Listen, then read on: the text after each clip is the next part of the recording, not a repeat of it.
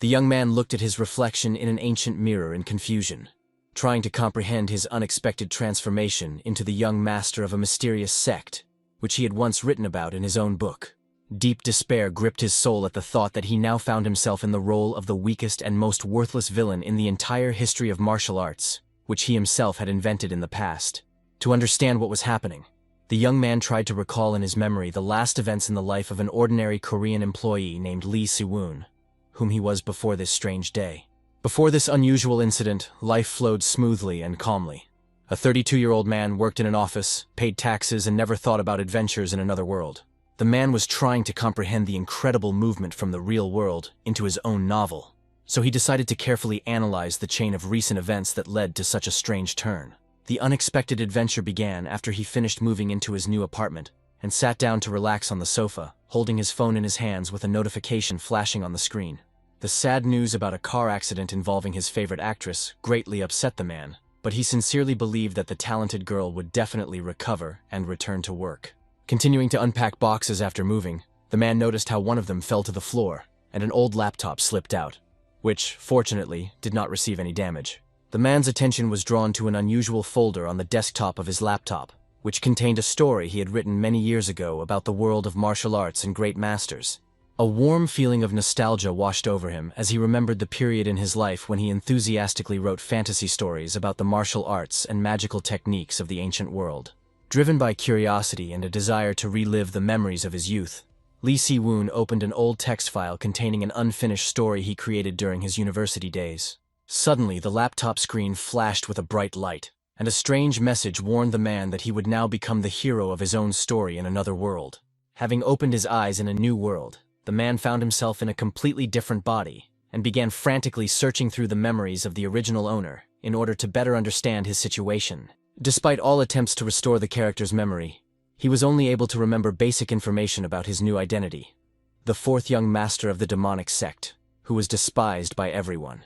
A sudden flash of pain shot through his head, bringing back horrifying memories of what a cruel man Hyuk Ryong-un was, who amused himself by tormenting weak and defenseless people. Nausea rose in my throat from the flooding memories of Hyuk Ryong-un's atrocities, and my head was pounding from the realization of the depth of his cruelty and indifference to the suffering of other people. A bitter feeling of guilt overwhelmed the author upon realizing how terrible a character he had created, and even the minor role of such a villain now seemed to him an unforgivable mistake. Another memory brought knowledge about the sad fate of this character in the original story, where Hyuk Ryong-un was supposed to die at the very beginning of the story. The unpleasant discovery made him realize that despite the title of martial artist, his new body was completely devoid of martial arts and was intended only for spectacular death. Awareness of his role as an ordinary villain, doomed to a quick death, forced him to urgently look for a way to change the plot of history and find a way to return to his home world. Reflecting on his situation, he remembered his character's high status and wealth, which could help in his search for information about returning home and changing his destiny. Having gathered together all the available knowledge and capabilities, the man firmly decided to avoid the death destined for the character, defeat the main character, and find a way to return to his familiar world. The new reflection in the mirror showed him a strong and powerful young man, whose appearance did not at all correspond to the weak personality that the author described in his novel.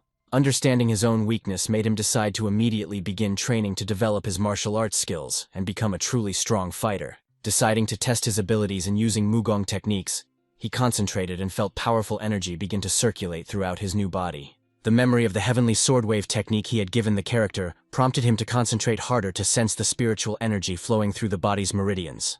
An attempt to use combat equipment ended in a severe attack of pain, which immediately paralyzed his entire body, despite the successful concentration of energy. Unbearable pain forced him to fall to the ground and loudly call for help, hoping that local healers could ease his suffering and save him from painful convulsions. The young healer, who came running to the cries for help, watched in horror as the body of the young master writhing in pain and tried to provide first aid on her own. The situation turned out to be so serious that they had to call an experienced master healer, who began treatment using the ancient technique of acupuncture. Lying motionless with needles all over his body, he reflected on his arrogance and stupidity, because trying to use a complex technique without preparation almost cost him his life. The main problem was the complete unpreparedness of the muscles to use the highest techniques of martial arts, which became a serious obstacle to salvation and return home. Plunging into memories, he reconstructed the description of the heavenly wave of chaotic destruction technique that belonged to the great Hyok-Ryong family, which was famous for its strongest masters. Mastering this complex technique required a huge amount of internal energy and flawless execution of each movement, which made it accessible only to true masters. Memory told him that his character had completely abandoned training and had never developed inner strength, which is why he could not master even the basic elements of martial techniques. Deep sadness gripped Lee Si-woon at the thought that of all the possible characters in his story, he ended up in the body of the weakest and most unprepared fighter. After relief from the pain thanks to acupuncture, he immediately headed to the library, realizing that there was no time to delay and that he urgently needed to develop a plan of action. A pleasant surprise awaited him when he opened the first book. It turned out that his body's memory retained the ability to read ancient hieroglyphs, inaccessible to him in a past life. Inspired by the unexpected advantage, he settled down on the floor of the library and plunged into the study of ancient texts about the traditions and history of the demonic cult. An important discovery awaited him in the ancient manuscripts. It turned out that the followers of the demonic cult called their community a more exalted name: the divine cult of the Sun and Moon. The history of the Sun and Moon divine cult began during the Yuan dynasty, when its followers helped the Han people free themselves from the oppression of the rulers and supported Zhu Yuanzhang in creating a new dynasty. The founder of the Ming dynasty, knowing full well the power of the divine cult of the Sun and Moon, decided to expel them away from the capital immediately after his ascension to the throne. The exiles of the cult settled in the remote lands of Xinjiang, where they had to make enormous efforts to survive far from their usual habitats and former power. The third cult leader, filled with hatred for the inhabitants of the Central Plains, tried several times to reclaim the lost lands, but was defeated each time by the combined forces. The 15th cult leader, Hyok-Ryong Moon, developed a new strategy and began by capturing the Western Foreign region, planning to use it as a springboard for an offensive. After carefully studying historical records, the hero finally understood the reason for the future clash between Hyuk-Ryong-woon and the main character of the novel, which forced him to search for more information. Ancient texts have revealed Hyuk-Ryong-moon's plans to announce his successor at the upcoming Heavenly Demon Festival, where the start of a great offensive on the plains will also be announced. According to the predicted plot, after the festival, the new successor would lead the main forces to capture the Central Plains, and the loser Hyuk-Ryong-un would join the army later.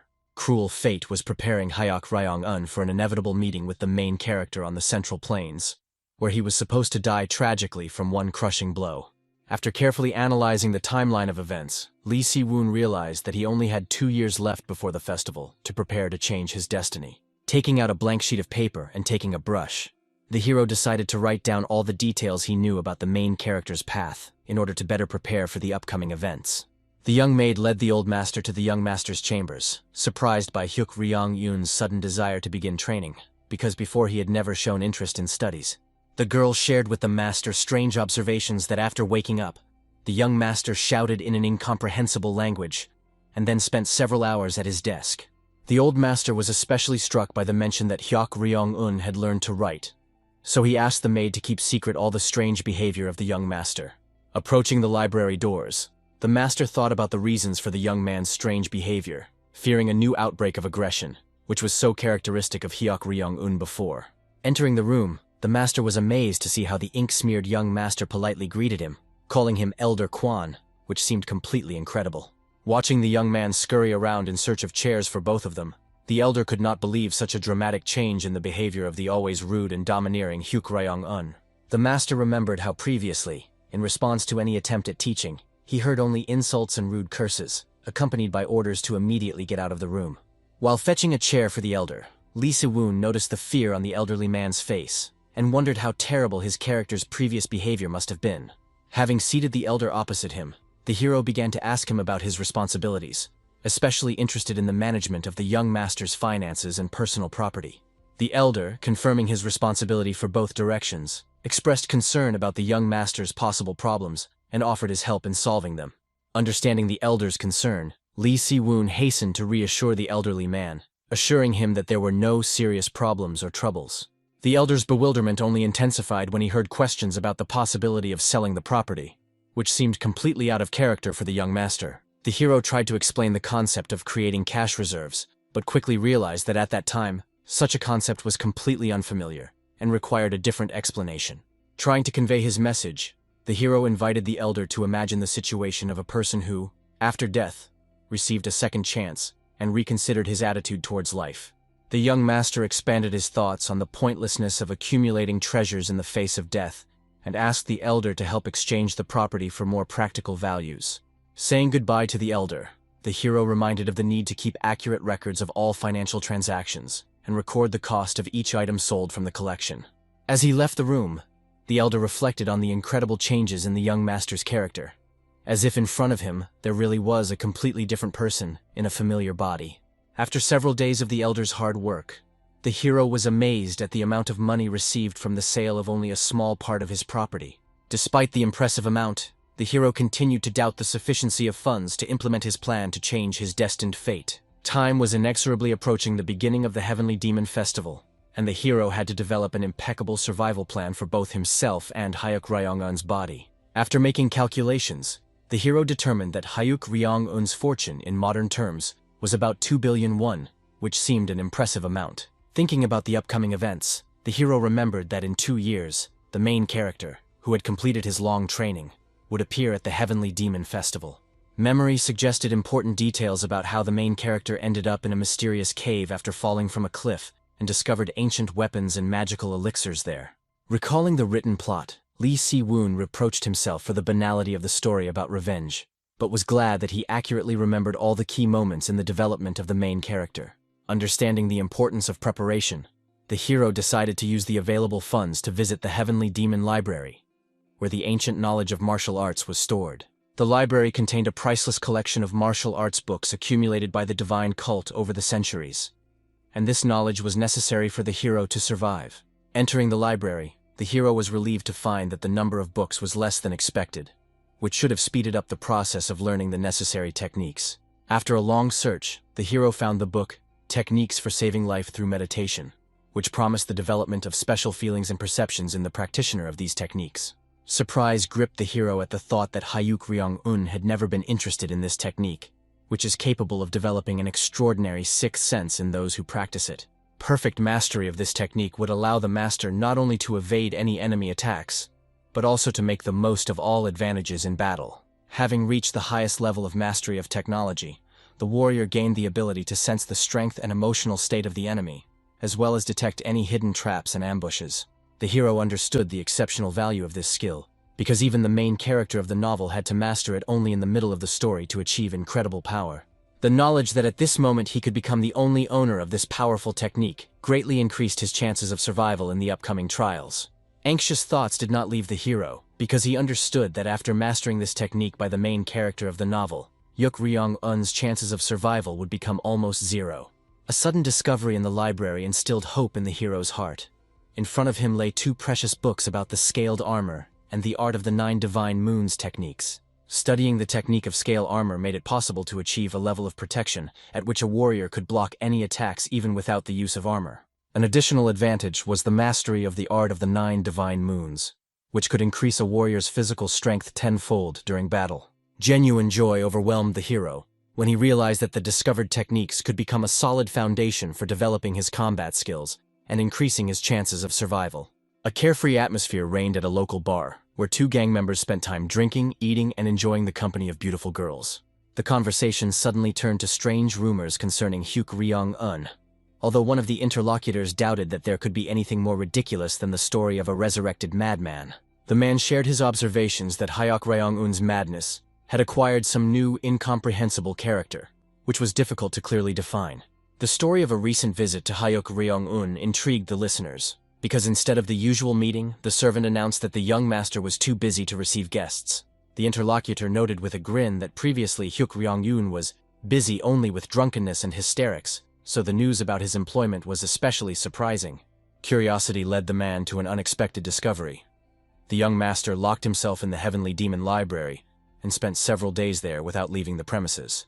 This news caused laughter from the interlocutor, who doubted even Hyuk Ryong-un's ability to read, not to mention the possibility of his leaving the Four Heavens gang. The assumption of preparation for participation in the Heavenly Demon Festival seemed to the man the most likely explanation for the young master's strange behavior. Mok Dan-pyung's loud laughter accompanied his public promise to become Hyuk Ryong-un's slave if he succeeded in the upcoming battle at the festival. The surrounding bandits, although they laughed at Mok Danpyong's statement, reminded him of the seriousness of this promise and the impossibility of going back on his words. The interlocutor was surprised at the self-confidence of Mok Danpyong, who risked making such a serious bet, clearly not believing in the possibility of Hyuk Ryong-un winning. Exhausted by long hours of studying ancient texts, the hero came to the conclusion that it was necessary to find an experienced teacher to more effectively master martial arts. Having risen to warm up his stiff body, he blamed himself for not having thought sooner about finding a mentor who could significantly speed up his training. Having met with the elder, the hero gave him a previously prepared list of names of people who needed to be invited for an important meeting. The elder studied the unknown names in surprise, until the hero explained with a sly smile that these people would become his future martial arts teachers. Instead of detailed explanations, the hero asked to send future teachers to his personal training ground, which caused the elder to remark about its deplorable condition. The sudden realization of the irresponsibility of the former Hyuk Ryong-un made the hero inquire about the time frame required to put the training site in order. The elder's encouraging answer about the possibility of completing the cleaning in one day under his leadership sincerely pleased the hero, who was ready to begin training the very next morning. The unpleasant smell reminded the hero of the need for personal hygiene, because since waking up in a new body, he had not yet had the opportunity to clean himself up. The relaxed state in the bathroom was disrupted by the sudden appearance of maids, ready to help the young master with the ablution procedure. Embarrassment made the hero want to refuse the help of the maids, but the girls, accustomed to such responsibilities, did not seem to understand the reasons for his embarrassment. Persistent requests to leave the bathroom grew into a strict order, after which the frightened maids finally ran away, not expecting such a reaction from the young master.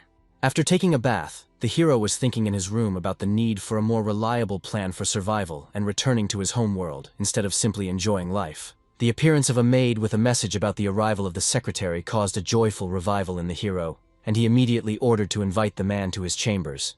The secretary, entering the room, noted with surprise the strange expression on the young gentleman's face and tried to understand the reason for the unexpected call for a personal conversation. Concerns about possible incriminating evidence quickly gave way to thoughts about what benefit a modest scientist could bring to the fourth young master of the cult. The unusual appearance of the room, filled with books and documents instead of the usual luxury items, further increased the secretary's surprise. The hero rose from his seat and politely greeted the secretary, apologizing for the disorder in the room and for having to distract him from important matters. Hyuk Ryong-un's unexpected politeness frightened the secretary so much that he asked to stop the ceremonies, fearing that he would not be able to cope with the emotional shock. Following the secretary's request, the hero calmly took his place and began the conversation, realizing that the man was interested in the true reason for this meeting. In a calm tone, the hero asked the secretary about his knowledge in the field of martial arts, while at the same time laying out in front of him a book about the method of long-term meditation. A careful study of the book showed the hero its true value. It was not just a guide for beginners, but a collection of advanced theories that require a serious approach to study. The hero explained to the secretary the reason for his choice. It was he who created the most detailed instructions on the method of long-term meditation, mandatory for study by all members of the divine cult. Admitting his superficial understanding of the method, the hero directly asked the secretary to become his personal mentor in the study of this complex martial arts technique. The alarmed secretary immediately jumped to his feet, trying to convince the fourth young master of his unworthiness and inability to be his teacher. Observing the secretary's reaction, the hero understood that such behavior was probably caused by the unpleasant rumors that had spread about him. Indeed, the secretary had heard stories about Hyuk Ryong-un as the weakest member of the cult, who bullied the weak, avoided the strong, and indulged in alcohol and entertainment. After calmly listening to all the accusations, the hero explained his desire for strength through creating a solid foundation, rejecting haste in mastering martial arts. The fourth young master's wise words deeply touched the secretary, causing him to cry and completely agree with the position expressed. Watching the man's emotional reaction, the hero knew that his plan was working flawlessly, and it was time for the final argument. Feigning sincere concern, the hero admitted his fear of condemnation from others for his similarity with the thinking of orthodox sects. The secretary's emotional reaction exceeded the hero's expectations, making him think that he might have overdone the drama of the situation. The touched secretary spoke about his unrecognized martial art, created to restore balance in the techniques of the divine clan.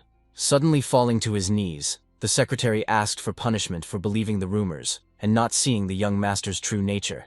The hero gently reassured the secretary, emphasizing his indispensability to the cult and suggesting they work together to improve the martial arts of their organization. Overwhelmed with gratitude, the secretary loudly vowed to devote the rest of his life to serving his master, sincerely rejoicing at the trust shown. A slight smile appeared on the hero's face when he realized how successful the negotiations were, exceeding all his initial expectations.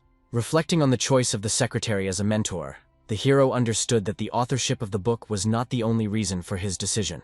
The secretary's true value was that he was the legendary demonic tactician, whose guidance could greatly increase the hero's chances of survival. Having completed the meeting, the hero noted with satisfaction the successful start of his plan. He managed to attract the powerful demonic tactician to his side. History remembered Jiang Murian as one of the greatest geniuses of this world, who later helped the second young master set a trap for the protagonist.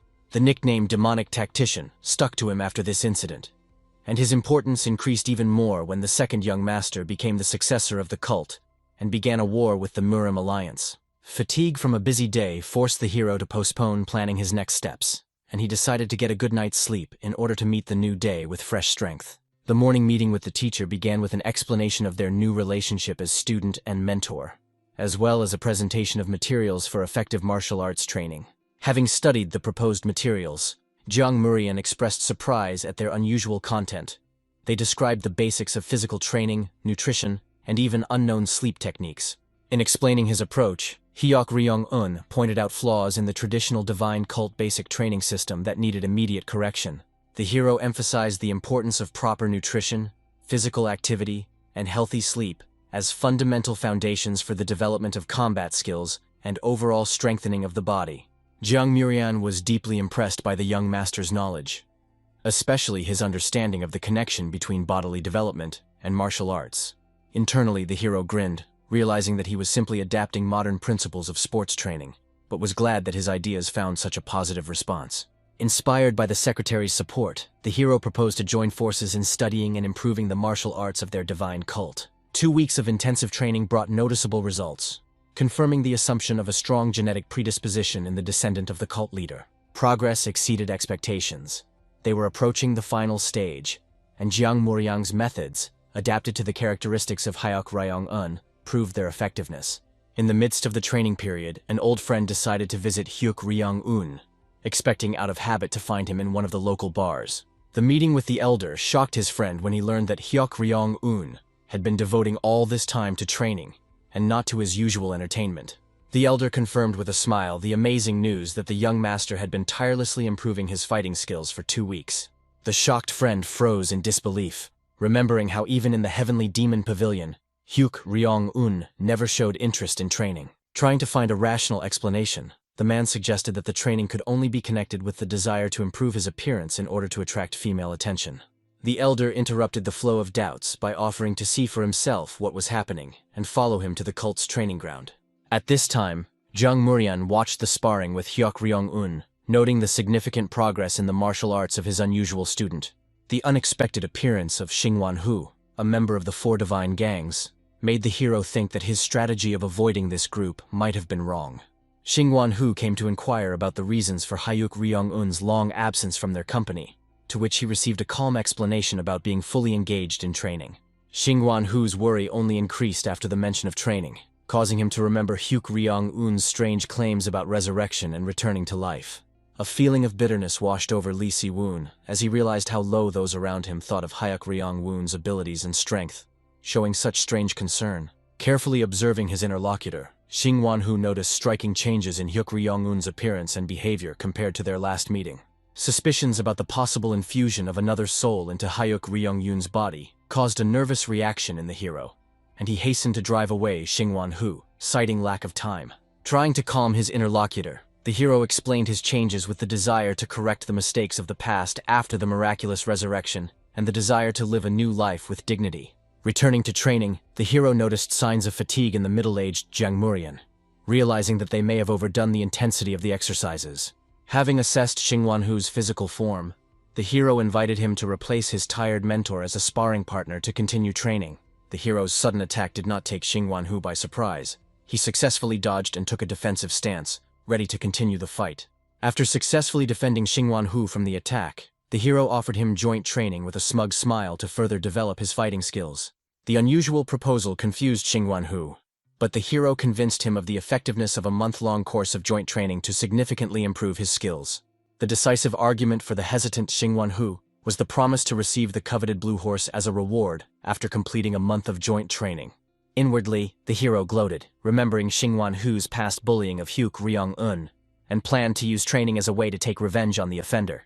The first day of training began with a simple jog, during which, unexpectedly for everyone, Hyuk Ryong-un significantly surpassed Xingwan in speed and endurance. Confused Xingwan could not understand the meaning of such unusual training, which was radically different from all the methods of training warriors known to him. Zhang Murian explained the principle of training by the relationship between physical and internal strength, which became obvious when observing the success of Hyuk Ryong-un. Both young men, raised in high-ranking families, were accustomed to special training programs and medications, ignoring the development of basic physical strength. While observing his comrade, Xingwan realized the potential of combining basic physical training with traditional strengthening methods to create a huge advantage. Zhang Murian's final whistle signaled the end of Hyuk Ryong-un's practice, but Xingwan who was behind, had to complete the rest of his drills. The only consolation for the exhausted Xingwan was the thought of receiving the coveted blue horse after a month of grueling training. During additional laps, Xingwan the hero and the secretary carefully studied the records of the results of the new student's first day of training.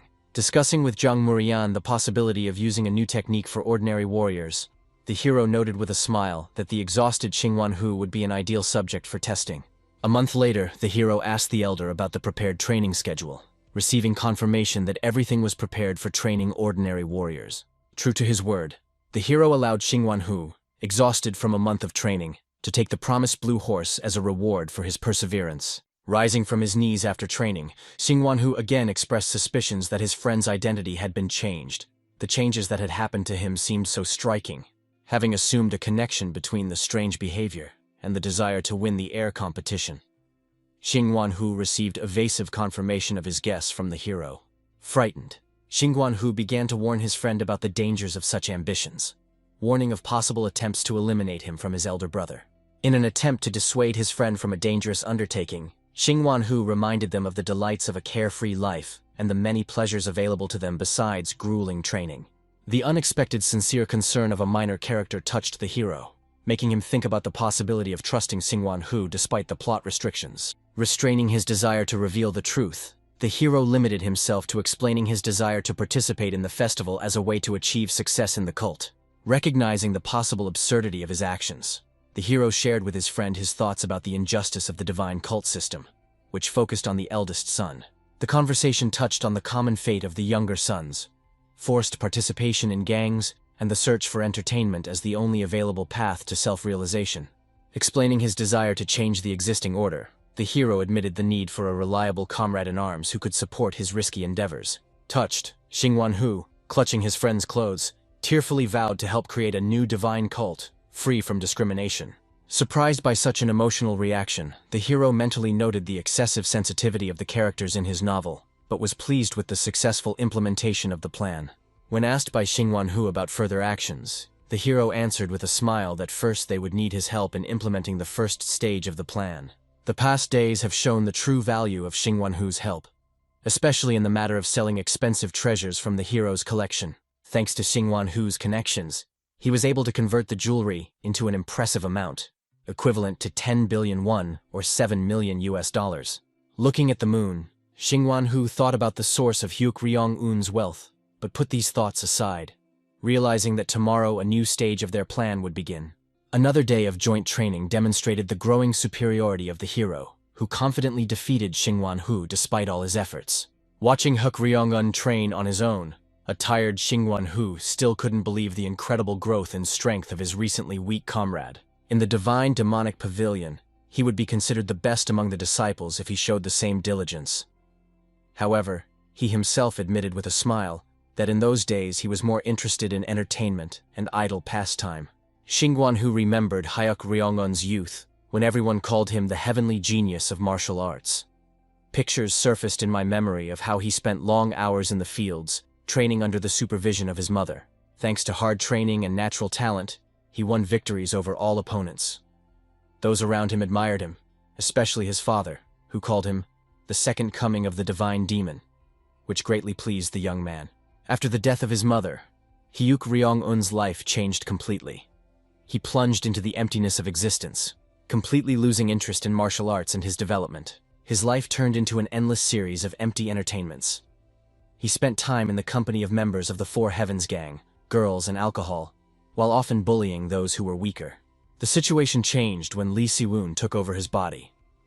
Idleness gave way to a struggle for survival, and the real Hyuk Ryong-un finally returned. Now Lee Si-woon understood the importance of his return. Hyuk Ryong-un unexpectedly approached Shing-won-hu with an important request. He needed him to arrange a meeting with a certain person, and this was really necessary. This person turned out to be a member of the Divine Wolf Group. This group was one of the three main combat divisions of the Sun and Moon Divine Cult. The Divine Wolf Group united the most powerful warriors of the cult.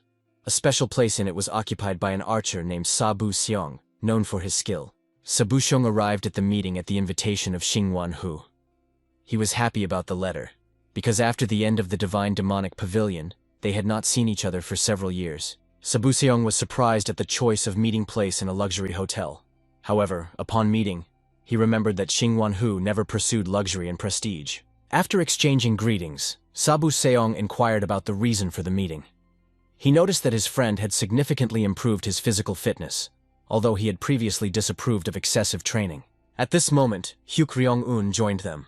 He bowed politely to Sabu Seong, greeting a man he had not seen for a long time. Sabu Seong could hardly contain his growing anger at the sight of his guest. Shing-won-hu expected such a reaction from his friend, so he was not surprised by his condition. The hero understood the reasons for Sabu Seong's rage, but he was worried about something else. He wondered if he would live to see the moment that was intended in the original story. Sabu Seong's anger was well-founded. During his 4 years of study, Hyuk Ryong-un constantly bullied him at the academy, considered him a weakling, and regularly beat him. One day, a particularly humiliating incident occurred. Hyuk Ryong-woong threw a silver coin in front of Sabu Seong, calling him a beggar. He knew that the leader's son would not face anything for such actions. Sabu Seong picked up the coin, but the flame of revenge flared up inside him. This humiliation left a deep mark on his soul and demanded retribution. At that difficult moment, his only friend was nearby, who always supported him. He tried to console Sabu Seong after yet another humiliation. Sabu Seong stood up with the firm intention of taking revenge. He planned to join the elite Divine Wolf sect, gain the right to challenge him to a duel, and finally settle accounts with the offender. Sabu Seong thought that Shing-won-hu had brought Hyuk Ryong-un on purpose to fulfill his long-standing desire for revenge. He did not understand the reasons for such an easy opportunity to reach his enemy. Shing-won-hu tried to calm his angry comrade, but it was too late. Sabu Seong had already rushed to the attack, determined to punish his longtime offender. Unexpectedly for everyone, the hero dropped to his knees. He recalled that in the Divine Demonic section, such a gesture means a complete admission of defeat to the enemy. The angry Sabu Seong was not interested in the rules. Then the hero admitted his guilt for his past actions and asked for only one thing: to listen to his explanations.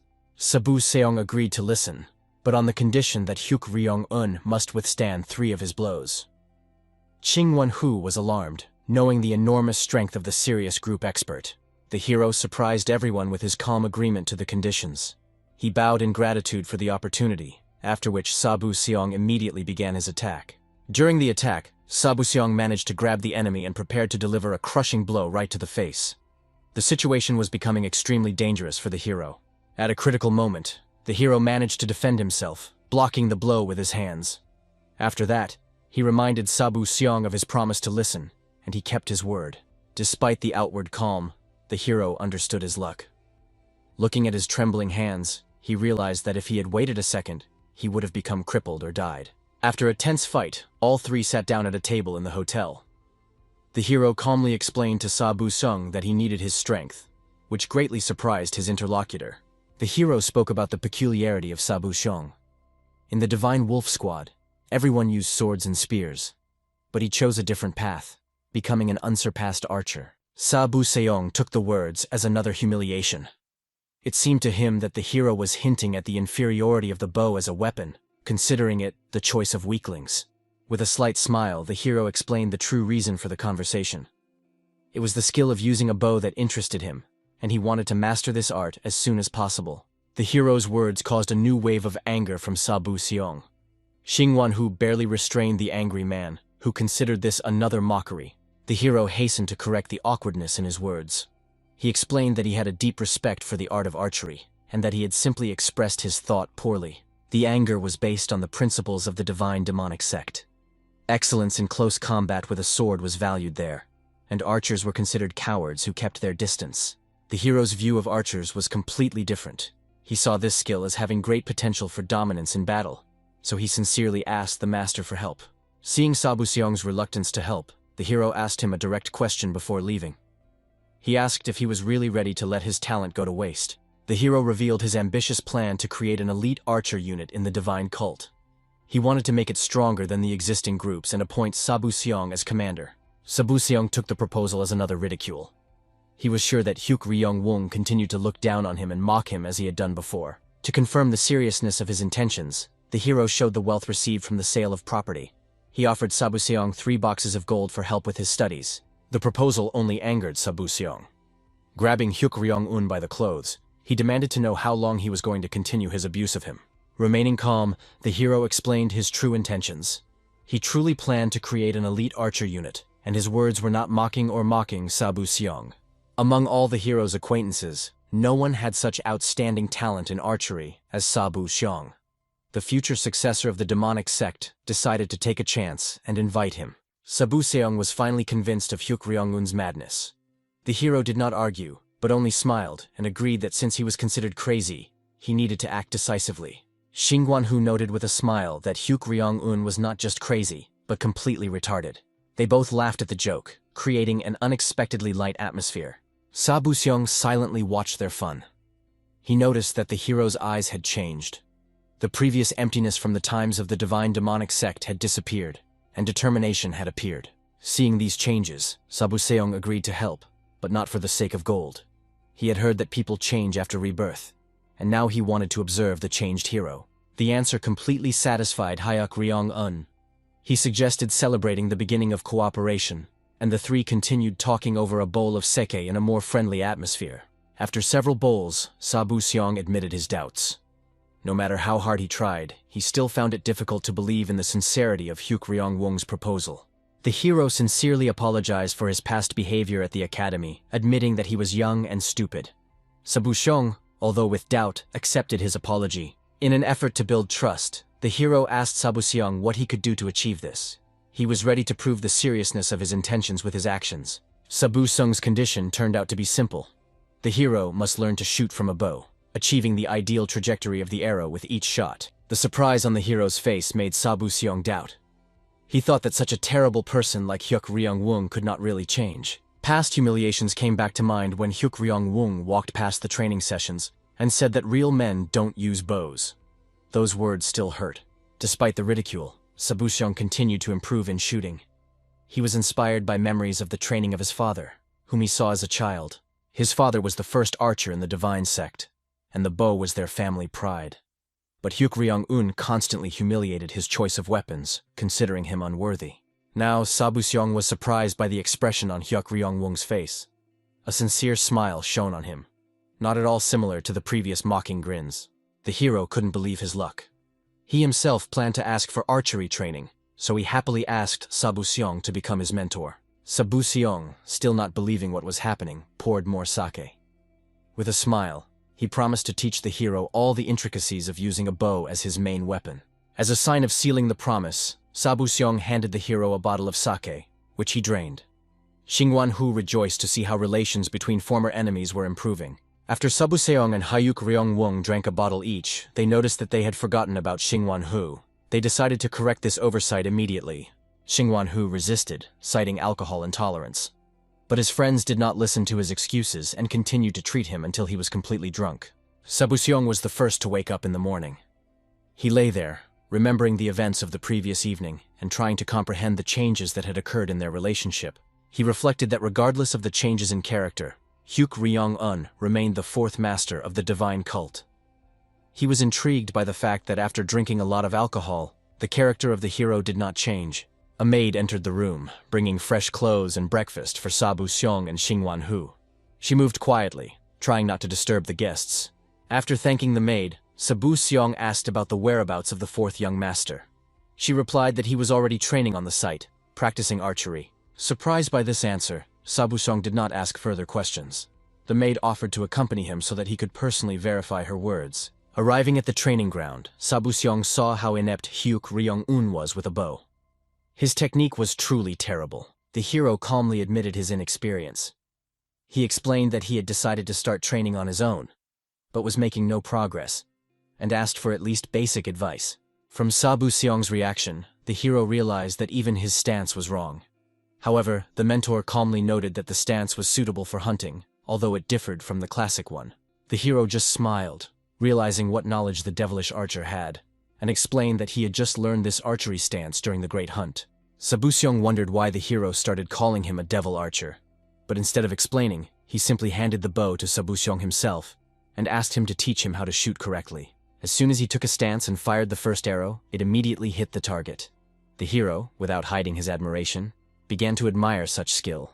Sabuseong just smiled and explained that hunting and attacking someone were different things, so if the hero trained, he would be able to shoot just like him. Hyuk Ryong-woon admiringly asked Sabuseong to start teaching him, but he refused because he had a joint training session with the Divine Wolf group in the afternoon, so he decided to start training after his training was over. The hero explained that there was no need for this, and they could start training right now, because he would not have to go to a joint training with them. When Sabuseong did not understand what was going on, the hero reminded him that the guy had signed a contract with him, which stated that he would leave the Divine Wolf group and join the unit that Hyuk Ryong-un was going to create. Sabuseong fearfully remembered how he actually signed such a contract under the inquisitive gaze of Hyuk Ryong-un and Shingwan-hu, who also participated in this scheme. After these words, the hero only calmly gave the guy his part of the contract. But as soon as Sabuseong got acquainted with this contract, he excitedly asked the hero if it would be a problem that he gave him too much of a down payment and a huge salary.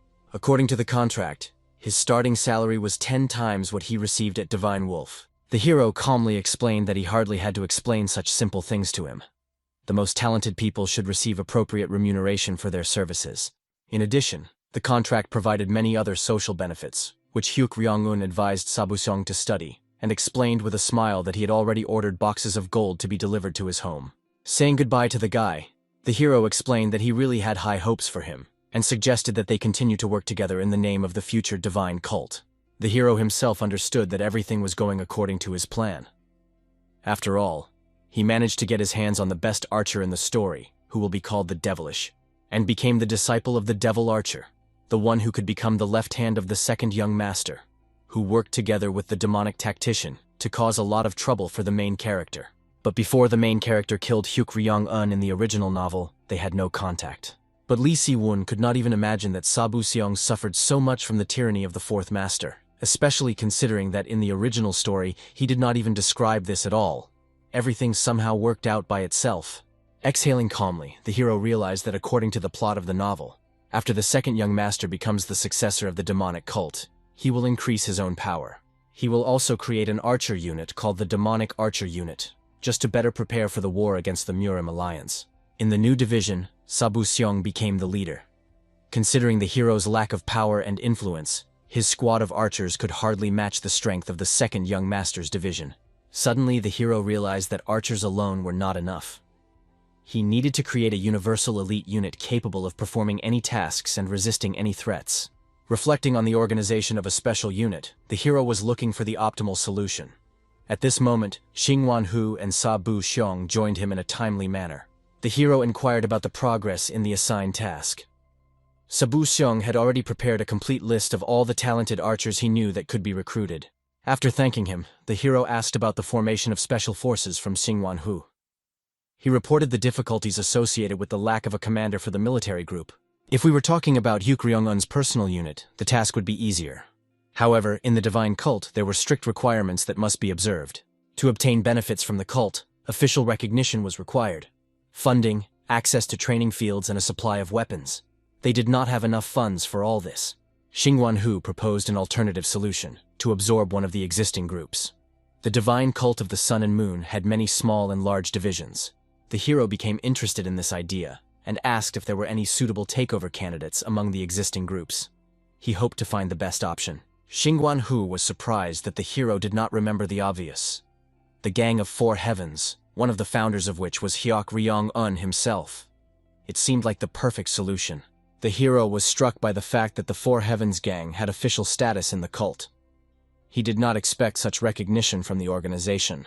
Xingguanhu recalled that the group received subsidies from the sect, although the main expenses were paid by Hyuk-ryong-un. The actual management was carried out by Mok Dan-pyong. Having become interested in the leadership of the gang, the hero learned that Mok Dan-pyong was not considered a real leader due to incompetence. He probably hired experienced managers. Realizing the complexity of the situation, the hero nevertheless decided to meet with Mok Dan-pyong. He was determined to discuss the transfer of control of the group personally. Xingguanhu was alarmed by this intention. He doubted that a simple request would convince Mok Dan-pyong to hand over control of the group. This person is not inclined to make concessions. Mok Dan-pyong used to use Hyuk-ryong-wung's name to get money for entertainment and alcohol. He obviously won't want to voluntarily give up such a carefree life. The hero calmly replied that if Mok Dan-pyong refused to act in a good way, they would use force.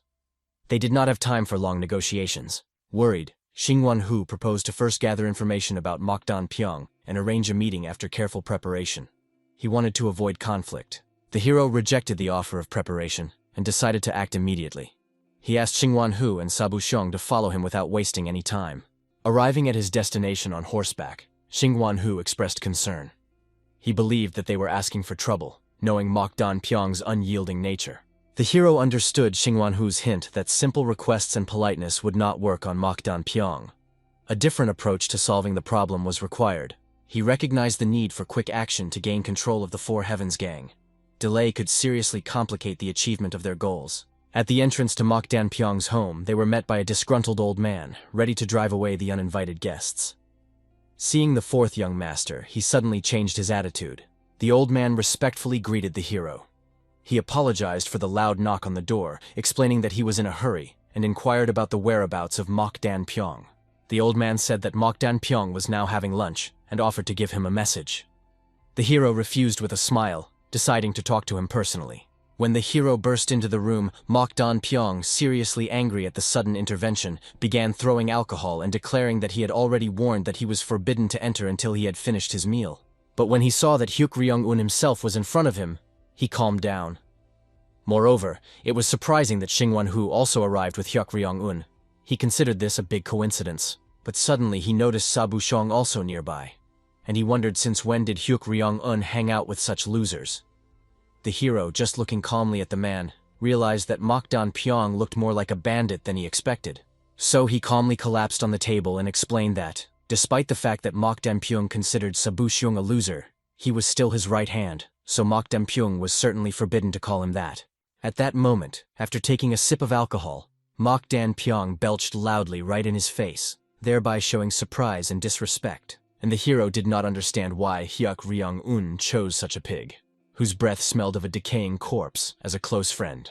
After lighting a cigarette, Mok Dan-pyong realized that there was clearly something wrong with Hyuk-ryong-un, and it seemed that returning from the dead had thoroughly spoiled him. But he wanted to know why he brought his ass here and ended up in the domain of the Four Heavens gang. The hero smiled calmly and explained that he came here in order to return what originally belonged to him, meaning the Four Heavens gang. Seriously looking at his now former friend, the hero ordered the gang to be returned to him. But this already seriously angered Mok Dan-pyong, who did not understand why Hyuk-ryong-un had suddenly changed so much. Was he really going to participate in the competition of successors? The hero only calmly stood up and explained that the Four Heavens gang would become an official military unit and join the Eastern Star Palace. This seriously angered Mok Dan-pyong, who ordered Hyuk-ryong-wung to calm down, because all this time he was reminding him that he would never be able to get his gang back, because he was just trash who lacked professionalism. The hero calmly, with a smile, asked Mok Dan-pyong to stop talking such nonsense. All he needed to hear from him was just a few words like, "I agree to your terms." Seriously angry, Mok Dan-pyong even tried to attack the hero, but he calmly repelled this attack with a smoking pipe and asked Mok Dan-pyong to stop and apologize in time. Then he would definitely forgive all his sins. But Mok Dan-pyong did not believe in his threats and even tried to attack with his bare hands. But the hero easily repelled such an attack. Looking angrily at Mok Dan-pyong, not understanding why it was so difficult for him to say such words, he prescribed a blow to the man. He shouted angrily, not understanding how the hero dared to behave like that. But instead of answering, he received another blow. All this was calmly observed by Xingguanhu and Sabu Seong, and at some point, completely beaten, Mok Dan Pyong had no choice but to admit his surrender and ask the hero to stop, after which he honestly admitted that he was not even the head. The head all this time was another man, Kang Dae-shik. Soon the hero decided to leave, but finally decided to ask Xingwan-hu about this Kang Dae-shik. He knew for sure that he was a member of the Fallen Shadow, a squad of assassins. And he was right. Moreover, Kang Dae-shik was a high-ranking master. Xingwan-hu explained that he had a bad reputation, which is why he worked for Mok Dan Pyong under his name behind the scenes. The hero, looking thoughtfully into the distance, realized that it must have been humiliating for such a person to be the leader of such a disgusting squad. Most likely, it was a waste of time. Sabu Seong just smiled at these words and decided to ask the hero when they would go to Kang Dae-shik, suspecting that there would be no better time than now. But the hero had a different opinion. He decided to go there later, because he was a little hungry, so he decided to postpone this matter until later. In fact, the reason was that even when he came face to face with Mok Dan Pyong, he was really very nervous. So after this, he was unlikely to be able to immediately go to the even more terrible wolf. In addition, he understood that he was protected by the scaly armor technique. Otherwise, he would have long ago lost at least his finger. Even using the art of the 9 divine moons in the fight with Mok Dan Pyong, the hero did not cause the most serious damage. Analyzing the situation, he realized the imperfection of Hyuk Ryong-eun's fighting skills. It was with a heavy heart that Lee Si-woon realized the need to become stronger to survive in this world. However, this understanding brought him temporary peace. The next day, Mok Dan Pyong came to the hero's house with a group of people. He longed for revenge for the surprise attack and unexpected blows received the day before. The hero looked mockingly at the assembled crowd. He was surprised by the recklessness of Mok Dan Pyong, who even brought Kang Dae-shik himself for trial. Coming down, the hero saw Kang Dae-shik and Mok Dan Pyong talking. They discussed the possible consequences of the situation, which depended on the enemy's reaction. Preparing for the fight, the hero gathered his hair. Mok Dan Pyong's claims about a vile attack betrayed his inexperience, but the hero still agreed to the fight. Mok Dan Pyong shouted angrily, urging Kang Dae-shik not to listen to his opponent's chatter and to deal with him quickly. His anger and impatience were obvious to everyone present. Kang Dae-shik immediately took a fighting stance, preparing to demonstrate the supreme skill of the demonic sect. His movements showed a serious mood for the fight. The hero, without fear, invited the enemy to attack first. He was surprised that an experienced master succumbed to the provocations of a man who was obviously weaker than himself. Concernedly examining the enemy, the hero asked about his weapon. Kang Dae-shik explained that he could not use a weapon without risking injury to Hyuk Ryong-won. Realizing the arrogance of the enemy, the hero smiled smugly and declared his readiness to fight without weapons. His confidence surprised those present. Kang Dae-shik warned that according to the rules, a weak person can use a weapon against a strong opponent. He advised the hero not to complicate his situation. The hero refused the weapon, explaining that he considered it wrong to use a sword against an unarmed opponent. His decision was firm and final. With a smile, Kang Dae-shik noted how long it had been since he had seen the hero. He mockingly noted that the only noticeable progress was in eloquence. He calmly admitted that he was inferior to some masters, but still invited the hero to strike the first blow. This proposal was a manifestation of self-confidence. The hero understood the need to take advantage of the enemy's moment of weakened vigilance. Tensing all his muscles, he rushed forward, intending to end the fight with one blow. When the hero slid towards his opponent, Kang Dae-shik was surprised to notice that he seemed to have disappeared into thin air. His disappearance seemed incredible. He recognized the gloomy Shadow Gang's technique and the Ghost's walk, but was shocked. Kang Dae-shik didn't understand how the fourth young master could know the techniques of the assassination squad. While trying to detect the enemy, Kang Dae-shik was late in reacting. The hero came close and used the third technique of the Dark Buddha Palm Strike. Witnesses of the fight were frozen in shock when Kang Dae-shik collapsed to the ground after a crushing blow. He couldn't even raise his head from the damage he received. The frightened Mok Dan Pyong, looking at this, did not even understand how something similar could happen. But at that moment, Hyuk Ryong-eun was already calling him over with a gesture. He had no choice. He came up and greeted his master. The hero decided to have mercy on the man, given that he himself called the gang leader, so that he would not have to go to him himself. In this case, the hero considers this a kind of desire to join his new unit. Mok Dan Pyong tried to somehow argue, but the hero, hugging his old acquaintance, explained that he was ready to gladly accept him. Like any member of the Four Heavens gang, Mok Dan Pyong had no choice, so he agreed to remain a member of the gang. At this moment, the hero shouted loudly, attracting everyone's attention to make an important announcement. Finally, everyone also turned their attention to Sabu Seong, standing not far from Hyuk Ryong-un, when the hero announced that from now on, everyone would begin to train hard and unquestioningly obey Sabu Seong's orders. After these words, he became much more serious and more threatening as he explained to everyone that from today on they would become like new people. This really scared the fighters, and the hero, realizing what times awaited the soldiers, wished them luck in their suffering. Finally, at the end of this day, the hero decided to go to his room to lie down for a while and just relax. He honestly admitted to himself that he thought that he would die during the fight with Kang Dae-shik, since he fully understood how much stronger he was than him. But he couldn't even believe that his combo of Dark Buddha Palm Slash and 9 Divine Moon Art would work immediately after using Ghost Walk. That was incredible luck. Rising nervously from his bed, the hero remembered the main problem, which was that he could only use all this when his opponent relaxed his guard. It is unlikely that he will be able to use such techniques against any master. This bothered him greatly, but he decided to put this question aside for now, because he would gradually improve his skills. Several more weeks passed like this. The warriors' training under the strict leadership of Sabu Seong continued. They were all running and were really very tired. Among all the physical training students, there was also Mok Dan Pyong, who was incredibly tired and did not understand why he even agreed to participate in such an event. Seeing the warriors slowly running, Sabu Seong became angry, not understanding whether they really refused to increase their pace. Xingguan-hu watched all this with a sly smile. The man was glad that every day Sabu Seong became more and more reliable, which was not surprising, because he became the deputy leader of the unit. At that moment, the leader himself appeared and asked his vice leader Sabu Seong not to give the warriors a single moment of rest. He agreed with a smile, after which everyone witnessed how he angrily began to push the trainees on. Looking at him, the hero realized that managing the unit was not as easy as it seemed at first glance. But suddenly the hero realized that since he was now the leader of the Four Heavens gang, he needed to choose a new name for the gang, and suggested the name Black Lion Gang. But this name seemed strange to Xingguan-hu, because he did not understand what it meant. The hero only explained with a smile that this was due to their dream of making the future of the divine cult better.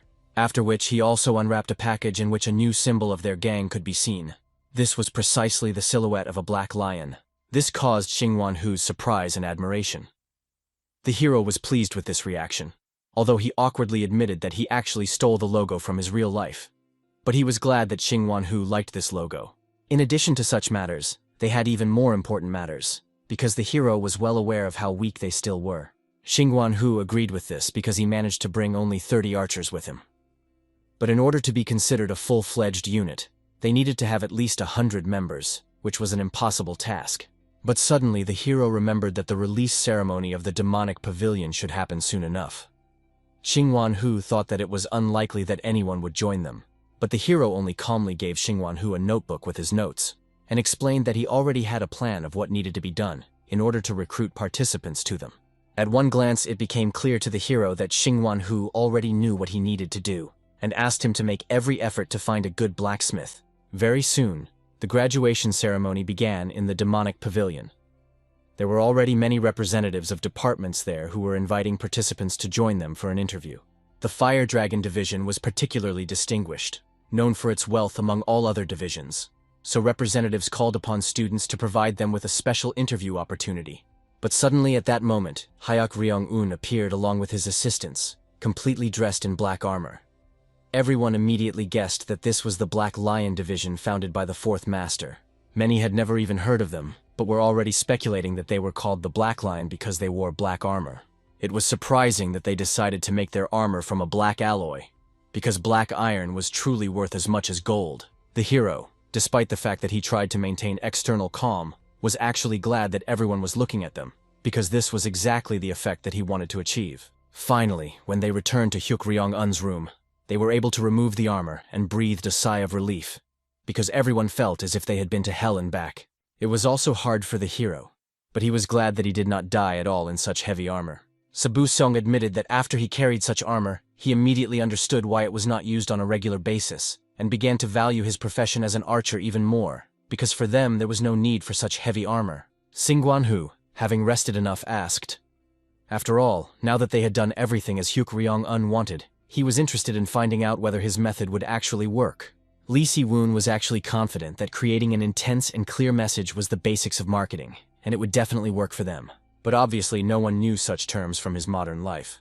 So, having laughed and chalked it all up to a joke, the hero suggested waiting just a little bit, because they would definitely soon receive their cherished answer. Finally, when enough time had passed, a whole crowd of people wishing to join his unit lined up near the fourth gentleman's estate. He just smiled contentedly, looking at this picture, because he understood that he had definitely managed to convince both Xingwan Hu and Sa Bu-sung. But the surprised men did not understand how the hero was even going to accept everyone. He only explained with a slight smile that first he wanted to check the physical fitness of all those who came, and he would choose only those who were really worth it to join his unit. After all, he is going to found an entire unit in Murim, the forces of which will be trusted, and there cannot be weak people in it. Not only Hyuk Ryung-woong was consumed by these dreams, but also all the members of his current unit. But the hero soon realized that now that he had finished matters related to the unit, he had more important tasks. Namely, it was time to improve his influence and position within the family. To do this, the right decision would be to meet with your main rival, the second young master. But the first thing he did was to meet with his sister, who was clearly not at all happy to see Hyuk Ryung-un. The hero understood perfectly well that he first needed to deal with the one who plans to establish an alliance with the second young master, namely the third young lady named Hyuk Ryung-wol. The girl, as expected, looked at her younger brother with displeasure, and explained that if he came to her to beg her to save his life, then she had already heard him, and he could calmly walk away. But the hero did not intend to give up, and calmly said that he had come to offer to create an alliance with his sister. This proposal clearly alarmed the girl, who knew that her brother had neither powerful abilities nor power. Therefore, looking angrily at the guy, which greatly frightened him, she stated with displeasure that all he had was money from his family from the Rahu clan, so she did not understand what he could offer her, given his status as a debauchee. Such a proposal seemed incredibly disrespectful to her, and she felt that after such a thing, Hyuk Ryung-un was obliged to fall to his knees, begging for his life. But the hero, even despite the frightening picture, tried to remain calm. He repeated to Hyuk Ryung-wol that he came to offer her an alliance on equal terms, so he is ready to make her a tempting offer.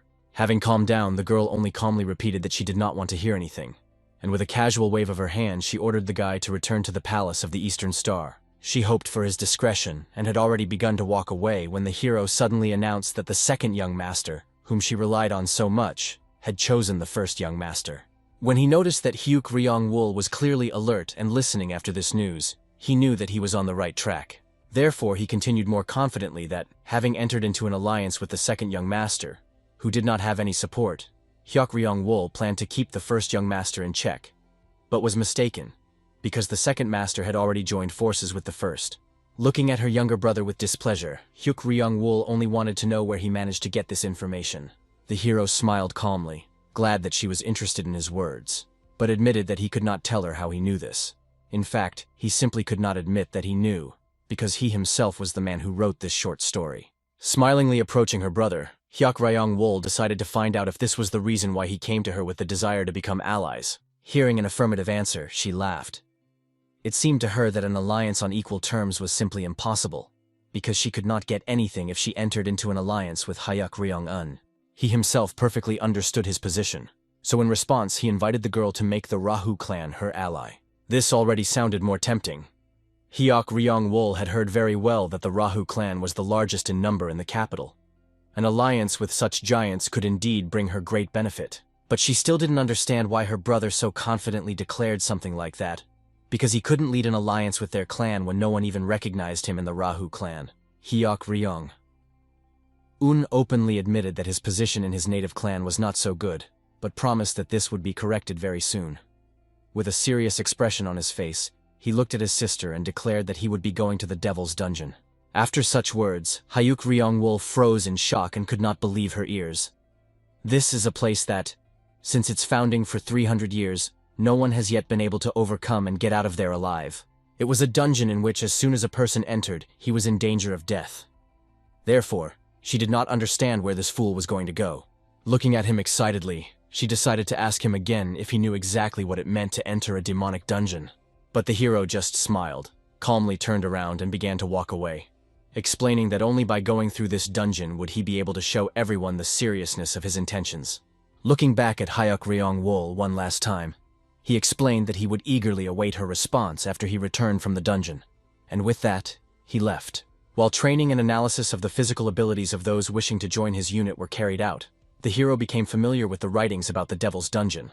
It was a training center built by the leader of the third generation, the Heavenly Demon, to train talented people there. It was he who laid the foundations of the divine cult of the sun and moon. This is exactly what the hero himself wrote in his short story. But now he was overcome by impossible rage and anger at himself for such a stupid, invented plot. He understood that if he entered this dungeon, his chance of survival would sharply drop to zero, because he simply would not be able to overcome it. If there had been at least a second young master in his place, he would have been more likely to succeed. But still, not wanting to go into complete panic, the hero resolutely rose from his seat and understood that in order to survive, he needed to go through this dungeon, because he simply had no other way, and he was obliged to do it. Finally, having collected the necessary things and weapons, he set off on a long journey, heading to the dungeon itself. When he arrived, he saw a guard who, at the first glance at someone who wanted to go through the dungeon, opened the gate for him. The hero set out for them with determination and a little fear in his eyes, promising himself that he would do his best not to die in this place, despite how dangerous he had created it. Finally finding himself deeper, he lit the torch, realizing that it was very dangerous to move further in the darkness. Having placed the torch on the stone, he also decided to take off his excess clothes and change into special armor, which he specially ordered for himself. When the leather armor was on Hyuk Ryong-un's body, looking around himself, he realized that all his preparations were done, and now he had to move on. But he didn't even have time to take a step before the first enemies were already moving towards him. The beginning of the Devil's Dungeon was a test by demonic mosquitoes. They stung a person and poisoned him with their poisonous saliva. In addition, their total number numbered several hundred, and they attack in swarms and sting until they suck all the blood out of a person to the last drop. However, since the hero knew perfectly well what awaited him in this dungeon, he took insecticides in advance. So he stood steadfastly in a fighting position, preparing to defend himself against the mosquitoes. As soon as the mosquitoes got close enough, the hero took out a special sprayer, from which he began to spray the poison straight into the whole flying crowd. He realized with a laugh that the mosquitoes certainly had not foreseen this turn of events, and proudly decided to present his insecticide sprayer. As a result, the equipment turned out to be working, so he was able to poison all these mosquitoes, which fell in a huge heap on the ground, allowing him to move on. Calmly taking off his protective helmet, he awkwardly remembered that in his story, the second young master managed to deal with these mosquitoes using the art of fire. But even though the hero could not deal with them as effectively as his older brother did, he was convinced that he was no less tough. Therefore, when he was sure that all the mosquitoes' bodies were completely burned, he could confidently declare that he had passed the first test of the Devil's Dungeon. Somewhere at this time, at the residence of the first master, he was in the company of his younger brother, and was surprised that Hyuk Ryong-jin looked too lethargic. But Hyuk Ryong-jin, calmly sipping tea, didn't understand whether he really had to worry and tear his hair out, because their younger brother decided to go to the dungeon. Hyuk Ryong-gyum understood that his brother was absolutely right, and there was really no need to worry. He was more worried that Hyuk Ryong-woon went to the dungeon first, although Hyuk Ryong-jin was going to go there next month. The guy calmly stated that this was not his final decision, and besides, even the fact that Hyuk Ryong-un went to the dungeon does not at all prevent him from going there as well. He was more interested in what had suddenly come over his younger brother. Hyuk Ryong-gyum was tired of such thoughts, because he considered the younger one a moron. In principle, this was not strange, considering that the blood of pathetic merchants flowed in the guy's body. But at that moment, angrily placing the cup on the table, Hyuk Ryong-jin began to release his inner energy, which shocked even Hyuk Ryong-gyum himself. He immediately realized that he had clearly expressed himself incorrectly, so he immediately apologized to his brother for completely loosening his tongue.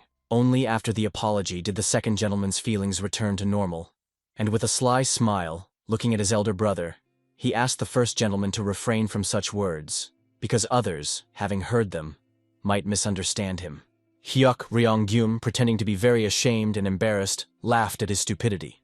But in fact, he was angry that Hyuk Ryong-jin dared to reproach them like that. He had to behave this way, because once upon a time when he faced Hyuk Ryong-jin in battle, he realized how much this opponent surpassed him in strength. Unaware of the intrigues woven behind his back, Hyuk Ryong-un continued to go through the dungeon and felt that his body began to tremble, but there was no time to stop and rest, since he already needed to prepare for the next stage, for which he plugged his ears so as not to hear anything, and also tied a mask over his eyes and put on a special necklace. This stage was dedicated to phantom images, so all that remained for the hero was not to be deceived. Grabbing the sword and throwing away the torch, which was no longer needed, the hero began to feel his way. Somewhere around this time, hidden traps began to activate. The hero himself remembered very well that he wrote this place in such a way that here every nightmare that appeared in the meters of consciousness broke free. But when the second young master passed through this dungeon, he managed to overcome all this fog with the help of his martial arts. He had not reached the moment when even a grain of doubt settled in him. He did not allow his consciousness to cloud, because otherwise he was completely doomed. Finally, the hero managed to reach the place where his sword felt the ground, which was a sign that his test was over. He ended up near the door. After taking off his beads, he realized that he had again used a dungeon-solving method that was different from that used by the second young master. But he was still glad that the poisonous blood pearl worked as it should. But so far it seemed to him that everything was even suspiciously simple, because now he only had to pass the third test, and he hoped that it would be just as easy. In order to prepare for the third test, he took out a jug from which he took out a viscous liquid. But suddenly, he felt a simply disgusting smell. He didn't understand how he was supposed to overcome such a stench and use something like that, but he had no choice. The desire to live was much stronger than disgust, so he began to rub his clothes with a similar unpleasant-smelling solution.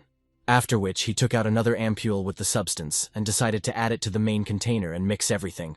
According to his calculations, everything should have worked as he planned, so he went deeper into the cave in order to leave this fetid bottle there. In addition, now that a more serious battle awaits him, he definitely needs to use the gait of a ghost to avoid unnecessary sounds of movement, as well as scale armor to strengthen the protection of his body. Finally, a terrible creature appeared from the depths of the cave, crawling on all fours, which was already frightening with its enormous size. Looking at him, the hero finally understood what the local underground monsters were like. He couldn't believe that something like them really existed, because even a martial artist at his peak would have a hard time dealing with them.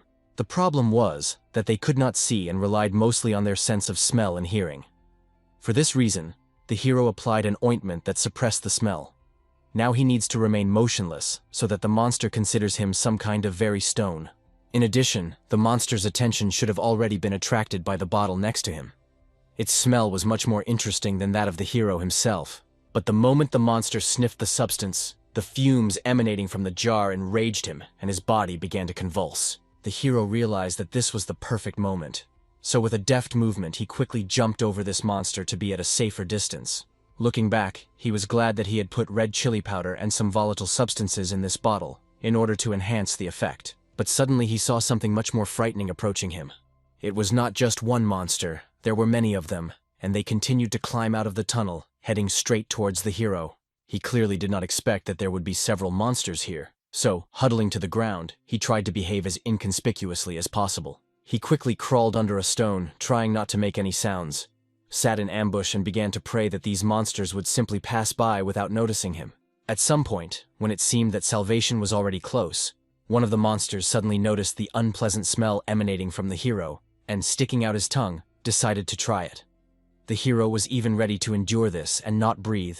But at the moment when this monster, approaching the guy's face, screamed angrily, he could not stand it and also burst into a furious, frightened cry. The first thing he thought of grabbing for self-defense was the same spray bottle with insect poison, which, with the help of its unpleasant smell, was able to briefly distract the monster.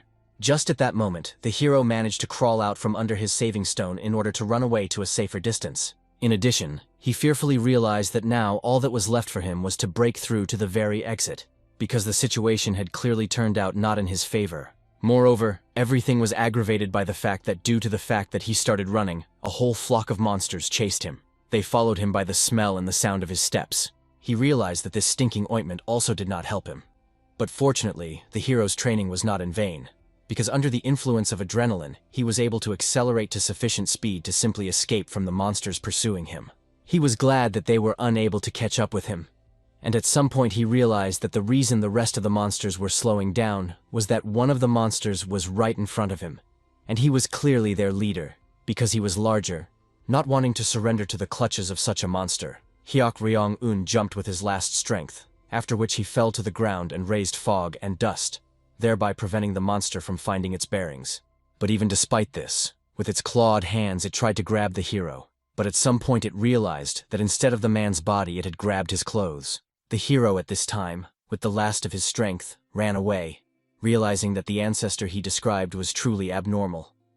Not only did he create a dungeon, but he also crammed many creatures everywhere. But finally, despite such a terrible and frightening pursuit, he managed to find a way out, so he rushed straight towards the bright sunlight. The hero clearly did not expect that a huge chasm would separate him from the exit. He began to look around this abyss in surprise. He did not expect to see something like that, because in his short story, the second young master was able to easily climb this rock, but he believed that the abyss was too deep.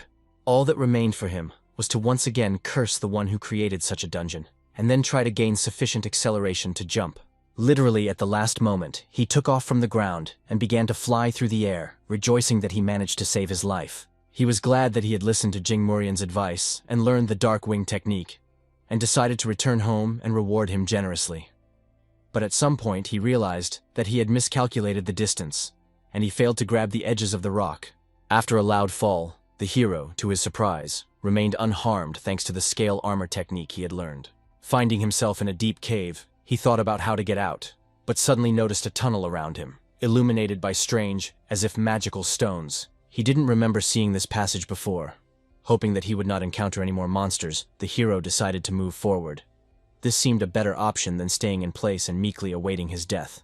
Moving further along the tunnel, he discovered that the cave led him to an amazing place, an area carefully hidden from prying eyes. The hero immediately realized this was the same legendary shelter under the rock that he had previously only dreamed of.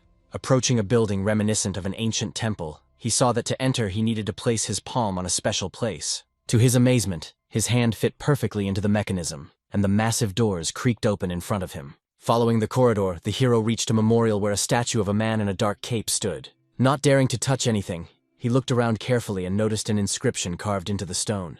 It contained congratulations to the successor, who managed to overcome all the trials of the Devil's Dungeon. As it turned out, the heavenly demon created this place specifically, so that the most worthy could inherit his legacy. The hero's special attention was attracted by a scroll that he discovered nearby.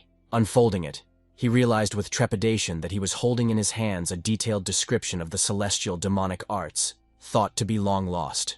According to legends, their creator was the strongest blessed heavenly demon in the history of the divine cult. Everyone believed that he never passed down his martial arts to his descendants and left no records. Realizing the value of the find, the hero rejoiced. It was a real jackpot. He would have been content just to successfully complete the dungeon, but such an incredible prize exceeded all his expectations. However, the joy was darkened by the fact that the handwriting on the scrolls was practically unreadable. He could only make out a small part of the text. Deciding to show the scrolls to the secretary later, the hero continued to explore the room. An unusual blade caught his attention. When the hero drew his sword and looked at its shine under the rays of light, his face lit up with a bright smile. Encouraged by the discovery of a new weapon, he decided to thoroughly search the hideout in the hope of finding divine elixirs or other treasures. But soon he decided to refresh himself and headed to the nearest apple tree near the shelter. Having satisfied his hunger with ripe apples and his thirst with water from a clean lake, the hero decided to take a break. However, he was soon overcome by disappointment. No matter how much he searched, only inexhaustible supplies of fruit and drinking water were found in the shelter. Wondering why the ancestor did not leave at least a few useful elixirs here, he began to pound the ground with his bare hands in a rage. At the moment, elixirs seemed to him much more useful than heavenly demonic arts written in an incomprehensible handwriting. Having calmed down a little, the hero returned to the closed room, which opened again at the touch of his palm. Inside, he discovered an impressive collection of weapons arranged and illuminated by the light of mysterious crystals. The collection represented themselves: 7 long blades, 5 short swords, 7 spears, and many bows. He was especially interested in a pair of unusual gloves lying next to the weapon. He suggested that these could be the legendary armless dragon gloves that he had once heard about. They felt like regular leather gloves to the touch, but were much more elastic. To his surprise, they were the perfect size for him, and he decided to pick them up. The hero also decided to remove the cape from the statue of his ancestor, mentally apologizing for his action. He understood that clothing that had been preserved in perfect condition for centuries had to be made from exceptional materials. Realizing that there were enough supplies in the shelter, the hero decided to stay here for a while, devoting it to the study of the heavenly demonic arts. Several days passed in this way, and when he felt ready to return home, he collected all the weapons he found to take with him. Despite the impressive weight of the collected weapons, The hero maintained a positive attitude, anticipating the long-awaited return home.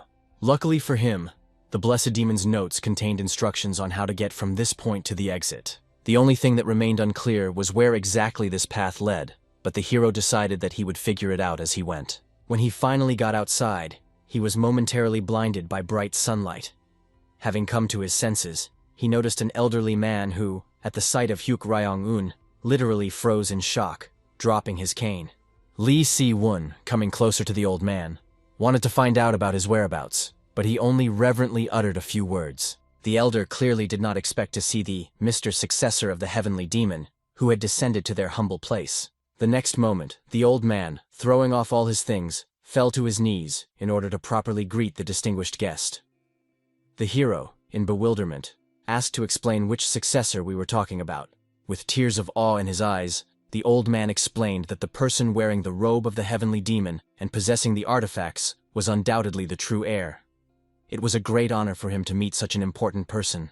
After these words, the excited old man hurriedly left, and the hero, awkwardly looking after him, hoped for his quick return in order to get help in determining his whereabouts. Meanwhile, not far from the training ground, Xingwan-hu and Sabu-xiong were having a worried conversation about how several weeks had already passed since the hero went to the dungeon. Their conversation was interrupted by the sudden noise of a gathering crowd. Sabu-xiong, not understanding what was happening, suggested that some kind of holiday had begun that they did not know about. The people gathered around enthusiastically explained that they were celebrating the appearance of the successor of the Heavenly Demon. A few days ago, a flag was raised in the devilish dungeon, which happened for the first time since its construction. Both friends froze in amazement, unable to believe that it was Hyuk Ryong-un who was the one who managed to pass the devilish dungeon. Without hesitating for a second, they rushed towards the gathered crowd to see with their own eyes how their comrade took the place of the Heavenly Demon's successor. Finally, they saw a hero who greeted the jubilant people with a smile. In fact, despite his outward joy, he did not understand at all why there were people at the entrance to the dungeon who had been waiting for so long for the appearance of the Heavenly Demon's successor. However, this hardly bothered him. The general rejoicing acted like a balm for the soul after all the trials. By evening, he was finally able to reach his palace of the Eastern Star, where he, with relief, indulged in a well-deserved rest. However, Xingwan-hu and Sabu-xiong did not allow him to enjoy peace for long. Wanting to find out the details of what happened and the reason for such a pompous appearance, Hyuk Ryong-un said with a smile that he spent several weeks in the dungeon, and in some amazing way everything turned out so that he became the successor to the founder of this place. Remembering the difficulties he experienced, the hero did not even know how to describe his entire path to victory. But, fortunately, detailed explanations were not required from him. What amazed Xingwan-hu the most was that this kind of secret was hidden in the dungeon by the Heavenly Demon himself. Even for Sabu-xiong this seemed incomprehensible. After all, the dungeon had existed for about 300 years, and Hyuk Ryong-un was the first to reveal the secrets kept there. It seemed that only the hero himself did not share the general enthusiasm. All he wanted was to rest quietly and surprise everyone with his sudden appearance, as usually happens in dramas. Xingwan-hu clearly did not understand this attitude, because it should have been the greatest honor for Hyuk Ryong-un to become the successor of the Heavenly Demon himself. However, the hero realized that it was this honor that became the source of new problems. After this explanation, Xingwan-hu realized the complexity of his comrade's situation and did not know what to advise. The hero was also in deep thought, realizing that the situation was complicated not only by the fact that he had deviated from the main plot of the story by overcoming the Devil's Dungeon, but also by the fact that he had become the successor of the Heavenly Demon. Now he was especially interested in what the second young master would do and what consequences awaited him if he decided to punish him for his willfulness. The hero looked thoughtfully out the window and sighed nervously, realizing that the likelihood of deviation from the planned plan had increased significantly. However, it was already too late to change anything. All that remained was to continue to act on the given course. With these thoughts, he turned to his comrade and asked Xingwan-hu to go on a journey to help with one important matter, not forgetting to remind him of the need to distribute the promised silver to the residents. After resolving all the issues with Xingwan-hu, the hero turned his attention to Sabu-xiong. He calmly reported on the completion of the training of the archer riders and shared that after consultation with the secretary Jing Murian, he planned to begin training these warriors in the art of wielding a dagger. At that moment, it dawned on Li Shiwang. If Sabu-xiong and Jing Murian, being experts in martial arts, joined forces, they could create a completely new direction of close combat, adapting the Murim technique to modern tactics of knife fighting. This idea greatly inspired the hero, but he asked Sabu Seong to temporarily postpone training in close combat, explaining this by prioritizing training in survival skills.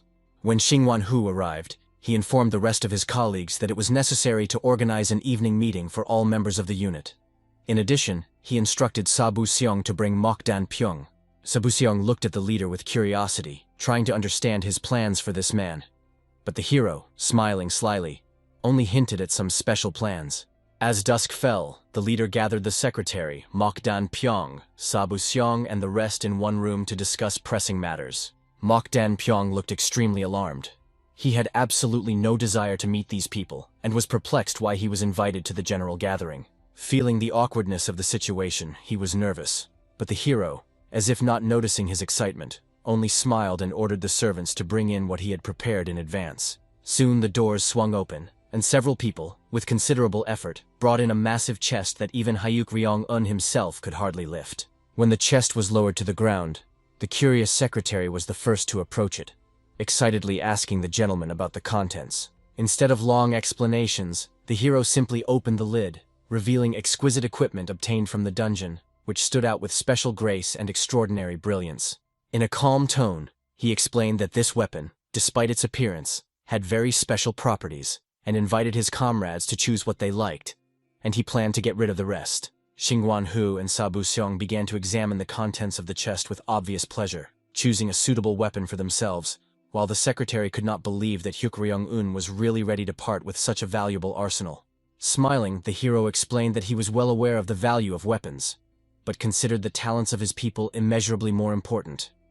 However, his true thoughts were somewhat different. The assistants immediately bowed before the master, expressing deep gratitude for such a generous gift, after which each chose a weapon to his liking. Xingwan Hu was the first to decide, taking a sword richly decorated with gold and precious stones, which, despite centuries of storage, looked like new and retained its sharpness. Next, Sabu Seong chose an elegant bow, whose appearance unmistakably indicated the work of the best craftsman of his time.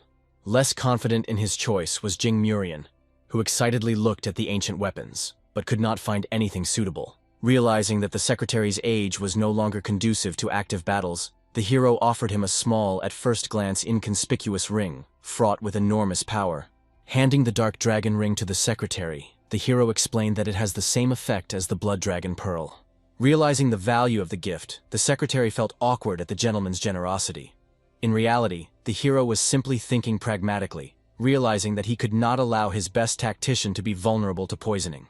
Finally, Mokdan Pyong approached the chest, clearly indecisive, not understanding whether it would be appropriate for him to accept such a generous gift. Fortunately, the hero who arrived in time immediately dispelled Mokdan Pyong's doubts, explaining that the weapons were not intended for him here, and smiled slightly feignedly. Mokdan Pyong inquired about the reason for his invitation, to which Hyuk Ryong-un explained that he had a special task, to sell the remaining artifacts of the Heavenly Demon for a decent price, given his family's deep knowledge of weapons. Mokdan Pyong hesitated awkwardly, wanting to clarify the size of the reward, but the hero, smiling, asked his old acquaintance to discard unnecessary ceremony and simply complete the order, selling as many artifacts as possible. The next day, Hyuk Ryong-wol walked thoughtfully in her estate, thinking about how her younger brother could become the heir of the Heavenly Demon after passing the devilish dungeon. Suddenly, upon entering one of the rooms, she found Hyuk Ryong-un bowing in a bow, who joyfully greeted his dear sister. The woman, however, was angry that her younger brother again dared to appear without an invitation. Instead of explanations and justifications, the hero calmly handed her a small medal with a symbol already familiar to Hyuk Ryong-wol, the seal of the Rahu clan. She was amazed that Hyuk Ryong-un managed to enlist their support, although he had recently returned from his journey. The hero, confidently looking into his sister's eyes, reminded him that he always keeps his word, just as she promised to give him an answer. Before she said anything, the girl reproached herself for doubting this man, although his words invariably turned out to be true. First, she decided to find out how he managed to gain recognition from the Rahu clan, which was not an easy task. The hero felt very awkward from this question. Indeed, it turned out to be much more difficult to come to an agreement with the clan.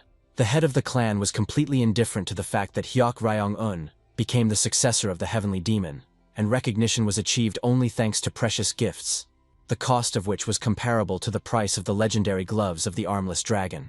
However, instead of admitting this, he asked Hyuk Ryong Wol not to worry, showing that he understood the reasons for her doubts, and assured that he was striving for an alliance with her and not with the Chanyu clan, from which she came. Uncomfortably looking into the eyes of her brother, who so easily guessed her fears, Hyuk Ryong Wol noted to herself that such impudent behavior strongly reminded her of her second brother, Hyuk Ryong Jin, but did not dare to express this thought out loud. Instead, she looked sternly at Hyuk Ryong Woon and made it clear that she accepted his proposal to form an alliance. The immensely delighted hero immediately bowed deeply to his sister, declaring that he would look forward to her support. At the same time, Hyuk Ryong Jin was in his room, having already learned about his sister's alliance with Hyuk Ryong Un. For some reason, this news only brought a smile to his lips. He understood that Hyuk Ryong Un was beginning to take the struggle for power more seriously. Although his rage did not appear outwardly, powerful spiritual energy began to emanate from under his hands, and he had to make an effort to calm down. He then awkwardly looked down at his body and laughed nervously, thinking about how angry the head would be over his failure. At the same time, a young man in shabby clothes and with an old weapon in his hands appeared on the slope of one of the caves. For the first time in a long time, finding himself in the sunlight, he squinted from the unusually bright rays that hurt his eyes. It was the main character of the novel named Taimu Kuan, who decided to move on in order to understand how things are now in the changed world. 2 days had already passed since that moment, and despite all the hero's efforts to get out of the forest as quickly as possible, he continued to wander, losing all idea of the right direction. Suddenly hearing human noise nearby, he immediately rushed towards the sounds, hoping to find out the way to the exit from the forest, where he was already tired of wandering without a goal. The noise that attracted the hero's attention was caused by an attack by bandits on a group of merchants who were peacefully moving along their path. No one foreshadowed trouble when suddenly one of the bandits was knocked down. The hero, who had gained decent speed, failed to brake and crashed straight into him. After the collision, he stood up as if nothing had happened and apologized to the man for his inability to stop, although in his thoughts he was outraged that he was in his way at all. The bandits were greatly angered by such impudence, and they demanded that the stranger introduce himself. Instead, he honestly admitted that he was lost and, pointing to his stomach, explained that he had not eaten for several days, asking if they had any food. Such impudence completely infuriated the bandits, and they, raising their weapons, decided to punish the daring young man with death for the disrespect shown.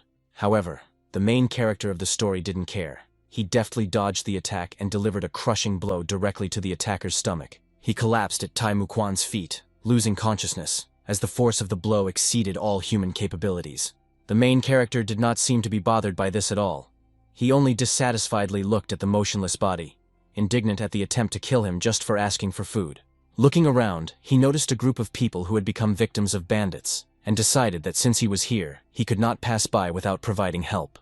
One of the merchants, seeing a chance for salvation in the young man, began to beg for help, promising a generous reward. Taimu Kuan, realizing that this was a great opportunity, since he himself wanted to deal with the bandits, only asked not to forget about the promise and to feed his savior well. At that moment, an armed crowd of bandits rushed at Taimu Kuan with the intention of killing, but he was in no hurry to either run or attack. Instead, he froze in place and began to concentrate the energy raging with the power of the ancient dragon. All that remained for the guy was to draw his sword in time, after which with a few light movements, he instantly defeated a whole crowd of opponents, who immediately fell to the ground. The merchant, watching what was happening, could not believe that the young man managed to defeat all the bandits so easily, using just one blow. However, unexpectedly, despite all his strength, the hero fell to his knees and grabbed his stomach, trying to relieve the pain. The merchant thought that his savior was wounded, but Taimu Kuan admitted that he was simply very hungry and had not eaten for a long time. After this confession, the guy was immediately given food, which he greedily began to devour, trying to satiate his exhausted body. Observing him, the merchant concluded that the shabby clothes and martial arts, unusual for such a young age, clearly indicated that Taimu Kuan was a master who had come down from the mountains after many years of studying martial arts. Gongsun-san awkwardly introduced himself and asked where the guy was going through the forest. Taimu Kuan, still enthusiastically eating his food, replied that he was on his way to the Muram Alliance in Hubei, sadly adding that he was lost. Fortunately for Taimu Kuan, Gongsun-san and his team were also heading there, so he gladly invited the hero to join them, promising to provide both lodging and food. Obviously, the guy had no reason to refuse, so he smiled joyfully, thanked the man for the generous offer, and immediately agreed. Soon, during a joint trip, Gongsun-san learned that the main character was almost 30 years old. Gongsun-san himself, despite his appearance, was his age, so they decided to discard formalities in communication. This was the first meeting between Taimu Kuan, the main character of the novel, and Gongsun-san, a merchant who was destined to become the leader of the best merchants of the Central Plains from the Maple Forest group of merchants. At the same time, on the territory of his estate, the hero lined up all the warriors who had already completed training to join his unit. Carefully looking around the formation, he internally worried, realizing that today was the first official day of the start of the Black Lion unit, as well as the day of his official recognition as the leader. Suddenly, the hero's thoughts were interrupted by the arrival of Hyok Ryong-wol, who, accompanied by her retinue, decided to speak to her brother. She immediately understood the true reason for her invitation to the inauguration of his personal squad. Hyuk Ryong-un wanted the second young master to know about their alliance. Although this caused her concern, the hero understood perfectly well that their alliance would sooner or later become known. In addition, he saw this as an opportunity to win over those who were still undecided about whom to serve. Hyuk Ryong-wol, understanding her brother's plan, nevertheless excitedly warned him about Hyuk Ryong-jin's unusual nature. The hero, realizing this no worse than his sister, only awkwardly noted that he had already taken into account all the associated risks. But unexpectedly for everyone, the first master, Hyuk Ryong-gyum, appeared with his retinue, taking the younger brother and sister by surprise. Both felt a sudden tension, clearly not expecting to meet the first gentleman here. However, Hyuk Ryong-gyum did not show any hostility. He warmly hugged his younger brother, admitting that he could not believe that he was the one who became the successor of the heavenly demon, and expressed joy at how much Hyuk Ryong-won had grown recently. The hero, shocked by such a warm welcome, only modestly laughed off his brother's words, saying that he had clearly not yet reached his level. In fact, everyone understood perfectly well that the elder brother had appeared here to contain the situation with his presence alone. While the brothers exchanged jokes and laughter, they were unaware of the approach of a much more formidable enemy. Suddenly, Hyuk Ryong-jin approached Hyuk Ryong-un, and just his touch on his younger brother's shoulder caused cold sweat to break out all over his body. It is noteworthy that no one except the hero seemed to experience such sensations, so everyone only greeted Hyuk Ryong-jin with a smile, who also decided to check on his younger brother. The hero, overpowering himself, turned around to look into Hyuk Ryong-jin's face, as he congratulated him on behalf of the divine cult member and elder brother, expressing pride in Hyuk Ryong-un's achievement in opening his own division. Despite the fact that he managed to earn the respect of Hyuk Ryong-jin, the hero was not at all interested in his words.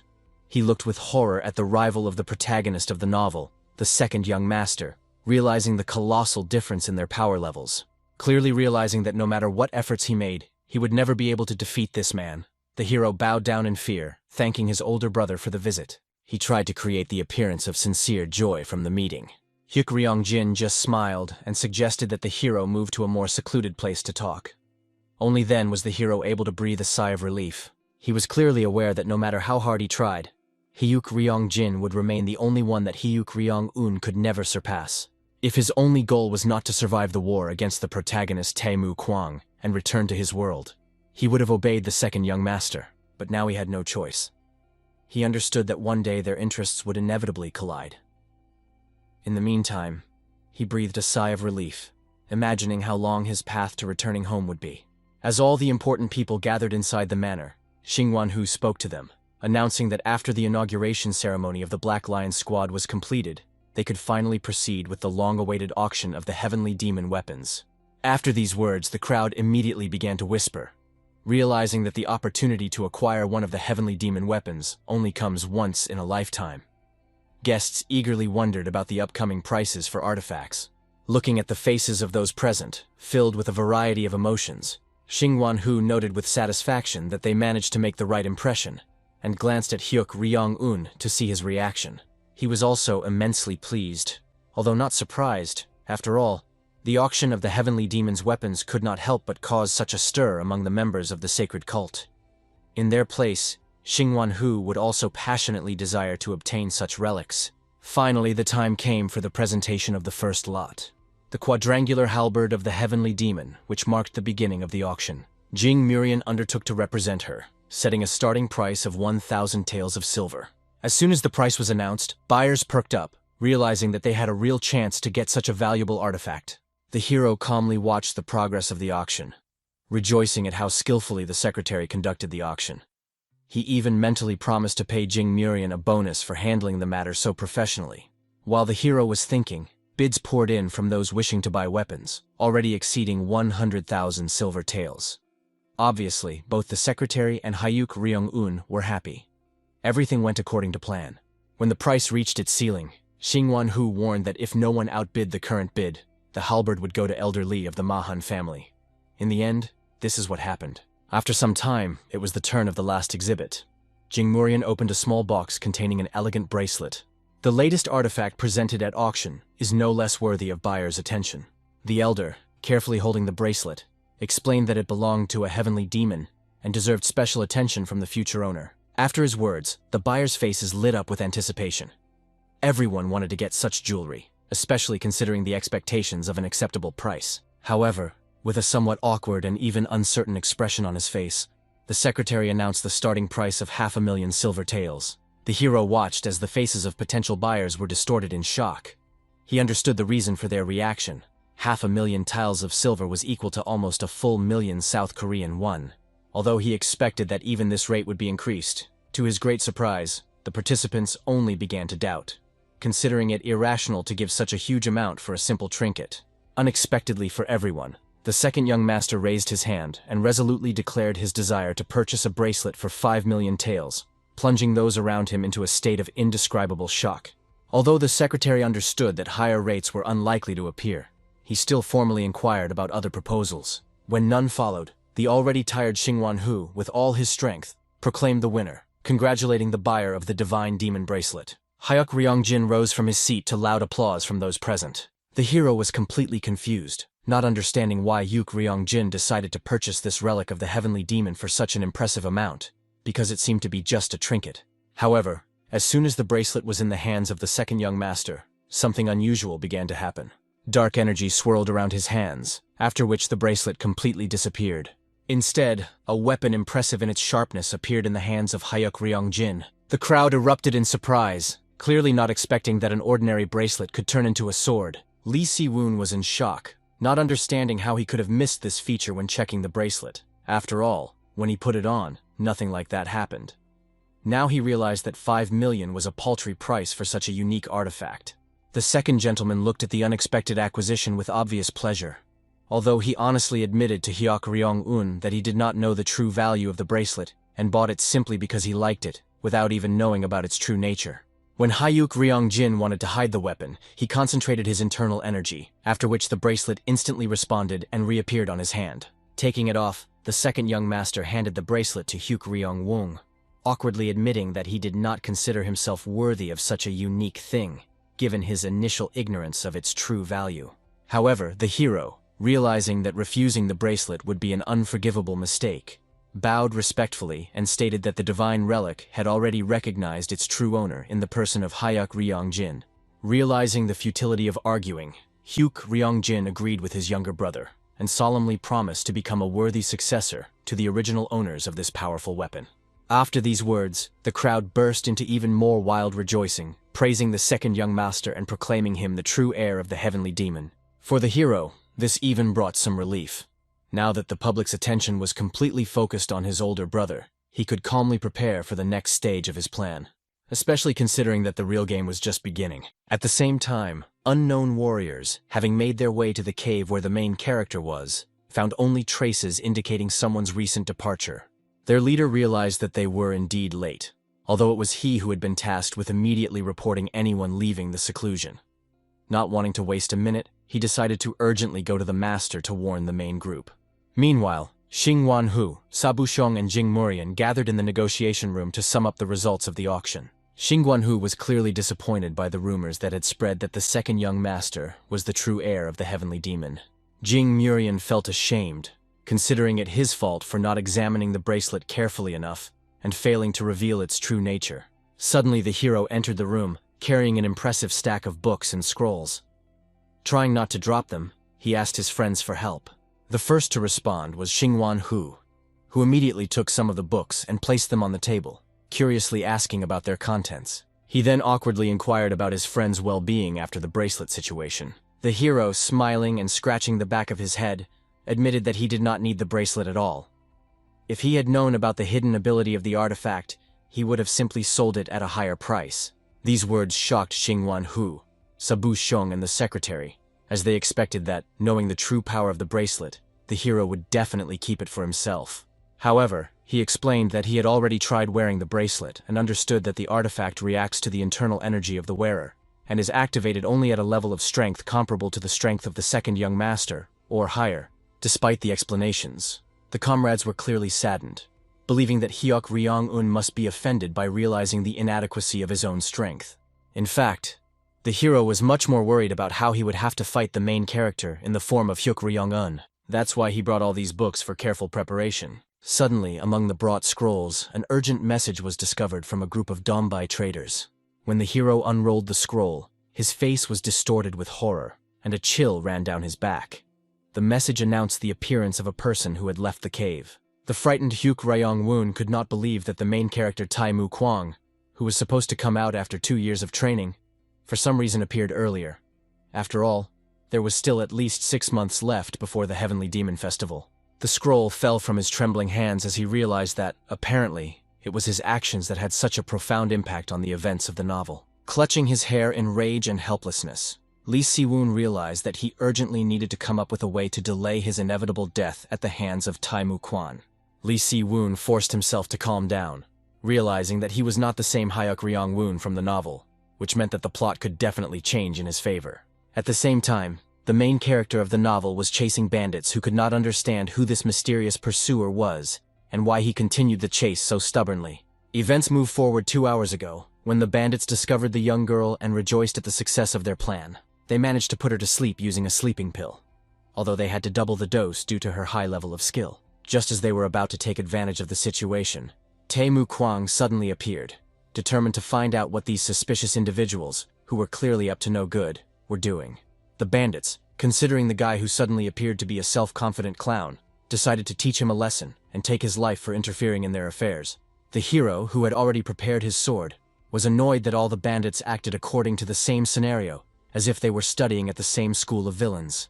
With one lightning strike, he left his opponents without weapons. His skillful use of a sword made it possible to simply cut the blades of their weapons. The bandits looked at the enemy in horror, unable to believe that someone could have such incredible strength. The hero, before dealing with them completely, looked at their frightened faces with a smile and inquired about a way to bring the girl to consciousness.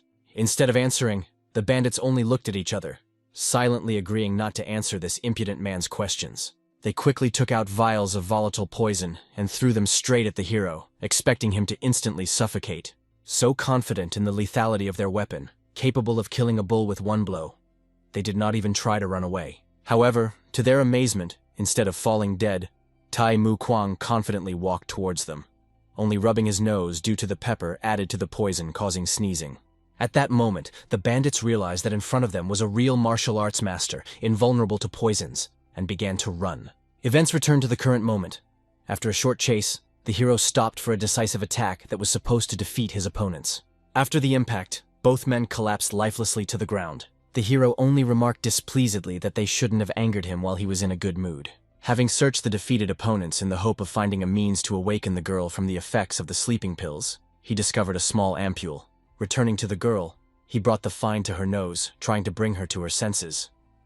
At that moment, the excited voice of Gongsun-san was heard, who had been looking for the suddenly disappeared Taimu Kuan all this time. The out-of-breath Gongsun-san inquired about the reason for the sudden disappearance of his new comrade. Although he knew about Taimu Kuan's fighting abilities, he still reminded him of his poor spatial orientation. Suddenly, his attention was attracted by a girl who began to regain consciousness and even managed to get to her feet. Having made sure of her awakening, the hero inquired about her well-being and warned about the dangers lurking in these parts. The girl bowed low, expressing gratitude to her savior. At that moment, Gongsun-san recognized her as the divine moon goddess. Taimu Kuan, who had never heard of such a title, received an explanation from Gongsun-san. This was the same legendary warrior who punished villains in Jianghu. Having learned about this, the hero was sincerely delighted to meet him and enthusiastically greeted the girl, although she modestly noted that her title was greatly exaggerated. Soon she tried to take her leave to continue on her way. But to her amazement, Taimu Kuan, who was far behind, blocked her path with one swift movement. The girl could not believe such a speed of movement. As it turned out, Taimu Kuan stopped Sil Suyan, wanting to make an acquaintance, and introduced himself by asking her name. This is how the fateful meeting of the protagonist and the main heroine of the novel took place. Wasting no time, Taimu Kuan declared the significance of their meeting and offered to share dinner with him. Intrigued by the unusual stranger, the girl agreed to his proposal. Some time passed, and Sabu Xiong, along with his unit, set off to carry out their first combat mission under the banner of the Black Lion. Having won a landslide victory, he sent a messenger to inform the leader of their squad that he intended to deal with the remaining members of the enemy squad before returning. Immediately gathering a small detachment of the strongest and most loyal warriors, they set off to pursue those who managed to escape from the battlefield. When this news reached Hyuk-ryong-un, he sincerely rejoiced at the foresight of Sabu Xiong, who decided to immediately deal with the surviving opponents. Eliminating the remaining fighters would mean the complete liberation of the Western Zone. Xingwanhu perfectly understood the reason for the leader's joy. This would be an impressive first achievement after arriving at the central headquarters of the sacred cult. The hero was more than pleased that the Black Lion unit, which he initially did not have high hopes for, exceeded all his expectations. Thanks to their coordinated work, his chances of survival increased significantly. However, his thoughts were interrupted by the arrival of a messenger announcing the arrival of a letter from the cult leader. Following tradition, the hero knelt respectfully and extended his hands to the scroll, expressing gratitude for the message. Despite observing all the formalities, in his soul he felt very tired, and did not understand the reasons for this unexpected letter. All he wanted at this moment was a little rest. However, having unfolded the message, his face distorted with fear. He was invited to the castle the very next day. The hero sat at his workplace until late at night, tormented by thoughts about the reasons for such a sudden call. It seemed as if the cult leader had learned something about his true nature. The hero understood that it was impossible to allow anyone, especially such a powerful person, to suspect that Hyuk-ryong-un was possessed by another spirit. This could ruin his entire carefully constructed plan. Considering that just a year after the Heavenly Demon Festival, the Devil Cult would enter into a war with the Murim Alliance, time was critically short. He needed to return home before these events began. Grabbing his notebook, which contained his survival plan and was his secret weapon, he threw himself into intense work, trying to find a way to protect his life. The next day, all the children gathered to greet the cult leader and their father. Each of them, standing in front of such a powerful figure, experienced mixed feelings, from awkwardness to outright fear, especially strong in Hyuk-ryong-un. His concern was heightened by the fact that the cult leader Hyuk-ryong-moon was the strongest among all the sacred cult leaders. When the cult elder ordered everyone to salute the guardian of the sacred flame, those present dropped to their knees. Hyuk-ryong-gyum spoke first, pronouncing a solemn greeting to the ruler of the sacred flame, the lord of their destinies and the noble creature, the ruler of all living things. His head bowed so low that it almost touched the floor, causing the hero embarrassment from such a ceremonial greeting. Hyuk-ryong-moon also did not seem to like such a formal address, and with a slight wave of his hand he made it clear that such a greeting was enough. Smiling good-naturedly, he declared that it was not necessary to observe formalities in the relationship between father and children, inviting everyone to go for tea and relaxation.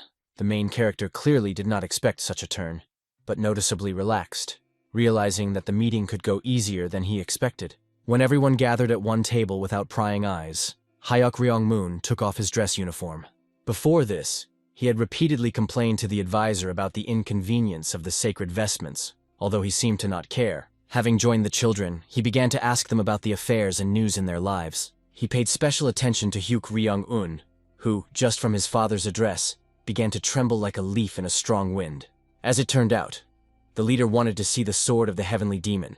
This was almost the only reason for Hyuk-ryong-un's invitation, because he really wanted to look at the legendary weapon. When the blade was in the hands of the leader, he began to examine it with obvious satisfaction. Deciding to test the weapon, he grabbed the handle tighter and made a powerful swing, putting his internal energy into it. Despite the test nature of the blow, its power was such that everyone present felt a strong blow of wind generated by the internal energy of Hyuk-ryong-moon. Suddenly, the leader, as if immersed in a trance, began to talk to the blade, expressing understanding of its difficult fate and admiring its strength. The hero watched this unusual scene in amazement, not believing his eyes. Hyuk-ryong-moon really communicated with the sword. An alarming thought flashed through his head. Had he really discovered the consciousness hidden inside the blade? The man approached the hero and returned the sword to him, asking him to carefully store such an outstanding weapon.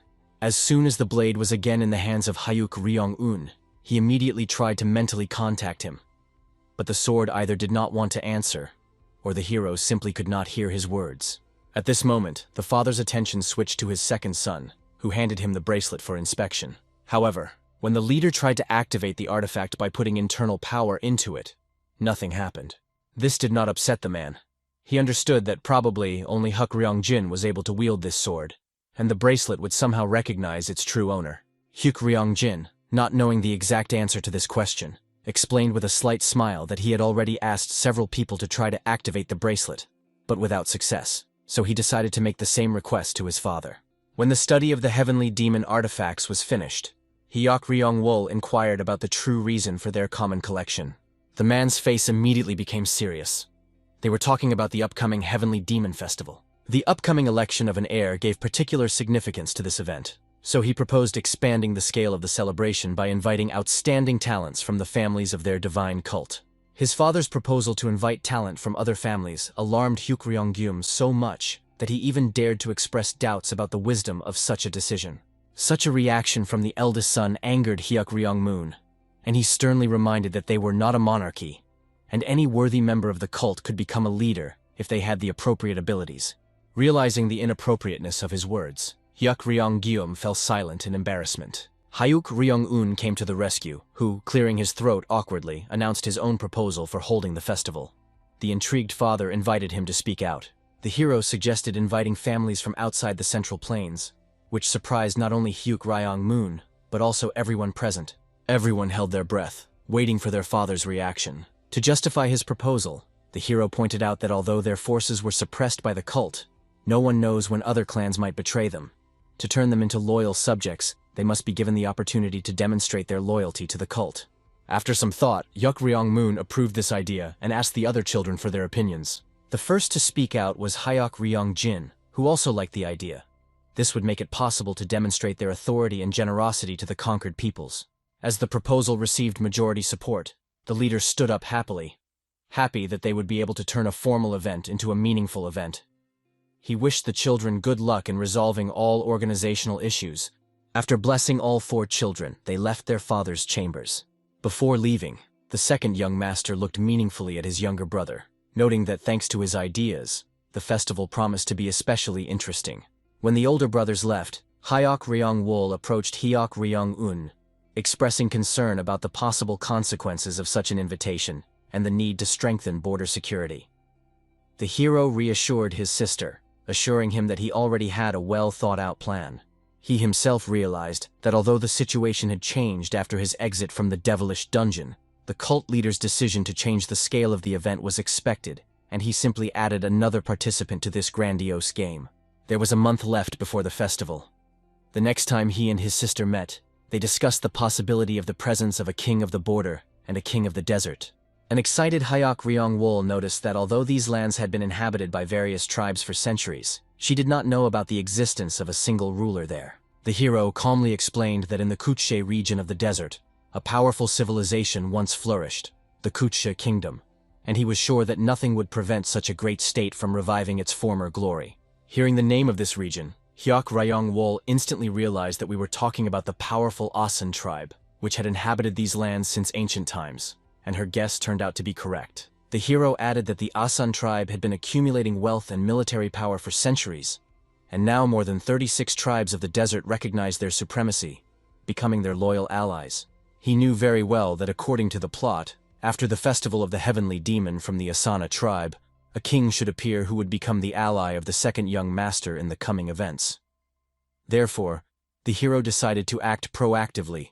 Hyuk Ryong-wol suggested that if they were talking about the Asan tribe, then they probably meant their famous warrior Azmet, also known as the Desert Wolf. However, the hero, politely shaking his head, explained to his sister that he could not be completely sure of this, since he clearly remembered that the novel featured a much more powerful character than the legendary Desert Wolf. Time was inexorably approaching the Heavenly Demon Festival. Only a few days remained. Many distinguished guests have already gathered on the territory of the divine cult. Everyone enthusiastically crowded not only around the leader, but also around the second young master, trying to attract his attention and exchange at least a few words. Hyuk Ryong-un watched in amazement as wherever his brother went, a crowd of admirers immediately gathered around him. Even greeting him became a difficult task. Suddenly, the loud sound of new guests arriving caught everyone's attention. The arrival turned out to be Asmet himself, who in the future was destined to become the king of the desert. He approached the cult leader with dignity and, bowing respectfully, announced his arrival in order to strengthen the relationship between the Asana clan and the divine cult. He also expressed his desire to take part in the festival at the personal invitation of the leader. Hyuk Ryong Moon, clearly delighted to see him, offered a drink to the meeting and cordially welcomed Asmet to the cult. Hyuk Ryong Wool watched this scene carefully, admiring her father's ability to easily find a common language with a variety of people. Turning to her brother to find out his plans for convincing Asmet, she was surprised to find that he had already disappeared. At this moment, the hero, fairly tipsy, was already heading to the wolf with a challenge to a duel, citing rumors about his fighting skills. Asmet calmly reminded the fourth master of his status as a guest and suggested postponing the duel to a more appropriate time. However, the hero only laughed, drawing his sword, and accused Asmet of cowardice, saying that despite all the legends about his strength, he was afraid to take on the challenge. Frightened Hyuk Ryong Wool, observing such defiant behavior of her younger brother, could not believe her eyes. He behaved like an ordinary drunken bully, and not like the son of a cult leader. However, the provocation achieved its goal. Asmet, seriously angry, stopped restraining his internal energy and demanded that the enemy be silent before it was too late. The hero, more conveniently grabbing the sword, just grinned, saying that such threats do not frighten him. With a battle cry, he rushed at Asmet, offering to play and satisfy his interest in the enemy's strength. Their blades collided, and Asmet, having repulsed Hyuk Ryong-un's attack, was no longer going to retreat, ready to teach the impudent youth a lesson. Hyuk Ryong-un, encouraged that the enemy had finally shown his true strength, continued the onslaught. However, to the surprise of both fighters, instead of continuing the fight, there was an unexpected intervention by Hyuk Ryong-jin, who broke up the battle. The hero was even surprised at the early intervention of the second gentleman. According to his calculations, this should have happened a little later. Feigning severe intoxication, he dramatically fell to the ground. The dissatisfied second master ordered the servants to take his brother away, while he continued to scold and demand that the fight with Asmet continue. Hyuk Ryong-jin immediately apologized to the guests for his brother's inappropriate behavior, but Asmet, showing understanding, treated the situation condescendingly, blaming it all on the influence of alcohol, and asked not to worry about this incident. Hyuk Ryong-wol, who was carefully watching what was happening, clearly understood that her brother was up to something. Such reckless behavior was completely unlike him. Soon after the incident, the hero quickly sobered up, being surprised at the power of alcohol. Although he didn't plan to provoke an open fight, he didn't expect the situation to go this far. Suddenly, near the gazebo, he noticed the very girl he had been looking for all this time. Her name was Asuna Sara, and she was Asmet's sister. When the girl turned around, she immediately recognized her visitor, the fourth young master, about whom she had heard a lot. He was known as the leader's youngest son, notorious for his unacceptable behavior. However, after clearing the Heavenly Demon dungeon, he was called the heir of the Heavenly Demon. Considering the recent incident with her brother, Sarah was not eager to communicate with this person and was about to say goodbye. But the hero suddenly announced that it would not be easy for her brother to become king of the desert. Moreover, he openly admitted that he was aware of Lady Sarah's experiences, although until recently she pretended that she did not understand what he was talking about. And what did Hyuk Ryong-un care about her worries about her brother? The hero calmly explained his position. Despite the fact that Asmet was an unsurpassed warrior who fought for justice, was brave and unshakable, all these qualities characterized him precisely as a warrior. Being a king is a much more complex and multifaceted task. In his opinion, today's incident clearly demonstrated Asmet's unpreparedness for the role of ruler. A real king would never draw his sword for mere provocation. Sarah thought deeply about these words, although she tried not to show it. She shared a similar opinion of her brother and considered his clash with Hyuk Ryong-un unworthy of the future king. At this moment, the hero declared that it was she, and not her brother, who was worthy of the throne of the desert. All these years, Asmet's bright glory overshadowed her achievements, but it was thanks to Lady Sarah that the Asuna clan was able to become one of the most powerful tribes. Sarah was sincerely perplexed as to how she could lay claim to the throne, since it seemed impossible for many reasons. Smiling slyly, the hero recalled that, as the leader of a divine cult and an official member of the Rahu clan, he had all the necessary resources to help her become queen of the desert. While Hyuk Ryong-wung fought for survival and made connections, the main characters of the novel with the main character faced a new threat to everyone's safety. A man suffering from some strange illness grabbed the boy and, threatening him with violence, ordered Taimu Kuan and Sil Su Young to keep their distance. Taimu Kuan, not succumbing to provocations, but gradually closing the distance, calmly invited the man to give up and let the child go. These words only intensified the rage of the criminal. He again demanded not to approach, demonstrating the seriousness of his intentions to deal with the child. Realizing that such a person would not voluntarily surrender to justice, Taimu Kuan took out a coin from his pocket and threw it with incredible force directly at his opponent. The blow was so powerful that the man screamed in pain, dropping both the child and the weapon. Taking advantage of the moment, Sil Su Young quickly grabbed the boy and took him to a safe place. After making sure that the hostage was out of danger, the hero invited the bandit to return to the Mari Alliance for investigation. These words seriously hurt the man. He understood that he had no other choice, and he would not give up alive. Suddenly, the criminal began to tear off his outer clothing, revealing a body covered with huge blisters, ready to explode. He threatened that Taimu Kuan would pay dearly for interfering, after which he loudly shouted praise for the cult of the sun and moon. Realizing the impending danger, Taimu Kuan immediately ordered Lady Sil Su Yan to take cover. A powerful surge of internal energy followed, destroying everything around. The hero closest to the man barely managed to escape by creating a protective shield with his sword, which was spun to incredible speed. After the devastating explosion, Taimu Kuan reunited with the child and Sil Su Yan while surveying the scene. If Sil Su Yan's face showed frustration, then Taimu Kuan's face was distorted by a furious grimace. He fiercely hated the damned demonic cultists and longed to find out what they were up to by sending such a person here. The time was inexorably approaching the evening before the day of the festival. Final preparations were being made everywhere. Tables were being set for the guests of honor who had arrived at this year's festival. Looking at all the preparations, it seemed to Hyok Ryong-un that the elder had clearly outdone himself. The amount of food seemed excessive. However, the elder only smiled good-naturedly, explaining that among the guests would be the young master himself and the heir to the heavenly domain. So this feast can be considered a tribute to him. The hero felt embarrassed that the elder still considered him the heir. After the fight he caused at the banquet, his reputation was pretty tarnished. Although the hero admitted that he had gone a little overboard with his plans, he still achieved the desired result. His image as Hyuk Ryong-un was not as important in this situation as the image of the king of the border. Besides, after his outburst, the second young master should have relaxed and stopped paying so much attention to him. Suddenly, the thoughts were interrupted by a hurrying maid, reporting the arrival of an important guest. Turning around, he saw Lady Sarah, who, observing all the rules of etiquette, bowed in greeting, after which, with a graceful movement, she removed the mask that hid her beautiful face. She suggested discussing urgent issues, and the hero, deciding not to postpone the important conversation, waited until the elder left, remaining in the circle of only his most trusted assistants.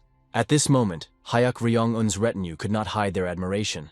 Everyone was fascinated by the unearthly beauty of the arriving girl. However, Lady Sarah, being not only beautiful, but also an unusually serious person, got down to business without further ado. She directly asked the master how he planned to defeat the second young master in the upcoming trial. Hyuk Ryong-un was struck by her straightforwardness. However, this is precisely the approach that should be expected from such a talented ruler of Sarah. To form an alliance, she needs to be confident in his abilities. The hero asked the servant to bring something that would convince Lady Sarah of his competence. When the chest opened, she froze in amazement, clearly believing that the hero was simply mocking her. However, his confidence was unshakable. He knew for sure that this would bring him victory, despite any obstacles. The morning of the Heavenly Demon Festival finally arrived. The hero arrived at the testing site, a rocky plateau, decorated with majestic spreading trees. He was pleased that events unfolded exactly as in the original novel. They actually headed to the mountains east of the Red River to conduct the test. Being aware of the course of events in advance, the hero began to prepare long before the festival itself. He strategically places traps in various places to make his task easier. He was convinced that he would not even have to enter into direct competition with the second master. It would be enough to simply collect more tokens. Sabu Xiong, who did not share such confidence, inspecting their equipment for the test, decided to once again clarify whether Hyuk Ryong-un's plan would really work. He also inquired about the outcome of the conversation with Hyuk Ryong-wol. The hero calmly explained that he warned his sister, but she assured him that she herself would deal with all possible problems. Now they had to rely only on their own strength. Sabu Seong, seeing such confidence, gradually ceased to doubt. After all, Hyuk Ryong-un had already proven his abilities by successfully passing the tests in the dungeon, and he had prepared more than thoroughly for the festival. The hero picked up a small box with mysterious contents, shook it near his ear, and, making sure that it was filled with everything he needed, understood that this would be his main trump card. After which he called his vice leader, and together they went to the first location. Events will be moved to the same location of the challenge, but 3 days earlier.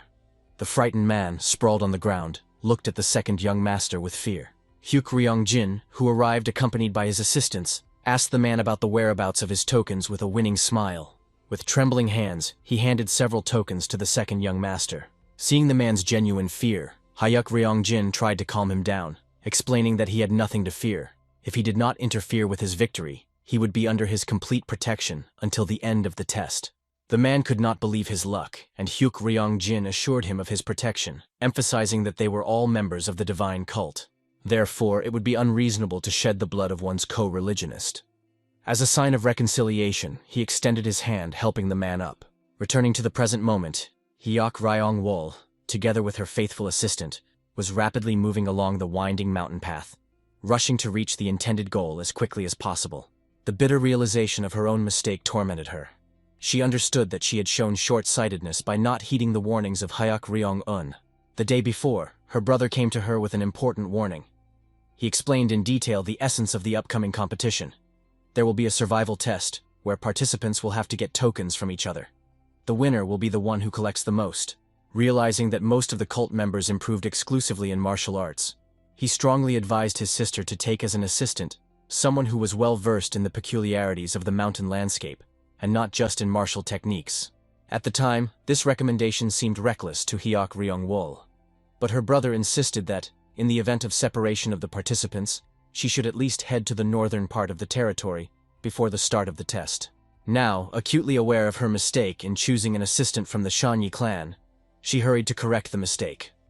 She was counting on a simple fight without rules, as it had been 3 years ago. But now she was convinced that her brother was right, and was in a hurry to reach the northern part. At the same time, the first and second young masters sat in one of the tents in relative comfort, looking at the impressive collection of obtained tokens. There were already 46 of them, which gave Hyuk Ryong-gyum reason to confidently declare his imminent victory in the test. However, Hyuk Ryong-jin urged him to be careful, reminding him that Hyuk Ryong-wol and Hyuk Ryong-woon had not yet appeared. Hyuk Ryong-gyum dismissed this remark with contempt, saying that there was nothing to worry about. In his opinion, Hyuk Ryong-un was simply lucky to get out of the dungeon. He had neither real talent nor strength, which means he has nothing to count on in this test. But Hyuk Ryong-jin had a different opinion. He understood perfectly well that one cannot write off a person who for the first time in 300 years managed to pass the Heavenly Demon Dungeon. He was sure that Hyuk Ryong-un had prepared some kind of plan for the festival, although he could not yet figure out what it would be. Hyuk Ryong-gyum, meanwhile, continued to talk about Hyuk Ryong-woon's worthlessness, claiming that he had not changed at all, and citing as an example a recent incident at a banquet where he got drunk and started a fight. Their conversation was interrupted by a sudden noise from outside. Both young masters, armed, hastened to find out the reason. It turned out that the commotion was caused by their assistants, who were looking in horror at the corpses of animals hanging on the trees. Hyuk Ryong-gyum, irritated by their panic, calmly cut off the ropes on which the rabbit carcasses were hanging, and scolded his subordinates for being too timid. He explained that it was just free loot and there was no need to attach such importance to it. The shamed warriors could only apologize for their incontinence. However, Hyuk Ryong-jin did not share this carefree optimism. He carefully examined the carcasses of the rabbits, trying to understand how someone had managed to hang them on the trees without attracting his attention. He had a vague feeling that this was some kind of warning, although he could not yet determine what exactly it was about. A little later, Sa Bu-sung asked his captain whether the trick he had planned with the hanging animals had worked. The hero only smiled slyly, assuring his comrade that such a performance would definitely not go unnoticed. In reality, Hyuk Ryong-un knew full well that Hyuk Ryong-jin would try to use the test as an opportunity to gain the trust of the cult, and therefore would take with him people who were not the most suitable for such a task, sacrificing mobility.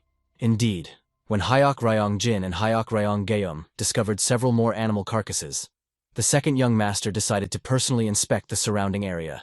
This decision surprised Hyuk Ryong-gyum. He did not see the need for it, believing that as long as they were here, frightened people themselves would bring them their tokens. He suggested that if Hyuk Ryong-jin had concerns, he could simply send a squad of hunters. But at that moment, the second young master noticed bright flashes of flame nearby. Without hesitating for a second, he rushed towards the source of the fire, moving quickly and silently. Arriving at the place, he found the camp completely burned to the ground, but strangely, without a single body. Hyuk Ryong-jin was alarmed by this fact. Why, if people were attacked, did someone remove their bodies and start a fire? A sudden insight made him wary. Perhaps this was a trap. As if to confirm his suspicions, an arrow flew out of the darkness, which Hyuk Ryong-jin managed to intercept in flight. Activating his bracelet with lightning speed, he released the energy of the sword, directing a powerful attack towards the trees where, as it seemed to him, the enemy was hiding. A powerful explosion occurred at the site of the energy strike, and through the clouds of smoke he managed to notice how the attacker was quickly disappearing, moving by leaps along the treetops. Hyuk Ryong-jin tried to pursue the enemy, but a sudden air attack thwarted his plans.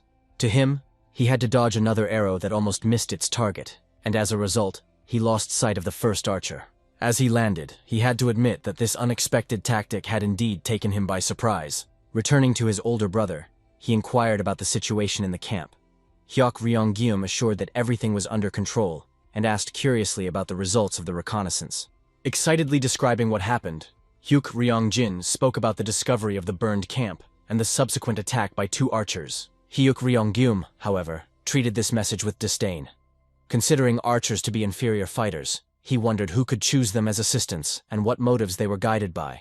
But Hyuk Ryong-jin honestly admitted that the archers turned out to be very dangerous opponents and had already irritated him. The elder brother, chuckling, suggested forgetting about them, claiming that archers were only suitable for reconnaissance. Despite these reassuring words, Hyuk Ryong-jin decided to take a closer look at the attacker's weapons. The black arrow was clearly made specifically for this test, suggesting careful preparation. He began to suspect that it was Hyuk Ryong-un who was behind this.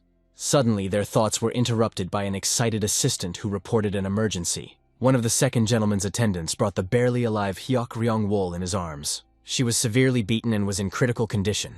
Seeing her brother, she tried with all her might to say something, and the only thing they could make out was an accusation against Hyuk Ryong-un of treason. After these words, she lost consciousness in her brother's arms. The girl was urgently transferred to a separate tent. Later, after checking on his sister, Hyuk Ryong-jin asked the captain about her condition. He gloomily reported that the girl continued to have a fever, she was delirious, and that a doctor would probably be needed to determine the nature of the poison. Despite the obvious evidence, Hyuk Ryong-jin still found it hard to believe that Hyuk Ryong-un could do such a thing to his own sister. Suddenly, loud screams nearby attracted their attention. Having come running in response to the noise, they found warriors waving their arms in panic, as if fighting off an invisible threat. The captain tried to revive one of the fighters with a strong blow, but even after that, he continued to scream about the monster's attack. While observing what was happening, Hyuk Ryong-jin noticed that the warriors' symptoms were similar to Hyuk Ryong-wol's condition. The strange blisters on their bodies made him think of unusual mosquitoes. But before he could develop this theory, a new hail of black arrows fell upon them. Not long before, not far from the camp of Hyuk Ryong-jin and Hyuk Ryong-gyum, the hero stood holding a small box in his hands. With a smile, he explained to Sabu-seong that he had returned to the Heavenly Devil Cave and brought back the grown mosquitoes. To Sabu-seong, who was surprised by such tactics, the hero calmly explained that in war, all means are good, and suggested that they proceed to the next phase of the plan. Having gotten close enough, the hero opened the box, releasing poisonous mosquitoes. Now all that remained was to wait for complete chaos to reign around. This could be considered the first real test of the Heavenly Demon Dungeon, which those around them clearly failed.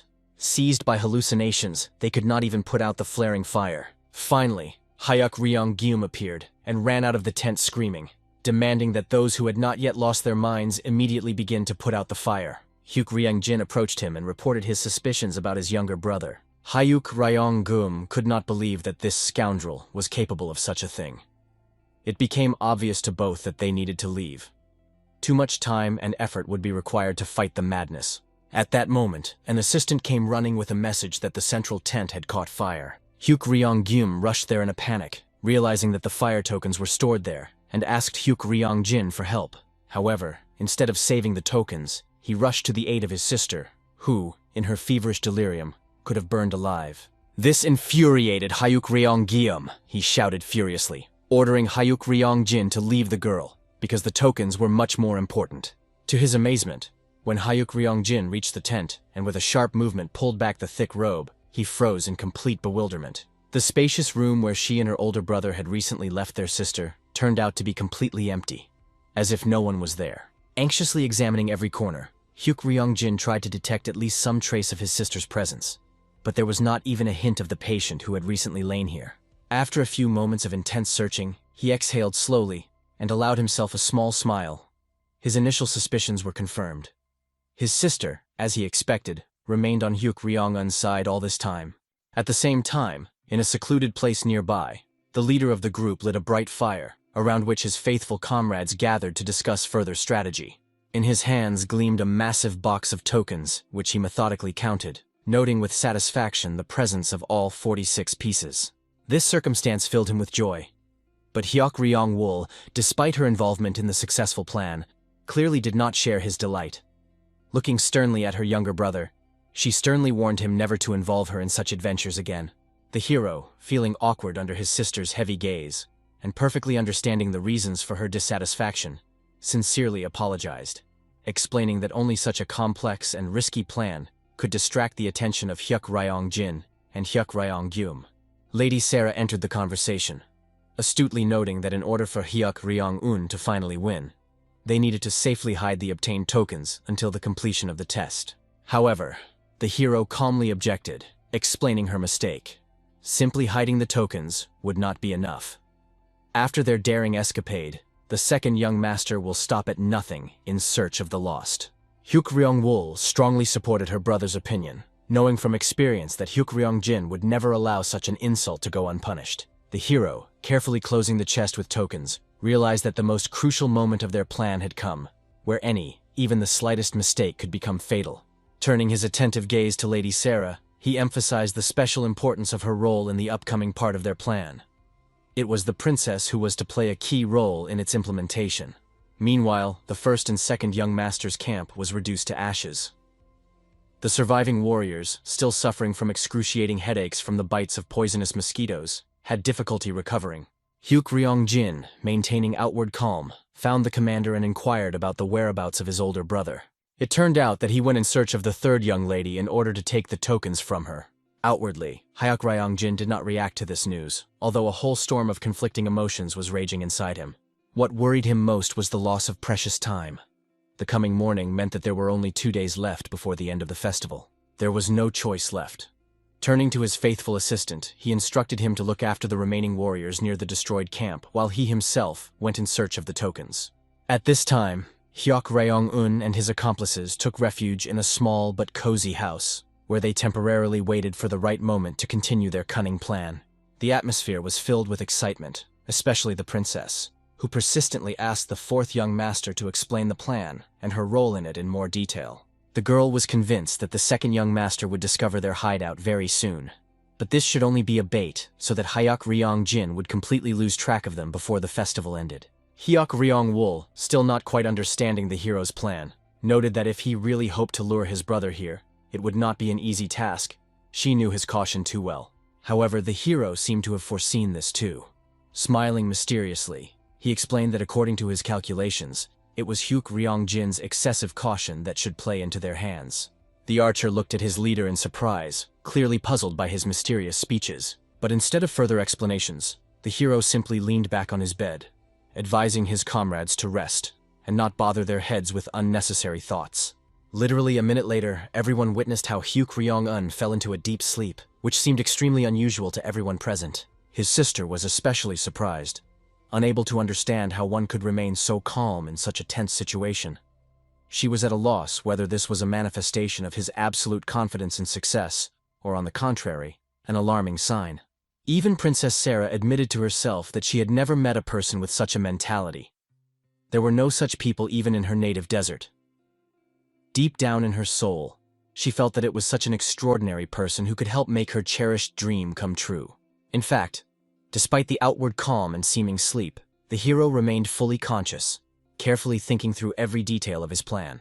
He remembered very well how, in the story he wrote, Princess Sarah showed particular weakness in front of her brother. That is why he tried to play along with the situation, hoping with all his heart that she would remain on his side. Despite the demonstrated confidence, it was not easy for the hero. The constant tension from the realization that the plan could collapse at any moment weighed heavily on him. Meanwhile, Hyuk Ryong-jin discovered Hyuk Ryong-un's hideout. He was quite surprised by the presence of a good quality hut in the middle of the forest. This suggested careful preparation of the enemy even before the start of testing. But even greater amazement was caused by the appearance of Princess Sarah, who left the house carrying the treasured box of tokens. Her presence here seemed inexplicable. As far as Hyuk Ryong Jin knew, only Hyuk Ryong Wool was supposed to be on the team. The princess herself interrupted her thoughts when she noticed the lurking man.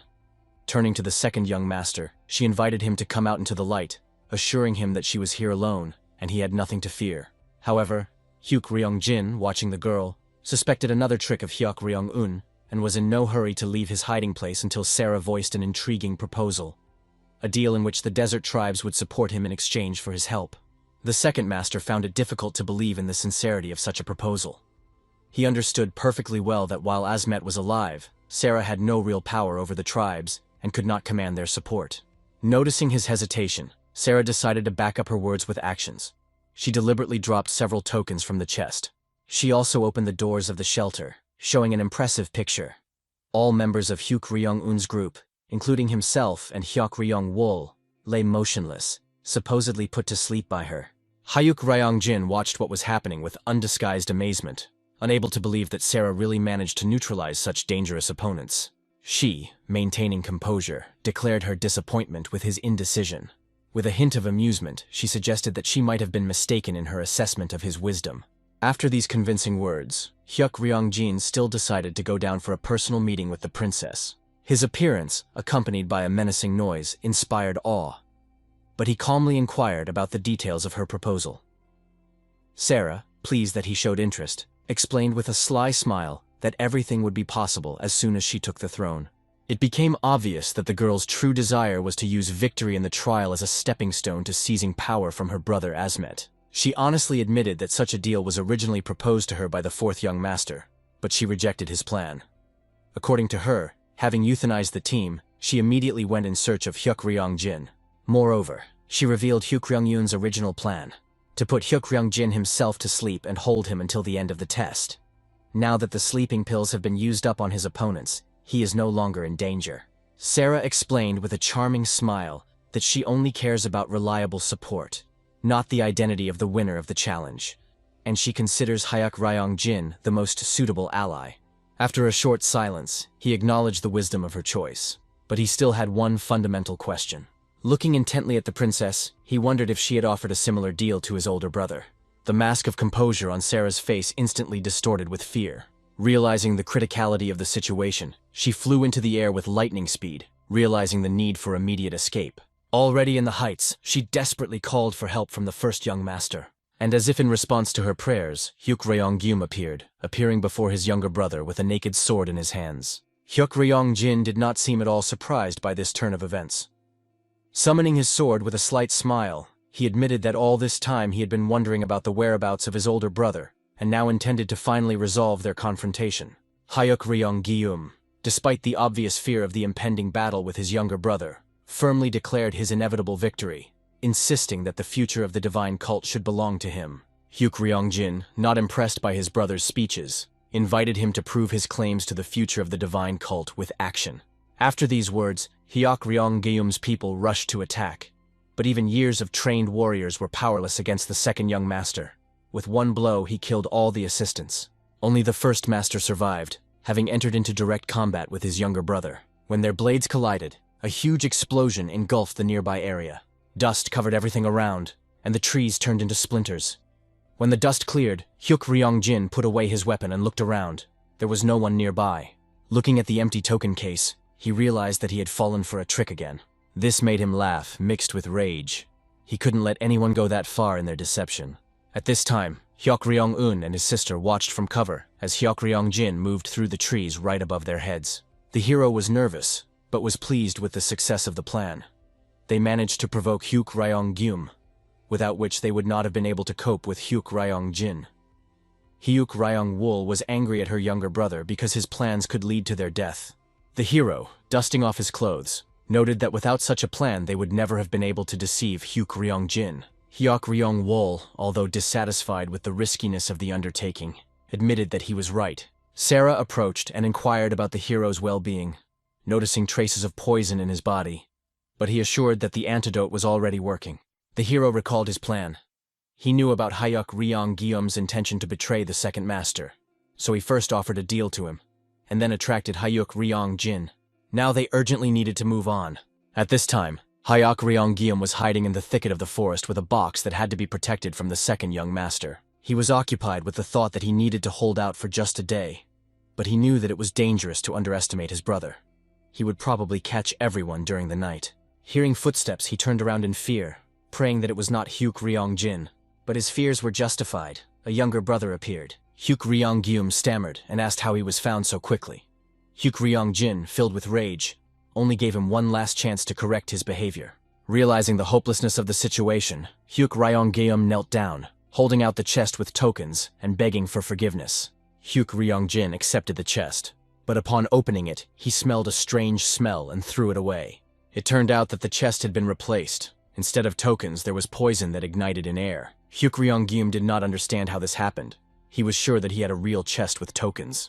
It was clear to Hyuk Ryong Jin that this was just another trick of Hyuk Ryong Un. Suddenly, both noticed a bright glow above the mountain, a signal flare. Hyuk Ryong Jin was surprised that the signal came from the west, not believing that someone could get to that camp so quickly. Arriving at the place, he found Hyuk Ryong Un with all the tokens and his commander. He explained that the fourth young master threatened to burn the tokens if they did not call Hyuk Ryong Jin. To confirm his words, the hero took out the tokens and brought a candle to them. Hyuk Ryong Jin was sincerely surprised that Hyuk Ryong Un decided not to hide until the end of the test, but openly called him out. He brought the candle closer to the tokens, showing with all his appearance the seriousness of his intentions. The commander confirmed that Hyuk Ryong Un was ready to burn the dog tags if Hyuk Ryong Jin did not approach. The second young master had no choice. Coming closer, after a short silence, he asked about Hyuk Ryong Un's intentions. The hero was pleased that Hyuk Ryong Jin turned out to be more accommodating than Hyuk Ryong Guillaume, and did not immediately resort to force. Part of Hyuk Ryong Jin's behavior was explained by curiosity. Until that moment he considered Hyuk Ryong Un an ordinary bully, but now he realized that he had greatly underestimated him. Rising, the hero offered a deal in exchange for tokens. Hyuk Ryong Jin was interested in this.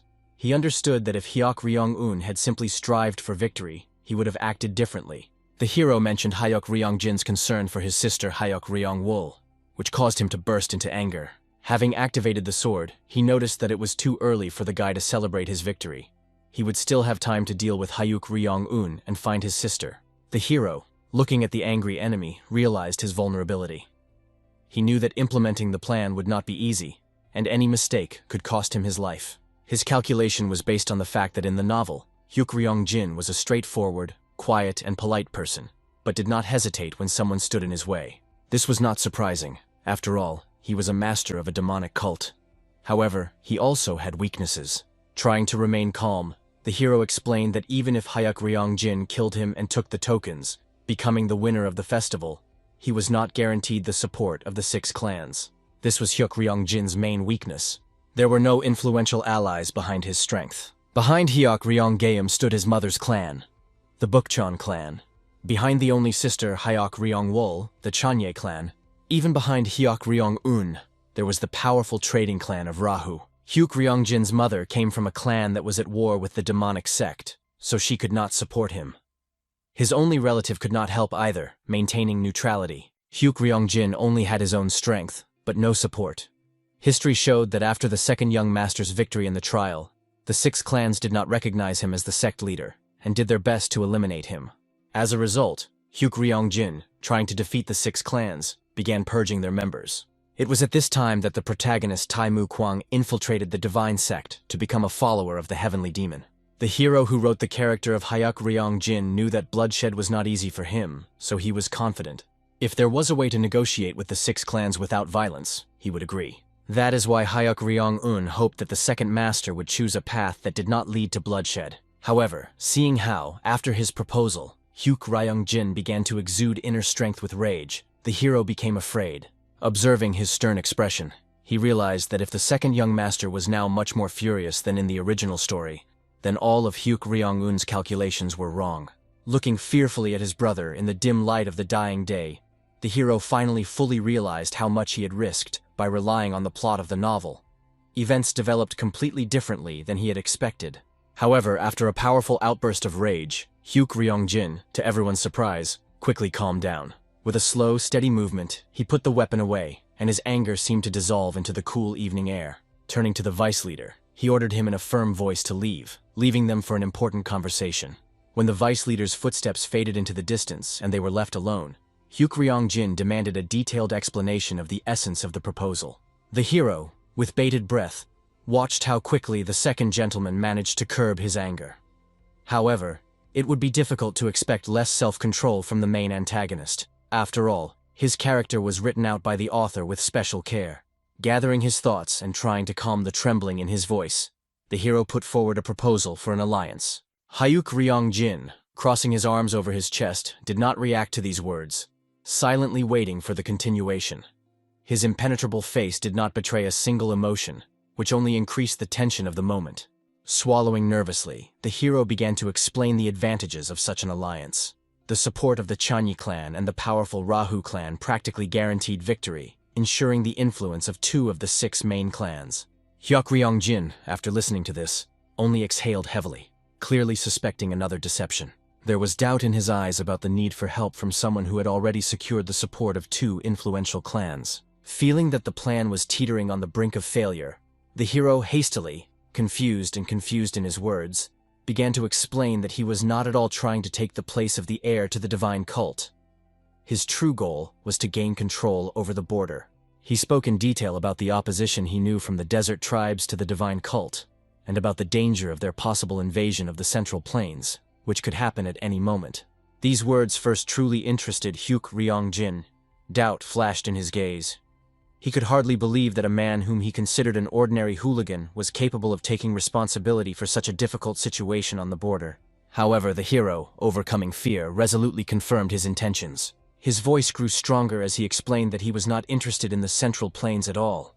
The real value lay in the borderlands and endless deserts where the sacred fires of their cult once originated. Hyuk Ryong-jin's eyelids slowly drooped as he was lost in thought over what he had heard. The hero, watching this scene, mentally cursed himself for having said too much in the panic of a personal meeting, without even having time to think about his words. But there was no turning back. All that was left was to wait for the verdict. After a long, painful silence, the second gentleman finally spoke. He admitted that the plan, despite its thoughtfulness, did not inspire confidence in him. In Hyuk Ryong-un's words, there was no sincerity that could convince him of the purity of intentions. These words plunged the hero into such horror that he could barely stand on his feet, cursing his long tongue and his inability to convince his brother. Hyuk Ryong-jin, seeing his condition, slowly summoned his weapon.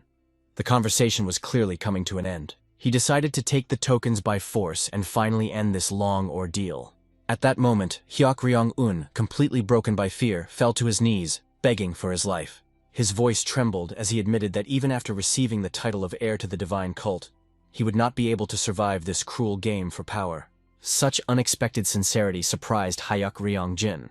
After all, just recently the hero was boastfully talking about the support of 2 powerful clans. Hyuk Ryong-un, looking at the ground, quietly explained that even with their help, he could never match Hyuk Ryong-jin's strength, admitting his complete helplessness in front of his power. This confession made a much stronger impression on the second gentleman than all the previous conversations about the border.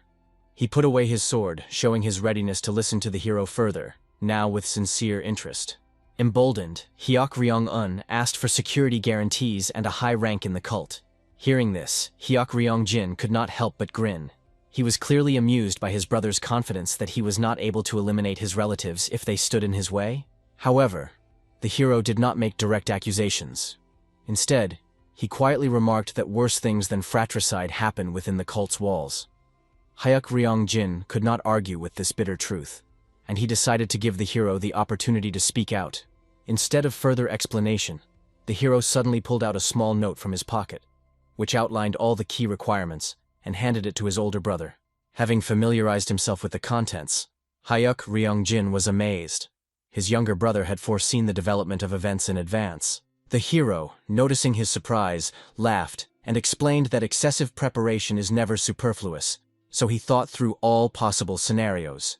Unexpectedly, Hyuk Ryong-jin announced his readiness to fulfill Hyuk Ryong-un's conditions, but put forward counterdemands, which seriously frightened the hero.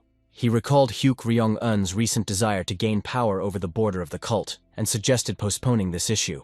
Putting his hand on his younger brother's shoulder, Hyuk Ryong-jin explained that when he becomes the leader of the cult, he wants to have Hyuk Ryong-won by his side as an assistant. The hero stared at his brother in amazement, not believing what he heard, and asked to clarify the details of the proposal. Hyuk Ryong-jin, without hiding his admiration, admitted that he would really need the help of such a skillful ally. As a sign of trust, he gave the hero his bracelet with a sword enclosed in it, asking him to accept it as a gift. Frightenedly looking at the bracelet, the hero could not believe that he was being offered such a legendary thing worth 2 billion won. He laughed nervously, trying to refuse such an expensive gift, but Hyuk Ryong-jin insisted. As a result, the hero had to accept the bracelet, after which he handed over the tokens he had to his brother. Noticing that the bundle was incomplete, Hyuk Ryong-jin looked questioningly at his brother. He fired a signal fire into the air, a sign for Hyuk Ryong-wol, who had the second part of the tokens. The hero explained that he had agreed in advance with his sister. At his signal, she should burn the remaining tokens she had. Hyuk Ryong-jin expressed concern that she could destroy them, to which the hero reasonably noted, with an equal number of tokens, they would still have to fight one-on-one, and in such a battle, Hyuk Ryong-jin's victory would be inevitable. Hyuk Ryong-jin smiled a sly smile, noting that Hyuk Ryong-un was even smarter than he thought. At that moment, assistants led by the vice leader began to appear from behind him. At the sight of them, Hyuk Ryong-jin activated his inner strength. The frightened Hyuk Ryong-won realized that he had been ambushed, not understanding how he could so easily believe his older brother's trick. His eyes reflected the understanding of the imminent end. He could not change the fate of his character and return home. However, to his great amazement, instead of reprisal, Hyuk Ryong-jin simply burned all the tokens. The hero tried to find out the reason for such an unexpected act. His brother's actions did not fit into his ideas about the development of events at all. Hyuk Ryong-jin suddenly pulled out another bunch of tokens from his bosom and looked at Hyuk Ryong-un with a smile. The hero instantly realized that these were their sister's tokens, and fearfully asked how his brother managed to get them. Hyuk Ryong-jin, looking at his worried brother, asked him to calm down.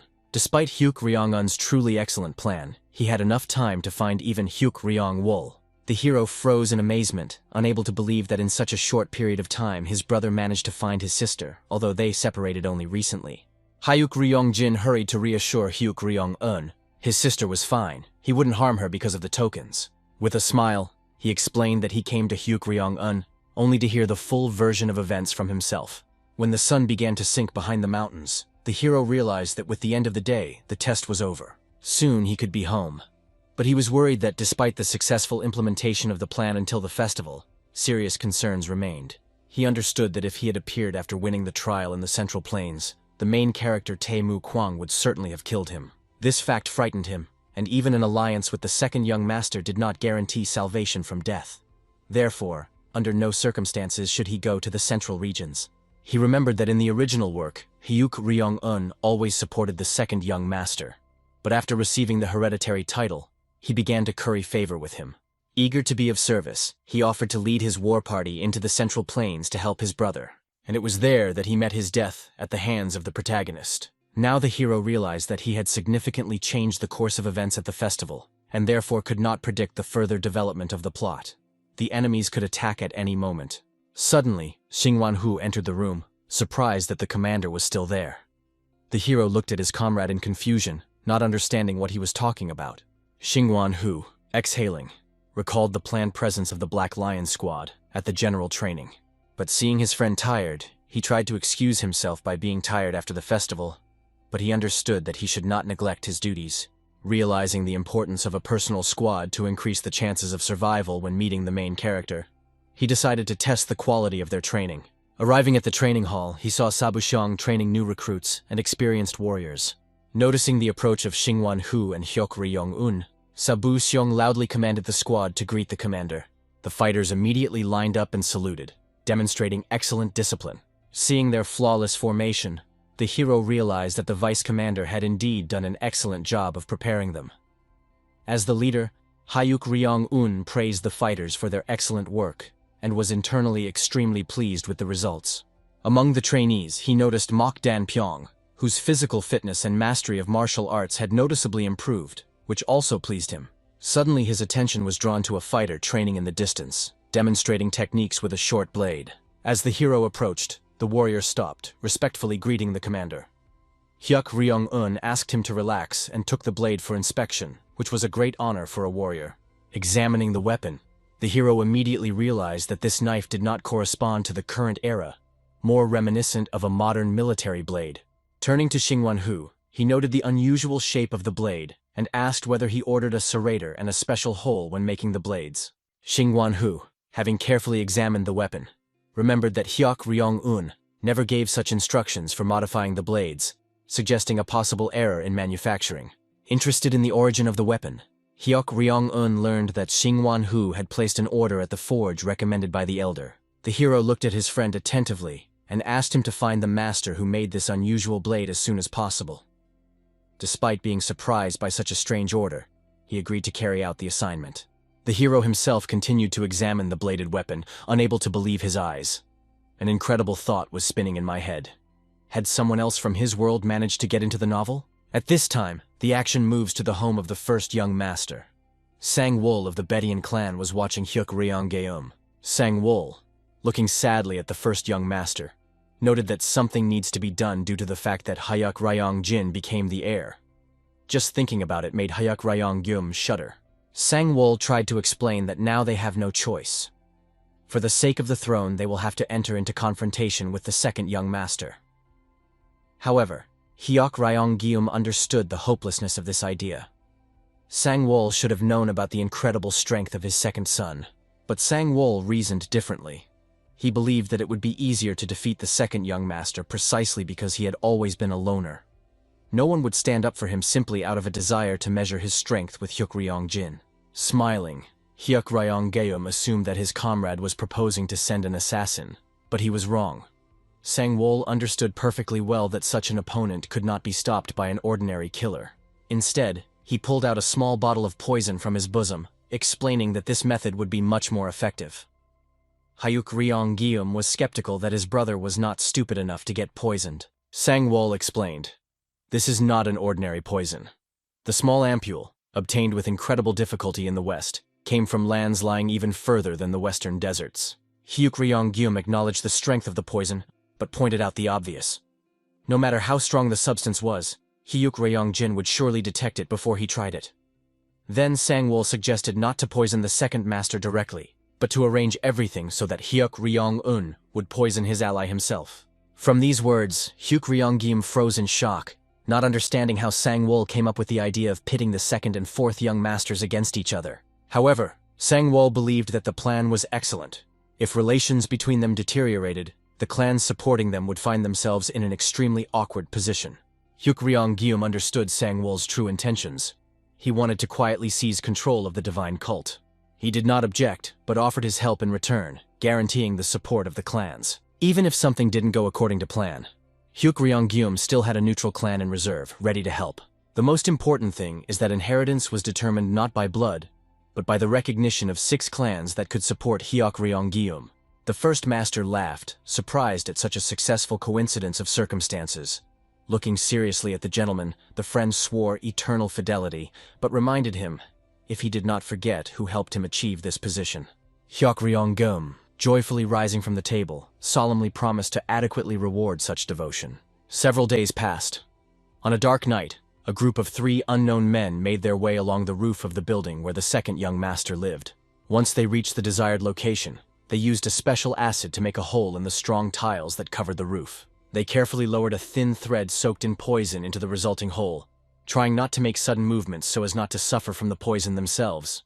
When the thread reached the second young master's mouth, it began to emit poisonous drops, which immediately fell into his mouth. The killers rejoiced at their success, although they were alarmed that Hyuk Ryong-jin did not even move or wake up. Surprised by the unusual ease of completing the task, they nevertheless decided that they had done everything correctly. They had no choice. The order was carried out, and now they had to get away quickly before they were discovered by Hyuk Ryong-jin's Darkwing squad. Their next task was to cover their tracks and create the impression that the assassination attempt was carried out by the 4th young master. However, as soon as they jumped from the roof, they were met with a hail of arrows. 2 assistants, without having time to react, were injured and were unable to escape. The cornered spy pulled out his weapon, demanding that the attacker identify himself. However, he was completely immobilized, The tip of the sword aimed at him did not allow him to make a single movement, let alone try to escape. By the characteristic robes of those present, he immediately recognized the warriors of the Dark Lion unit, although he could not have imagined that the young master would suddenly attack them. Realizing the urgent need to report this, he was ready to run away, but it was too late. Along with the Dark Lion's squad, a third young lady appeared, blocking the criminal's path. Realizing the hopelessness of the situation, he was surrounded on all sides. He realized that all his actions had been predicted in advance. His opponents were well aware of his plans, leaving him no choice but to commit suicide. In the last moments, he began to praise the Rahu clan, intending to place all suspicions on Hyuk Ryong-un, but did not have time to finish. Several precise blows to the back made his body go limp and collapse to the ground without the ability to resist. The person who immobilized the mercenary turned out to be the second young master, Hyuk Ryong-jin, who only skillfully pretended to be poisoned. The surprised gentleman noted the truthfulness of Hyuk Ryong-un's words. Hyuk Ryong-wol was relieved by their timely arrival. Obviously, if they were even a minute late, everyone would have fallen into the trap set by the first young master. Hyuk Ryong-jin understood that Hyuk Ryong-wol was right and was glad that they had foreseen the possibility of using poison. Everything happened exactly as Hyuk Ryong-un had warned. The only thing that really interested him was how his brother managed to predict everything. Hyuk Ryong-wol, not tormented by such questions, sharply turned to one of the Dark Lion warriors and ordered the prisoner to be taken to the Chanyu clan, notorious for its brutal interrogations. After the warriors left, Hyuk Ryong-jin looked at his sister in surprise and inquired about the whereabouts of Hyuk Ryong-un. The girl awkwardly reported that he had gone to deal with the first young master. This news caused amazement on the face of the second young master. He understood that it would be extremely difficult for Hyuk Ryong-un to cope with Hyuk Ryong-gyum alone. At this very time, unaware of the failure of their plan, Hyuk Ryong-gyum and Sang-wol walked through the night palace waiting for news. Sang-wol asked his friend not to worry, assuring that they would soon learn about the successful outcome of the operation. Hyuk Ryong-gyum passionately hoped for the implementation of his plans. He was still filled with rage from the memories of how Hyuk Ryong-un and Hyuk Ryong-jin humiliated him. He was convinced that they should be punished for their actions. Suddenly, an arrow whistled past the talking men, which they barely managed to dodge. It pierced the wooden column behind them. At this moment, the enraged Hyuk Ryong-gyum loudly demanded that the attacker reveal himself. At his call, the main character appeared, who clearly did not intend to hide, so he calmly greeted his older brother. When Hyuk Ryong-gyum saw Hyuk Ryong-un in person in front of him, he was truly amazed. He was annoyed that the attempt to catch his brother failed. But he calmly noted that it was not he who started this war. It was Hyuk Ryong-gyum who first tried to set him up, and now it was time to sort it out. Hearing these accusations, Hyuk Ryong-gyum froze in place, unable to understand how his younger brother could reveal his carefully kept secret plan. The hero, with a smile, looking at his confusion, mentioned the attack on his older brother, Hyuk Ryong-jin, noting that by luck, his people, walking nearby, encountered the attackers. After these explanations, the faces of all those present darkened. Hyuk Ryong-gyum, not wanting to humiliate himself any longer, threw off his cape and ordered everyone to make way so that he could deal with such a scoundrel himself. In one swift leap, he moved to the center of the room and began to draw his sword, reproaching his brother for not understanding who he was dealing with. Although he had previously turned a blind eye to his impudent behavior out of good intentions, today Hyuk Ryong-won has completely crossed all boundaries. The hero suggested checking whether he had really crossed the line. This serenity completely drove Hyuk Ryong-gyum crazy. He ordered Hyuk Ryong-un to shut up, accusing him of setting the brothers against each other while he indulged in idle pastime. Hyuk Ryong-gyum was firmly convinced that he had to get rid of such a degenerate, considering him unworthy of existing in this world. He understood perfectly well. Even if he was caught, he would still find a way to kill his brother, blaming all the atrocities on him. Instantly going on the attack, he sent the first blow straight to the main character's face. According to Hyuk Ryong-gyum's calculations, this blow was supposed to be the last. He was already looking forward to seeing his brother's lifeless body when the smoke cleared. However, amazement awaited him. A completely unharmed hero emerged from the clouds of smoke, ready to demonstrate to his older brother how much stronger he had become. With a slight movement of his hand, concentrating his internal energy, Hyuk Ryong-un delivered a precise blow to the enemy's solar plexus. Hyuk Ryong-gyum coughed up blood and was forced to retreat a considerable distance to catch his breath and continue the fight. Such a humiliating attack caused a new wave of rage. Swinging again, he decided to teach his disobedient brother a lesson for disrespecting his elder. Watching the continuous attacks of the enemy, it seemed to the hero that he had completely lost his mind. Having no other choice, Hyuk Ryong-un began to methodically dodge the blows, gradually closing the distance for a counterattack. Seeing his younger brother's evasiveness, Hyuk Ryong-gyum became even more furious. He was annoyed that he was constantly jumping and spinning in the air, as if he did not know how to fight with dignity. Calmly closing the distance, Hyuk Ryong-un noticed that of the two of them, only one did not know how to fight. Meaning, of course, Hyuk Ryong-gyum. When the enemy decided that the hero had approached a sufficient distance, he tried to cut him with a sword raised above his head. He thought Hyuk Ryong-un was unarmed, but the bracelet given to Hyuk Ryong-jin suddenly turned into a sharp blade. With a lightning-quick movement, the hero delivered a cutting blow across the torso of his brother, after which he, bleeding, fell to his knees. With a gloomy face, his head bowed. He did not even have the strength to raise his eyes. The only question that tormented him was, how could such a weakling as Hyuk Ryong-un master such a powerful sword technique? The hero just smiled slyly and, looking at his older brother, explained that he had worthy mentors. A panicked Sangwol, realizing Hyuk Ryong-gyum's defeat, ordered his minions to attack the fourth young master. Under his loud cries, everyone rushed into battle, but the hero calmly watched what was happening, not intending to retreat. Drawing his second sword, he warned his attackers that he had not yet had time to practice properly, and therefore could not fully control his strength. He kindly advised them to lay down their arms and retreat. This was the only way to avoid casualties. However, no one heeded the warning, and 4 warriors rushed towards the hero, ready to take the fight and demonstrate the true power of his abilities. As the first enemy approached, Hyuk Ryong-un seemed to disappear into thin air, rendering the attack completely useless. The other men began to look around in fear, trying to determine his location, and fearing a sudden attack. Their fears were justified. The hero suddenly appeared behind them, and with a slight movement wounded 2 opponents, who, exhausted, collapsed to the ground. At this moment, one of the remaining warriors, deciding that the hero had lost his vigilance, tried to deliver a fatal blow. However, he did not take into account the incredible agility of Hyuk Ryong-un, who disappeared from sight again in a split second. The remaining 2 survivors looked around in panic, unable to find the hero. When he appeared again, it became clear that it was too late to escape. One of the opponents, raising his blade, desperately tried to defend himself, but the hero, not wanting to stain his hands with blood once again, moved with lightning speed, forcing the attacker to accidentally attack his own comrade. The blow turned out to be fatal. The wounded man began to bleed. His comrade, unable to come to terms with the fact that he himself had dealt a fatal blow to his friend, fell to his knees in despair, trying to provide help. And Hyuk Ryong-un, smiling slyly, began to approach Sang-wol. Looking at such a formidable opponent, Sang-wol fell into a panic. He understood perfectly well that he could not cope with this warrior, and even flight would not have brought success. Hyuk Ryong-un, approaching him, calmly reflected on the fact that he was able to use his new technique for the first time, and considered himself lucky that this time the enemy was quite weak. The frightened Sang-wol could not understand who Hyuk Ryong-un really was. He wondered how such a man, known for his stupidity, could have such power. After all, everyone had heard about his not the best reputation. The hero calmly patted his opponent on the shoulder and told his story.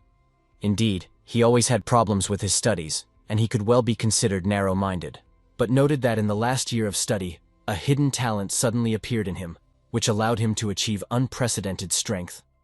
After one powerful blow to the face, Sang-wol collapsed to the ground, exhausted.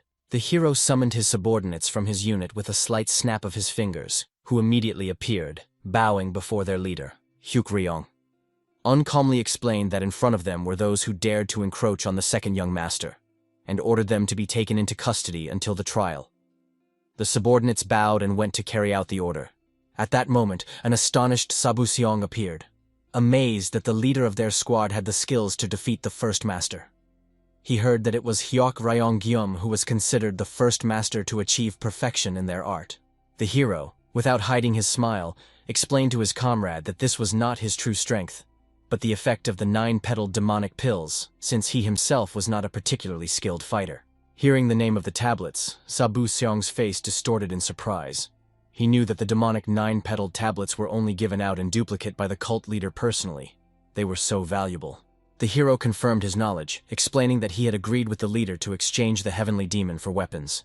An excited Sabu-seong noticed that it was an unequal exchange, because the treasures of the heavenly demon were much more valuable. However, the hero calmly explained that he did not need this weapon, but it would be useful to the clan leader, since it personified a particle of the essence of the heavenly demon. Therefore, he decided to exchange it for tablets.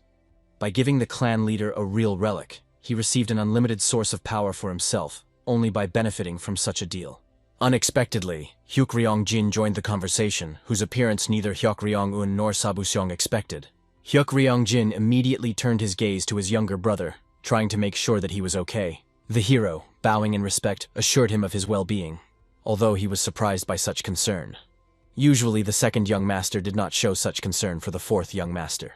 In the original story, the first young master's attacks began several months later, and after them the second young master carried out a real massacre. The hero realized with embarrassment that his intervention had probably significantly changed Hyuk-ryong-jin's character. He felt uneasy realizing how much the course of events had changed after his actions. Events moved forward several days when the hero, together with his entourage, was moving in a carriage to the desired point. He decided to ask the secretary about the reaction of the Baitian clan to the tricks of Hyuk-ryong-gyum and the attempt to poison his brother. From Xingwan-hu, he learned that, much to their surprise, the clan was still silent. This news pleased the hero. He understood that while Hyuk-ryong-gyum's supporters were not giving any signals, a favorable environment was being created to strengthen the alliance between him, Hyuk-ryong-jin, and Hyuk-ryong-wol. At this moment, Xingwan-hu decided to check with the hero whether everything was really okay with him. The reason for his concern was that all this time he believed that the hero intended to obtain the inheritance of the second young master at the festival. However, the hero, looking into the distance with a smile, explained that everything was more complicated than it seemed. Receiving an inheritance was not his main goal. That is why he made such a choice, trying to gain as much strength as possible, because in this situation he would be in the most advantageous position. The secretary happily agreed with the gentleman, realizing that receiving an inheritance in itself cannot be considered a victory. True victory was to gain strength that was not inferior to the second young master, the rightful heir. Watching his master with sincere admiration, Xingwan-hu still could not believe that he had foreseen everything so far ahead. The hero felt embarrassed by such praise, and he embarrassedly explained to the secretary that there was nothing special in his actions. He was ashamed to admit that everything was done to save his own life. Receiving an inheritance would only complicate the situation. If the second young master handles all the risky matters for him, then the hero will be able to focus on avoiding Taimu Kuan and finding a way to the real world. He understood that he did not deserve praise, and he was embarrassed that the secretary and Xingwan-hu admired his actions so much, without even suspecting his true motives. When the carriage stopped, Xingwan-hu and the secretary got out to look around. He looked with surprise at the huge building in front of him, the very forge that he had been looking for so long, where the daggers that interested him were forged. Once inside, they saw craftsmen hard at work producing weapons. The hero was delighted. He saw a real forge for the first time, so he looked around with interest. Finally, one of the blacksmiths appeared, who, looking at such an important guest, inquired about the purpose of his visit. The hero, without hiding his intentions, demonstrated the blade he was interested in, and explained that he had come a long way to find its creator. The man, realizing the gentleman's interest, called Chol So-yun. A girl responded to the call, who at first displeasedly asked to wait, citing more important matters. But, noticing the high-ranking guest, she still approached. The hero froze in place, not believing that such a masterful weapon could be created by a woman. He noted her unconventional outfit, and when Chol So-yun approached, he was amazed at her height. She resembled a supermodel. Suspecting her to be a foreigner, he tried to speak English, which shocked Xingwan-hu and the secretary, who had never heard this language. Realizing his mistake, Hyuk-ryong-un himself became confused. Chol So-yun demanded to know the purpose of the visit, and when the hero showed the knife, her face was distorted with rage. She grabbed the guy and started shaking him, deciding that he had problems with the fact that the blacksmith was a woman. She said irritably that if he couldn't use a weapon created by a woman because of religious beliefs, he shouldn't have come. Her modified knife could be sold or thrown away for all she cared. Hearing about the modified knife and realizing that the girl had independently improved the design, the hero froze. He asked Chol So-yun again to confirm his suspicions, and learned that the knife was indeed entirely her work. After these words, she loosened her grip and prepared to return to work. Hyuk-ryong-un breathed a sigh of relief, glad that the formidable craftswoman was no longer a danger, but suddenly spoke again, asking her to stop. He made a business proposal. He was willing to pay Chol So-yun 3 times her current salary. The interested girl immediately turned to the young master to ask for details. He explained that in return she should become his squad's personal blacksmith. The negotiations were successful, and a few days later, the hero arrived at Chol Soyun again. She joyfully greeted the young master and demonstrated the bow created to his order, offering to test it. Taking the weapon in his hands, the hero was amazed that something like this could be created in the present day, and sincerely admired the girl's skill. The hero really wanted to ask Chol Soyun to create a firearm as well. He was confident in her abilities, but the problem was that Hyuk Ryong-un simply could not explain the principle of operation of a firearm. However, looking at his new bow, he understood that even with such a weapon, his chances of survival increased many times over, because this bow was superior in strength to all existing analogs. Sincerely praising Lady Chol Soyun for the work done, he noted that he expected nothing less from such a skilled craftswoman. The compliment clearly embarrassed the girl, and she admitted that creating such a unique weapon was also a valuable experience for her. The hero pulled the bowstring again, rejoicing that he finally possessed a compound bow, a special type of throwing weapon for shooting arrows. Watching him carefully, Chol Soyun realized that she had made a mistake in her first impression of this man. At first, his stern expression on his face made her consider him cold-blooded, but now she embarrassedly admitted to herself that with a closer look, he could even be called very nice. The narrative moves to the detachment of the protagonist Taimu Kuan, whose members were resting on a field covered with green grass. During the long journey, their company was replenished with new faces. A young Dalian swordmaster named Li Moon Sen, the renegade of the Jigal tribe, Jigal Shopun, who calmly chewed a straw, and Ban Ryong Yang, a minor master from the Skylong sect, who amused himself by tossing playing hexagons. Suddenly, Gongsun-san returned to them in a hurry, declaring the need to urgently go to Sichuan. This news did not make Jigal Shopun happy. He suspected that their path would lie there, because a lot of time had passed since the appearance of the supposed leader of the demonic sect. Gongsun-san added that according to the Jigals, they might have already left there, which caused even more irritation. This worried Gongsun-san, who did not understand the reasons for Jigal Shopun's anger towards representatives of his own Jigal family. Li Moon-sang, entering into a conversation with Gongsun-san, suggested that the Changchun Corps had probably defected to the Murim organization. Gongsun-san partly agreed, noting the irony of the situation. They claimed to be the first to arrive, but were still absent. Finally angry, Jigal Shopun decided to check everything on his own, cursing the freaks from the Changchun Corps. He approached the main character and asked Taimu Kuan about further actions in the current situation. He, waking up from a light sleep and stretching, explained that in any case they needed to move on, and the first destination would be Sichuan. Jigal Shopun's face was distorted with fear and misunderstanding. He was well aware that a trap was probably waiting for them in Sichuan. However, if Taimu Kuan led them there, then they definitely would not die. There was no doubt about that. The rest of the group, accustomed to the unexpected decisions of their leader, decided to trust him. The entire company of 8 people set off, and behind them, begging them to wait, was Gongsun-san, who has been often forgotten lately. Around this time, the hero was calmly walking with Sabu Xiong and Xingwan Hu, discussing how the second master had finally managed to become the leader of the cult. The hero was sincerely happy about this, but Sabu Xiong was interested in why the hero had not yet talked about the work assigned to him. After all, at the meeting it was mentioned that he was very busy. However, the hero did not want to remember the events of that meeting of the heirs, where Hyuk Ryong Geum declared that the burning of tokens at the festival was a scam, and insisted on his right to become the leader of the cult. As a result, a vote was held, where the Rahu and Chanyu clans supported the candidacy of the second young master, and Bukchon and Shimin, unsurprisingly, voted for Hyuk Ryong Geum. The Mahan clan abstained from voting, resulting in a tie.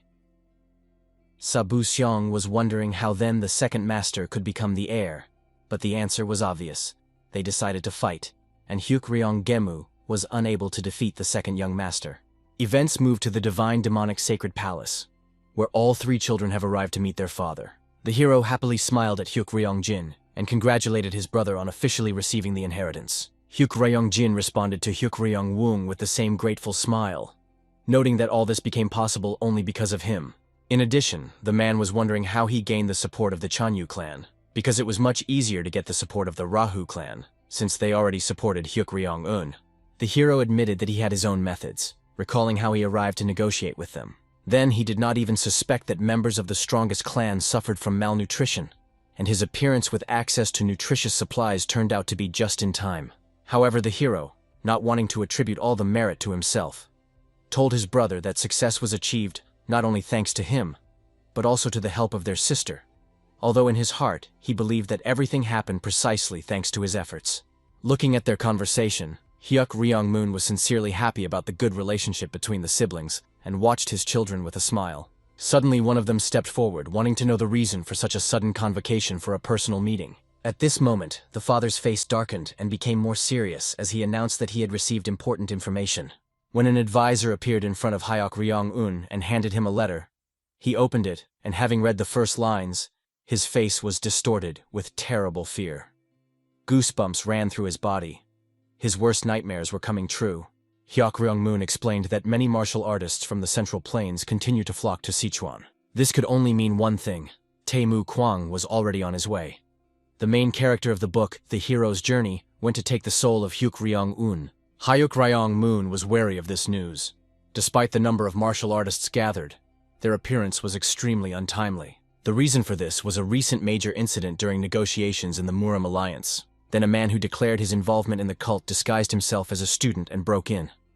Although he was neutralized, he managed to take a hostage and blow himself up, causing significant destruction.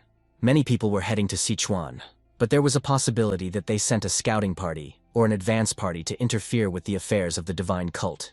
For this reason, Hyuk Ryong-moon called his children, and paying special attention to Hyuk Ryong-un, expressed the hope that he would be able to go to Sichuan and monitor what was happening there. The hero didn't even listen to half of what was said, unable to believe that it was his father who wanted to send him to such a dangerous place. He panicked, knowing for sure that the main character would be there. Hyuk Ryong-jin, clearly not understanding his brother's fear, explained to Hyuk Ryong-won that he was the one who recommended him to their father. This caused the hero not only fear, but also anger. He did not understand why his brother decided to repay him for the mercy shown and send him to certain death. However, both Hyuk Ryong-moon and Hyuk Ryong-jin believed that this would be an excellent opportunity for Hyuk Ryong-un to advance towards the Central Plains. They believed that a successful trip would help strengthen his status in the detachment. Although the hero himself was deeply indifferent to the status, Hyuk Ryong-moon, unaware of this, smiled and explained to Hyuk Ryong-un that he chose him not only on the recommendation of the young leader, but also because he really began to trust him and hoped that Hyuk Ryong-un would not betray his trust. The hero felt sad from the realization that he apparently overdid it in the role of a good son. Now, if he refuses this trip, his relationship with both Hyuk Ryong-jin and his father will deteriorate again. He understood the need to save face in front of the future cult leader, although he was very surprised that Hyuk Ryong-jin smiled without noticing his fear. As a result, seeing no other way out, the hero bowed and thanked his father and older brother for their faith and trust in such an important mission, promising to return home after completing all the tasks. Inwardly, he continued to panic, but swore that if he did die in Sichuan, he would not become a ghost, but would haunt his older brother all his life so that he could not live in peace. At the same time, a company of young masters stopped on their way to Sichuan for rest, recuperation, and reinforcement. Everyone's attention was focused on the young master of bluffing, as they called Jaegel Chopin, as well as on Li Moon Sayeng, about whom there were many rumors that he constantly jumped during sparring due to fear of blood. When Bang Ryong-young joined the two, they began to spread gossip about the guy, believing him to be a gambling addict. They were ashamed to travel with such a dubious heroic detachment, which also called itself sinister. The only thing that haunted all the masters was the reason why the goddess of the divine moon herself traveled with such a group of scum. At this moment, the younger brother approached the leader of the Azure Sky Squad, but he reminded him that in public he should be called the squad leader.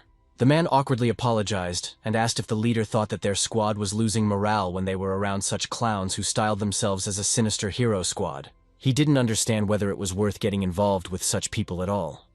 However, the leader calmly and wisely noted that it did not matter. He sees no problem in continuing to travel with them, since they are all members of the orthodox factions. Admiring the leader's kindness, the interlocutor sincerely praised him, but he, laughing, asked him to stop flattering. After that, all his attention focused on Sil Su-yeon, the goddess of the divine moon, whom he considered to be a very outstanding figure. Smiling slyly and licking his lips, the man dreamed of the moment when she would notice how incredible he was and decide to leave the trash she had been traveling with all this time. Meanwhile, the hero observed the training of his fighters to ensure they were prepared before leaving. Sabu Seong, carefully watching their fight, explained that the training in horse riding, survival, close combat, and long-range shooting had been completed according to Hyuk Ryong-un's orders. The hero thanked Sabu Seong for a job well done. realizing that thanks to him the troops were able to prepare on time. Sabu Xiong believed that all this was the merit of Secretary Jing Murian. Hearing such praise, the man became wary and laughed awkwardly, explaining that he should not be singled out. He was simply trying to improve the unit's performance. However, the hero thought differently. Approaching Jing Murian, he bowed down and stated that everyone understands how much effort he put into quickly strengthening the army. Therefore, no matter what anyone says, it was he who made their squad what it is now. The secretary was embarrassed by such praise and could only thank the Lord for his kindness. The hero saw perfectly well that their fighters, thanks to intensive training, achieved incredible results. As it turned out, the best 12 warriors out of 54 members of the squad had already achieved perfection in battles, and 25 of the remaining ones showed exceptional results. He knew that even in the elite squads, hardly 10 out of 100 would achieve such perfection. His army showed much better results. However, such a reaction did not seem surprising. Their warriors were provided with better nutrition and theoretical training, so it was natural that they achieved mastery at such a pace. The hero happily listened to Sabu Xiong's explanations, realizing that it was impossible not to note the improved modern training and new equipment for the fighters, who also showed incredible results. After that, he decided to ask the secretary about the progress of the organization of the detachment, and found out that, as Hayok Ryong-un asked, they had already appointed the best fighters as leaders, organized tactical and communication connections, and formed squadrons from the best warriors. The hero was very grateful that the secretary had already managed to think through everything down to the smallest detail, and again sincerely thanked him for the work done. Suddenly, they heard a loud noise. It was the dissatisfied voice of Chol So-yun, who was urging Xingwan Hu to help her pull the cart faster. She was annoyed that the man looked like he was about to die. As soon as Hayuk Ryong-wung saw them, he immediately ran over to help, wondering why Chol Seo-yun didn't call anyone to help except Xingwan Hu and pulled the cart mostly by herself. Instead of answering, the girl only looked sternly at Hayok Ryong-un and told the master that if he again gave her such a large order in such a short time, she would simply leave and refuse to work for him. The hero awkwardly apologized, admitting some of his guilt, but explained that he needed to go to Zhongyuan, which is why he wanted to close the matter as quickly as possible. Approaching the gentleman, the girl gave him a knife she had made, as well as a compass so that he could examine them and make adjustments. But as soon as the hero saw the weapon and the compass, he had no comments left. He believed that both instruments were made perfectly. With admiration, he began to praise the girl, calling her the best craftswoman with golden hands. Such praise did not even make her feel awkward, and she began to convince her that she had done nothing special, pointing to the whole cart of equipment that she had managed to prepare during this time. She asked the hero to take everything with him, as it would certainly be useful to him. Hearing about this, the hero immediately became happy. A sly smile appeared on his face. Now he realized that his plan for survival had advanced again. When the soldiers of his squad put on the prepared equipment made by the hands of Chol So-yun, the hero realized that they now looked like his own modern army from the 21st century. The narrative shifts to the team of the protagonist Taimu Kuan. When Jagal Chopin's food was spoiled, he became angry and threw the bowl straight onto the table of the culprits. They all became incredibly angry, not understanding why he was behaving this way, and decided that they could not leave such behavior unpunished. One of the men turned to the young master, saying that he had become completely insolent and demanded an explanation for his actions. The leader of the squad approached, who, carefully examining the four men, tried to understand what had happened between them and what was causing the noise. At that moment, his younger brother, turning to the leader of the squad, complained that Jagal Chopin threw a bowl of rice at them for no reason. Jagal Chopin thought such an accusation was stupid, and he advised the man to watch his tongue. Otherwise, the next time a bowl of rice would fly straight into his face. Seeing the people seriously angry and still arguing, Yang Huochong decided to intervene and shouted loudly using his spiritual energy, causing everyone around him to be deafened. Even Jagal Chopin, who could not be considered weak, was affected by such a technique. But he was incredibly angry that Yang Huochun decided to show off his strength in this way after drinking the elixir. When everyone finally fell silent, Yang Huochong explained to young Master Jagal that they were heading to Sichuan on a very important mission, but his frivolous and disrespectful attitude made him reconsider his participation. Hearing this, the main character Taimu Kuan just laughed, noticing how funny Yang Huochun's words were. He calmly asked the man what he meant and whether he was going to interfere with their task. At this moment, one of the men decided to stand up for the honor of Yang Huochun, whom the hero addressed so arrogantly and disrespectfully. Taimu Kuan lightly threw his chopstick so that it hit the man's hand, causing him to remove his hand from the sword. This seriously angered the warrior, and he lashed out to deal with Taimu Kuan, but Yang Ho-chun came to his defense and tried to reason with his subordinate. He calmly made it clear to Taimu Kuan that all he wanted was to get to Sichuan without problems. So he hoped for his cooperation, and that he would keep his team in line. The hero only laughed at such statements from a man who, along with his assistants, constantly humiliated them, but still agreed to a kind of cooperation. After that, patting the leader on the shoulder, he explained that at this point they would be leaving, since they still had a lot of work to do, after which the whole team left. Young Ho-chong, looking after them as they left, was seriously angry at how this newly formed team dared to show him such disrespect again. He decided that sooner or later they would have to answer for such an inappropriate attitude towards him. Somewhere at this time, Gongsun-san was sitting calmly and finishing his meal, whom Taimu Kuan had once again forgotten. And when he woke up, he didn't understand where everyone had gone and why they left him here alone. Somewhere in the evening, an elderly man was sitting on a masonry tree by the river, trying to catch a fish. From the long wait, he even began to fall asleep. At that moment, an unknown man approached him and inquired about his success in fishing. The old man calmly turned around but did not recognize the unknown traveler, so he asked him to introduce himself. Then the man bowed, apologized for appearing at such a moment, and began to take off his disguise. With a slight movement of his hand, he changed his face beyond recognition, becoming a completely different person. His master immediately recognized and laughed, welcoming the young man back. The guy was interested in how the elder managed to recognize him, but he, laughing, noticed that each time the guy appeared to him in a different guise, so his initial ignorance was obvious. Finally, the man moved on to the main topic and said that the treasure map had apparently gone over to the Murim Alliance, so the best fighters were now heading to Sichuan. Thinking about this news, the elder was silent for a while, after which he asked about the news from the Xinjiang region. The guy calmly explained that he had recently been there and started spreading useful rumors, but the situation went beyond their expectations. The old man's face distorted in surprise. It seemed to him that this could not happen, and he asked the guy to explain. He calmly talked about investigating a certain case and trying to understand whether the rumors were just misinformation or something more, but suggested that most likely there was some kind of mistake. Taking out his fishing rod and getting ready to leave, he made it clear that, in all likelihood, he would also have to go to Sichuan, after which he began to slowly disappear, reflecting that all the efforts he had made were for the sake of that very day.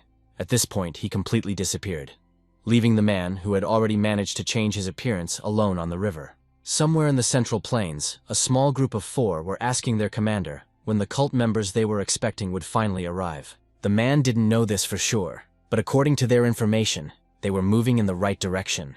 He was glad that they would meet important people from the cult, which was not surprising since they were heading to the Central Plains. He understood that the cult had the honor of conducting the first campaign in the Central Plains, so they were probably simply incomparable, and he expected to see a detachment of the Divine Wolf and the Red Dragon. Finally, one of the assistants noticed people in the distance and drew the captain's attention to the travelers approaching them. To their surprise, they did not recognize their form at all, as the Red Dragon and Divine Wolf squad had a completely different appearance. The detachment was led by Hyok Ryong-un, who, like all his warriors, was pretty exhausted from the long journey. He thought that, in principle, he would not have survived this journey, and all because he never expected to meet 2 giant birds on his way instead of 1, as was described in history. When they made their way to the pass, there were 2 huge birds flying at the top of the mountain. Their path passed right by them, and despite the fact that the birds were tethered, they were able to fly up and attack their troop, striking the ground with their clawed paws, preventing them from passing. The only thing that saved them was that they were really well prepared and took much more weapons and supplies than was necessary. Although in the novel, Taimu Kuan only met one of these birds, but even though the fight was not easy, the hero was content that he was able to take away the 10,000-year-old ice crystal, the yin-yang breathing technique, and the ice dragon sword. However, the hero was not particularly happy about this, because he still had serious problems with energy. He would be very lucky if he could transform the materials into divine pills. The commander of the greeters clearly did not recognize those who had come, and stated that such battered soldiers had nothing to do on their territory, inviting them to quickly get away so as not to run into trouble. Xingwan Hu, with a slight grin on his face, realized that these people clearly did not recognize them, although they were the ones sent to meet. Apparently, the reason was their shabby appearance after the battle. In the end, the hero, as leader, had to step forward to sort out this misunderstanding, although he was so tired that he had no desire to enter into a long explanation. When the man ordered the hero to give up his sword, He grabbed his weapon and broke it in half, making it clear that he was not at all the weakling he was mistaken for. After that, the frightened man, looking at his sword, cautiously returned his gaze to Hyuk Ryong-un, wanting to know how they could help. Soon, they were led to the beautiful room of the Five Virtues, where they were already expected as welcome guests. The head of the Five Virtues immediately apologized to Hyuk Ryong-un for the rudeness of his subordinates, realizing that such an attitude was unforgivable towards the fourth young master. But the hero only awkwardly rubbed the back of his head and laughed, explaining that the man should not apologize. It was their own fault that they came in torn rags, which is why they were not recognized. The man smiled, glad that the conflict had been resolved, and was glad that the rumors about Hyuk Ryong-un's generosity turned out to be true. The hero only smiled awkwardly, realizing that there were probably not the best rumors about him. Everyone around him had only heard about his real character, about robbery and rudeness. But despite these rumors, Lee Si-won said with a smile that Hyuk Ryong-won's visit was a great honor for them, and he would do anything for him, so he wanted to listen to what the man needed. The hero calmly asked if Lee Si-won had prepared what he had asked for in advance. At this moment, the man's gaze darkened. He explained that he had collected absolutely everything that came out, but there were not enough pearls, blood poison, and deoxidation, since they were very difficult to get. The hero was really surprised because he believed that he could turn to the Tang clan, who would help get such materials. As it turned out, this was the main problem.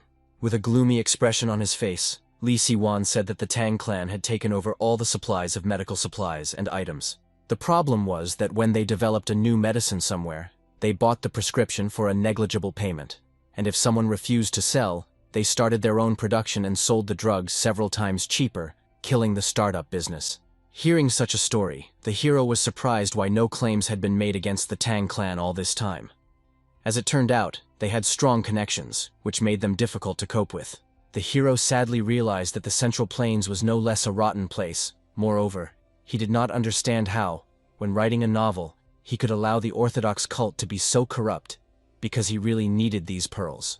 Changing the topic, the guy only asked the head if he knew where the Azure Skies squad was located. He was aware that they were now in the Murim Alliance, in the Sichuan branch, which coincided with the hero's data. The hero decided to find out if Lee Si-won knew why they stopped there. But unfortunately, he did not have such information.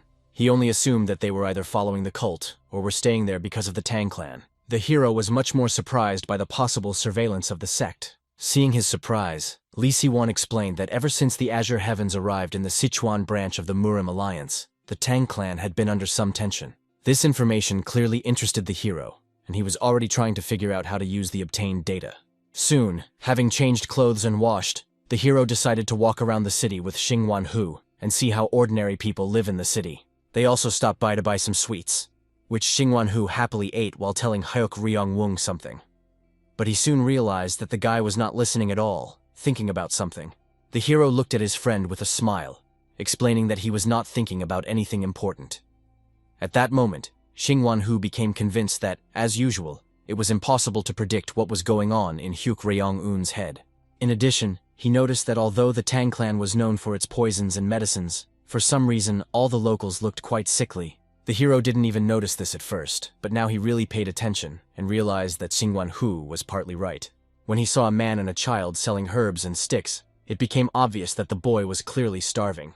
Approaching the man, he decided to ask a few questions about his child, who looked quite sick, and asked if he was treating his son with anything.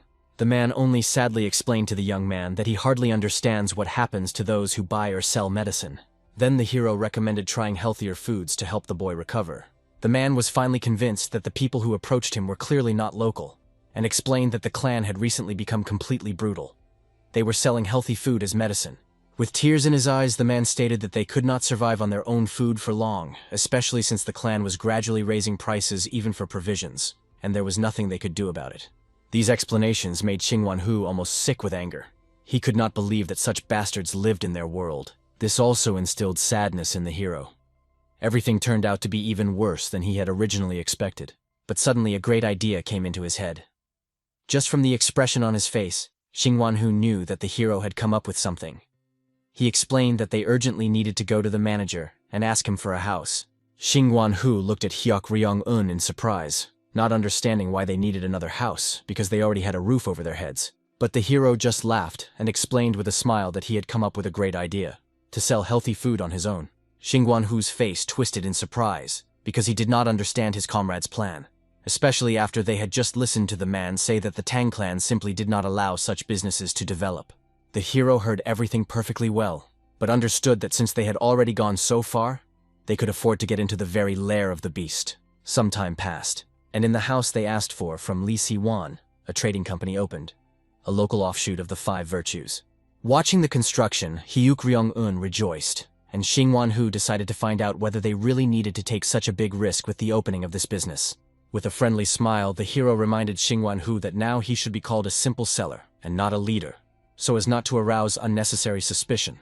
Although Xingguanhu was embarrassed by this treatment, he still kept his word and decided to move on to discussing the plan. Although he did not want to argue, it seemed to him that it would be more beneficial to learn about the actions of the azure skies and report them to the cult, and he did not understand why this unusual step was necessary. But the hero immediately grabbed his friend by the shoulders and began to ask if he really didn't want to give the impression of a good guy by glorifying the name of their cult. In addition, we should not forget about those poor people who cannot even afford normal food. In the end, the hero let him go, since Sabu Xiang had already approached him, wanting to know what they would be selling. Then the hero pulled out a small bowl from his pocket and handed it to Sabu Xiang so that he could examine it and familiarize himself with the composition. When he removed the protective cover, he was surprised to notice that it was not food at all, but something more reminiscent of powder. The hero calmly explained that this was the same powder food that was given to all members of the squad, and recalled that it was thanks to this powder that he saved the Chanyu clan from hunger. Sabu Xiang was skeptical that the hero called it healthy food, and asked what his comrade thought could be called healthy food. Apparently, he immediately remembered something filling and high-calorie, like a bowl of temptation of Buddha, a soup containing many local ingredients. The hero became angry with the man, explaining that healthy food should provide the body with what it lacks, and his proposed fatty food did not apply to this. He explained that it was for this reason that food in powder form could be called the healthiest food. Despite these explanations, Sabu Xiang still wasn't sure if it would actually work. The hero promised with a smile that he just needed to wait a little, and he would already see how their shop would flourish throughout the Central Plains. As a result, after a while, as Hyuk Ryong-un predicted, a huge number of visitors began to flock to them to try the new food. The warriors began to work as waiters, helping to serve so many guests. Hyuk Ryong-un watched with a smile that he was right, and Sabu Xiang honestly admitted that the idea was successful. It was really great, but he was afraid of possible problems because of the clan, which would be against them selling food without permission. He turned out to be right. Literally a second later, people burst into them with loud screams, looking for the head of the shop. The main one was a man who called the head, believing that he was frightened, and ordered him not to make him wait any longer. The hero, before approaching, was surprised that these people did not at all look like representatives of the clan. Finally, the man noticed Hyuk Ryong-un and, deciding that he was in charge, approached him to talk. When the hero did not lower his gaze, the man swung at him and ordered him to take his eyes to the floor, otherwise he would poke them out of him. From such disrespect for their leader, both Xingguanhu and Sabu Xiang lost their temper and tried with all their might not to reveal their true origin, although in their minds they were already imagining how they would kill such an arrogant person. The hero, without giving any sign, bowed down, as befits decency, introduced himself as the owner of the establishment and asked what the problem was and the reason for their visit. The man calmly stated that since the guy decided to open his business in this place, it would be better for everyone if he paid them first. In return, they promised to provide protection. After that, all three began to laugh loudly. The hero lowered his head to the ground so as not to betray his rage and readiness to lose his temper at any second and attack these people. He was already very tired of what was happening in his life, and now such mediocre people appeared who came to set their own rules. Not knowing the thoughts of the main character, the men only noticed how Hyuk Ryong-un was shrinking, deciding that he was so frightened of them that he could not utter a word. Hyuk Ryong-un, without showing his irritation, just smiled and invited the guests to go inside the establishment, not to stand in the passage. He even offered to take them to a place where they could discuss everything and treat themselves to good alcohol. They were clearly delighted by the invitation. But, to their surprise, the further and longer they walked, the more they seemed to move away from civilization, until they found themselves in a completely remote alley where there was not a soul. The man, looking carefully at Hyuk Ryong-un and not suspecting anything, simply asked how far they still had to go, because he was already pretty tired of it. Rubbing his nose with his finger, he wanted to know with interest what kind of payment the owner of the establishment had prepared for them, and how he was going to negotiate. At this point, the hero had completely lost patience, so he jumped on the man, raising his fist to strike. Here it was, the payment that they so wanted to receive. Just one attack to the face was enough for the man to fly far behind his comrades and hit his back on the ground, after which he could no longer get up. All that remained for his assistants was to look around in fear to check the condition of the commander. To their shock, they realized that the man was completely immobilized. Then they got angry, and, despite understanding their weakness in comparison with Hyok Ryong-un, they still decided to attack, counting on the numerical advantage and the need to stand up for the honor of their commander. The hero just grinned. The attack of his opponents was so insignificant that he easily managed to stop it using just one hand. As soon as he grabbed the hand of one of the attackers, it immediately became obvious that he would not escape unpunished. The hero twisted his wrist, making him scream like a beaten dog. Without letting go of this bandit's hand, the hero turned his attention to another man, who turned out to be smarter and decided to take out a sword for battle, realizing that he definitely couldn't cope without a weapon. Although even the sword did not give him much confidence, he understood that nothing good was in store for him, because a real master of martial arts stood against them. He was perplexed that such a strong person had forgotten here at all. The hero, squeezing the hand of the second enemy even more tightly so that he screamed louder in pain, looked at the enemy standing in front, demanding to know where the rest of the members of their gang were. After that, he threw away the crippled man, who had already managed to completely break all the fingers of his right hand, and headed towards the last bandit to find out their true intentions. This man turned out to be much smarter than the previous two. He immediately threw his sword away, fell to his knees and began to apologize for their serious mistake. He admitted that they had received permission to extort money and begged for mercy. From further conversation, the hero learned that this permit was issued by Mr. Danman and was truly surprised by his involvement. Very soon, one of his assistants came to Danman himself, who reported that they had been broken by the new owner of the store. He explained that this was not an ordinary owner, but a real master. Tang Zheng looked at his assistant with a slight grin, not understanding whether he was seriously talking about the fact that a martial arts master had unexpectedly shown up to them in Sichuan. He was perplexed that such a person could have forgotten in their area. He was especially surprised that the master himself decided to open his own business, because usually such people did not do such things. Then the man told everything he had learned about this unknown seller. His name was Hyok Ryong-un.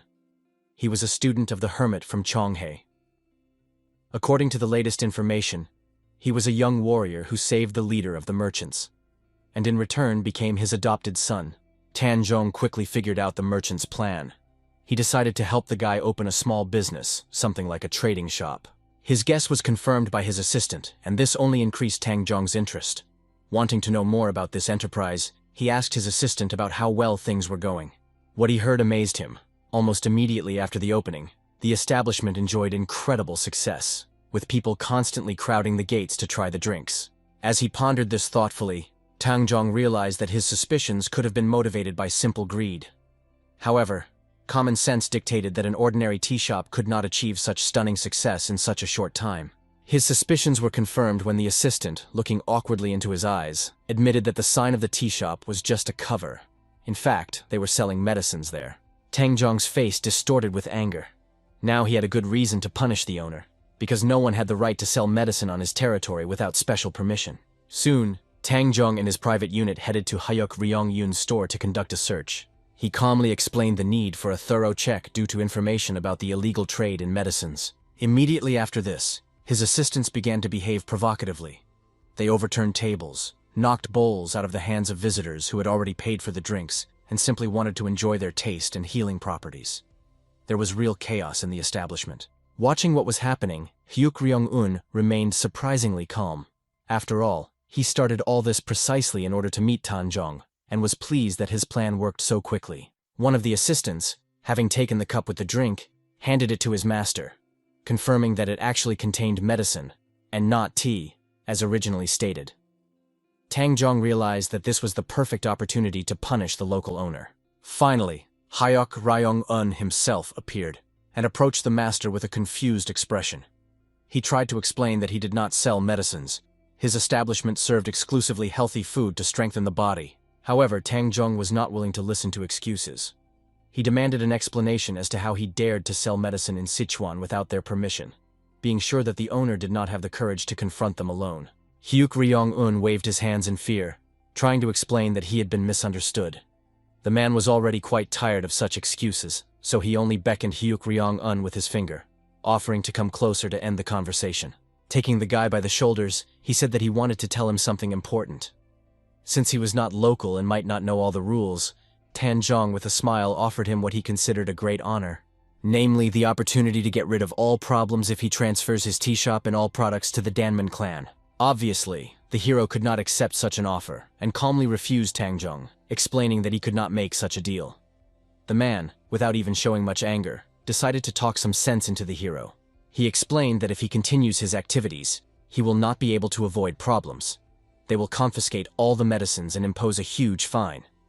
But he wisely offered to simply transfer everything under his control and get rid of the problems. The hero, in response, only thought displeasedly about how rotten this man in front of him was. Even in comparison with people who had taken the path of evil, he looked like a real demon. Tang Zhong, feeling superior to the frightened guy, explained that the fine would be completely written off. They will improve his products, turning them into real medicine, and will sell them under their own name after conducting a thorough examination.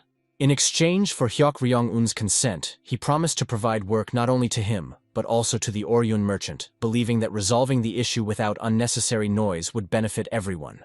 Moreover, he began to intimidate Hyuk Ryong-un, claiming that if he did not agree, he would get into serious trouble, especially if the rest of the local clans found out about it. The hero calmly looked at this man, and suddenly moments from the original novel where Tong Zhong was defeated by Taimu Kuan surfaced in his memory. The hero understood that Tong Zhong did not act alone. If it was only him, resolving the situation would be much easier. At some point, Tan Zhong realized that Hyuk Ryong-un had listened carefully to his proposal. The hero offered to discuss the terms with a smile, and Tang Zhong, inspired, invited him to a more secluded place where they could talk without prying eyes over a cup of tea. Confident that this guy did not pose any threat to him, Tang Zhong happily accepted his interlocutor's consent, believing that everything was working out perfectly for him again. Leaving in the indicated direction, he even promised to reward the guy for his intelligence. Hyuk Ryong-un liked this man more and more. While the joyful Tang Zhong did not suspect anything, the hero followed him with the smile of a predator, ready to attack his prey at any moment. After their constructive conversation, the hero calmly settled down on the steps of his desperate store. An excited secretary approached him, wanting to know if he was really confident in his decision to so easily let Tang Zhong and his company go, because, in his opinion, they deserved trial and justice. The hero, remembering their skirmish when he taught Tang Zhong a lesson, forcing him to flee, realized that this was quite enough. In part, this was also part of his plan, and he hoped that now everything would go as he had planned, and would not fail, as usual, because of some little things. The hero's confident look convinced the secretary that there was nothing to worry about. The hero then inquired about the whereabouts of the Azure Skies squad members, who were rumored to be in the Tang clan's estate. As it turned out, the rumors were not groundless. The secretary also received similar information, and suspected that the members of the Azure Heavens were planning something. The hero calmly stood up, realizing that such a development of events was only to his advantage, and decided to pay the Tang clan an early visit. The secretary inquired about the reason, but the hero did not reveal the true motive. He was determined to see the face of the main character, Taimu Kuan, the one he had been afraid of all this time. The appearance of the hero in the central square near the Tang clan estate immediately attracted the attention of a passing crowd. He held a wooden sign with the slogan, "Stop the tyrannical regime of the Tang clan, because of which the people are dying in poverty." When enough people had gathered, the hero began to loudly denounce the policies of the Tang clan, talking about unfair prices for goods, because of which small businesses went bankrupt, about the monopoly on medicine and ineffective education policies.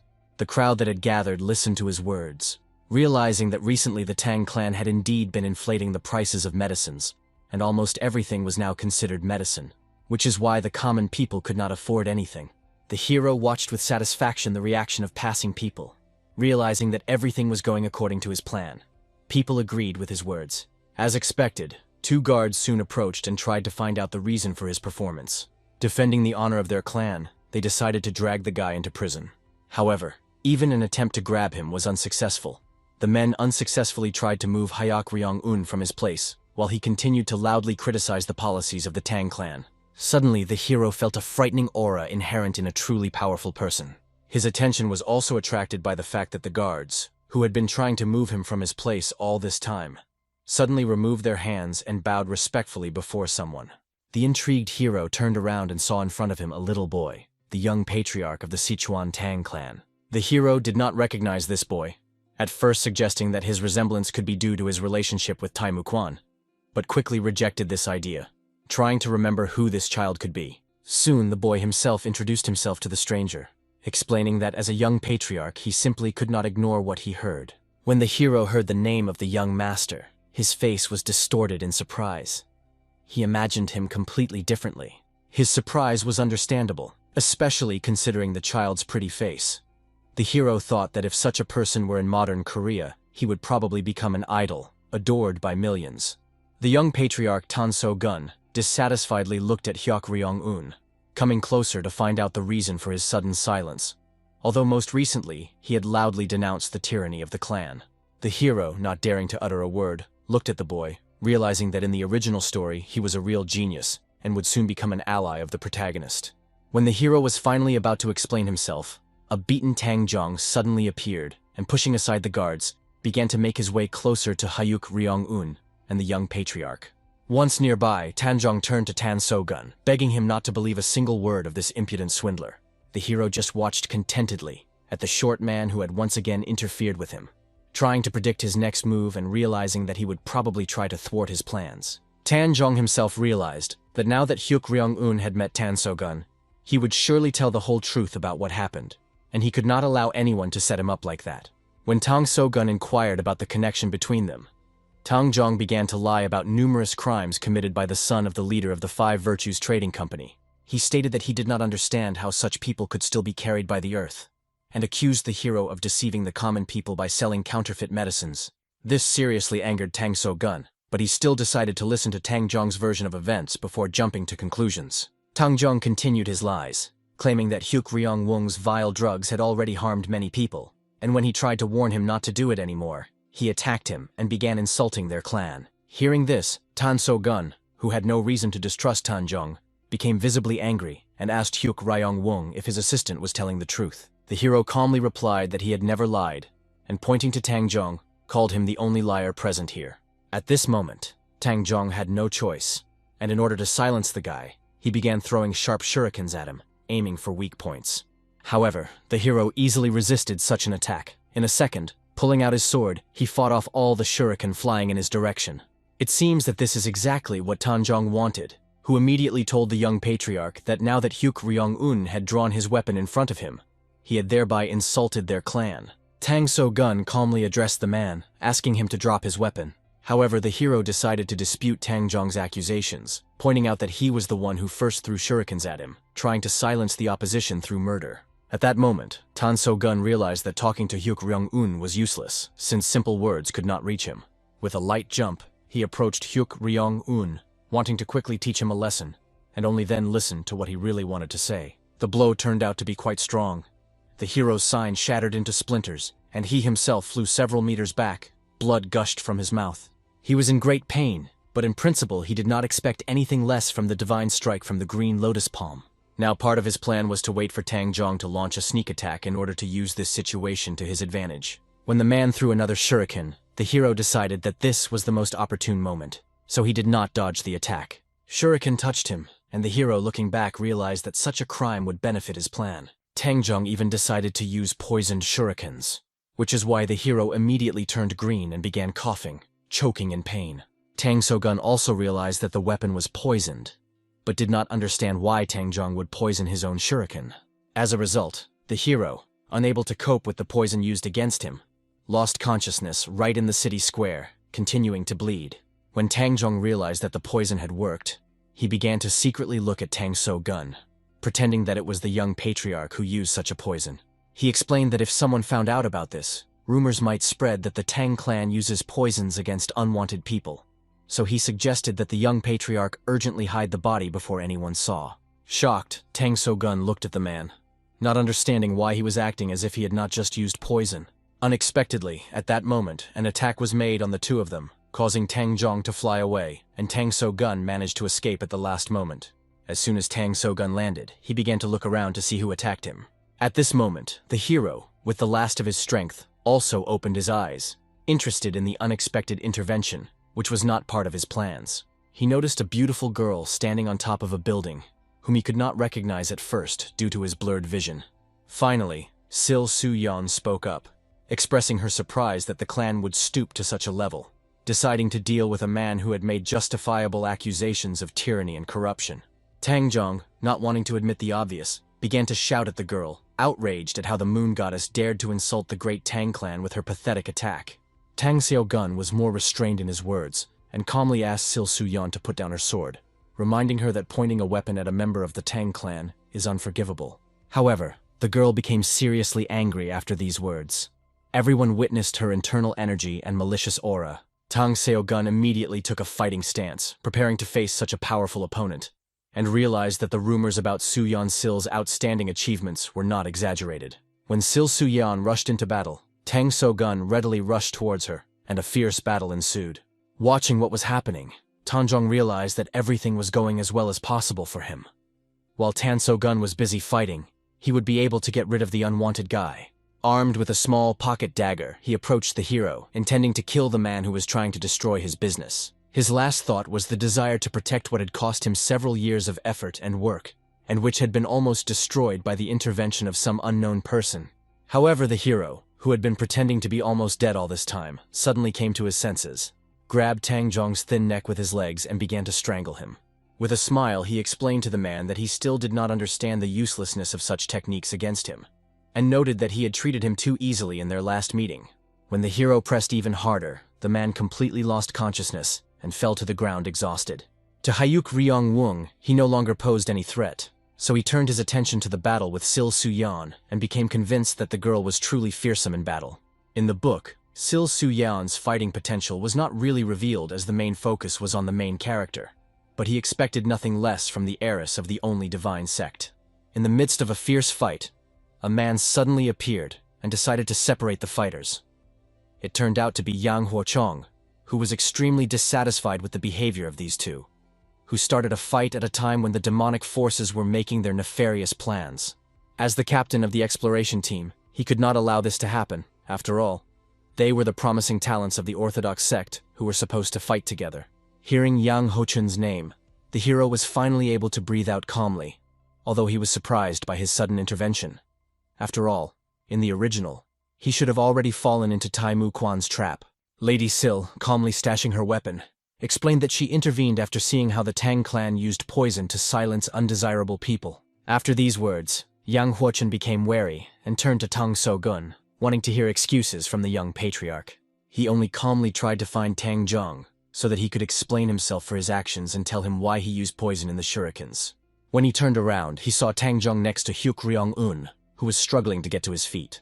Finally, the hero succeeded, and with weak steps he walked towards the patriarch, explaining that he was actually trying to sell healthy food to help the weak and poor survive. Calmly looking at the patriarch, he hoped that he would listen to his words and restore the former honor to the Tang clan. Obviously, Tan So-gun did not like such words, and he immediately shouted that the Sichuan clan was still revered, and therefore believed that Hyuk Ryong-un's words could not be true. The hero, despite his weakness, laughed, looking at how excited Tang So-gun was. Although he was a genius, he clearly did not understand how this world works. He was glad that he managed to teach a lesson to an exemplary schoolboy who knew nothing except getting good grades. As a result, with the most serious expression on his face, he bowed before Tang So-gun, explaining to the patriarch that he simply did not see how things really went, and asked not to judge his words so harshly. Soon the hero began to lose consciousness, and his last words were a request to the young patriarch to go see how ordinary people really live. After that, the main character's eyes began to close, and the last thing he saw in front of him was Sil Su-yeon, who, although she was scared, to Hyuk Ryong-wung still seemed very cute, completely matching his type. Late in the evening, the hero discovered that all this time he'd been resting in someone's room. When he gradually began to come to his senses and felt relief, he abruptly rose from the bed and looked around. He was glad that the turtle breathing technique helped him control his breathing and body temperature. It felt as if he had been reborn. Noticing the bandage around his neck, he assumed that the clan had decided to take care of him and heal his wounds. Suddenly, the voice of an unknown person was heard, who was in the same room and inquired about the well-being of the hero. Hyuk Ryong-un's face immediately contorted in fear when he saw the man wearing the golden dragon headband. There was no doubt. This was the same main character. Taimu Kuan, and the hero did not understand what he was doing here. What frightened him even more was the realization that now his future killer was so close to him. At that moment, the man calmly rose from his chair and approached Hyuk-ryong-woong, explaining that he was interested in knowing why he decided to act out such a pitiful scene. It was obvious that a warrior of such strength would not lose to someone like Tang Zhong. He immediately suspected that the guy could be a spy for a demonic sect, because Jagal Shopun had already told him that he was running a business, hiding his skills, and making a fake card. Threatening with his sword, Taimu Kuan warned that he could not help but suspect such a strange person. So he gave him a chance to tell the truth in the end. In the end, the hero was unable to utter a word, only trying to come to his senses in shock, still looking at Taimu Kuan. This angered the man even more. The only thing the hero could say, stuttering, was that he was a merchant. But obviously Taimu Kuan didn't believe it, which was not surprising. He was so angry with such lies that he thought that Hyuk-ryong-un was simply mocking him. His furious aura became palpable to everyone in the room. The hero fearfully understood that this was fraught with consequences. If Taimu Kuan decided that he was a spy, he would definitely cut off his head, as in the original. Therefore, he urgently needed to come up with something. The only thing that came to his mind was to inform the man with a clear and good-natured smile that in fact all this time he had wanted to meet such a master hero. After a short silence, Taimu Kuan decided to fully draw his sword, realizing that such a pathetic explanation aroused even more suspicion. With this action, he frightened the hero even more. As a result, the frightened Hyuk-ryong-un, stuttering, explained that he could foresee the future, so he wanted to meet Taimu Kuan, the White Dragon warrior and future savior of Makrim, and began to beg for help. Instead of believing, Taimu Kuan put the sharpened end of his sword directly to the hero's neck, threatening him with death if he continued to lie. He warned that at the slightest attempt to deceive, he would immediately cut off his head and asked to abandon any attempts at deception. But the hero kept his cool and calmly looked straight into the eyes of his killer, calling him the White Dragon warrior, the predecessor of the White Sword warrior. After these words, Taimu Kuan's face really distorted in surprise. After all, he had never told anyone such information before. He wondered how Hyuk-ryong-un could find out about this. The hero repeated that his ability to see the future was not a deception at all. That's how he found out who Taimu Kuan really was. The man became interested in learning from the prophet who he would fight in the future, because he could definitely answer his questions. At this moment, the hero did not know whether to talk about the events of the second half of the book. It might be worth telling about the demonic sect, but he understood that any wrong answer might not please Taimu Kuan. As a result, he only thoughtfully said that he could not give an exact answer due to the fact that his visions of the future were inaccurate. They came to him either in episodes or only in echoes. For some reason, the warrior liked this answer, so he sheathed his sword and still decided to listen to the hero who came to him for help.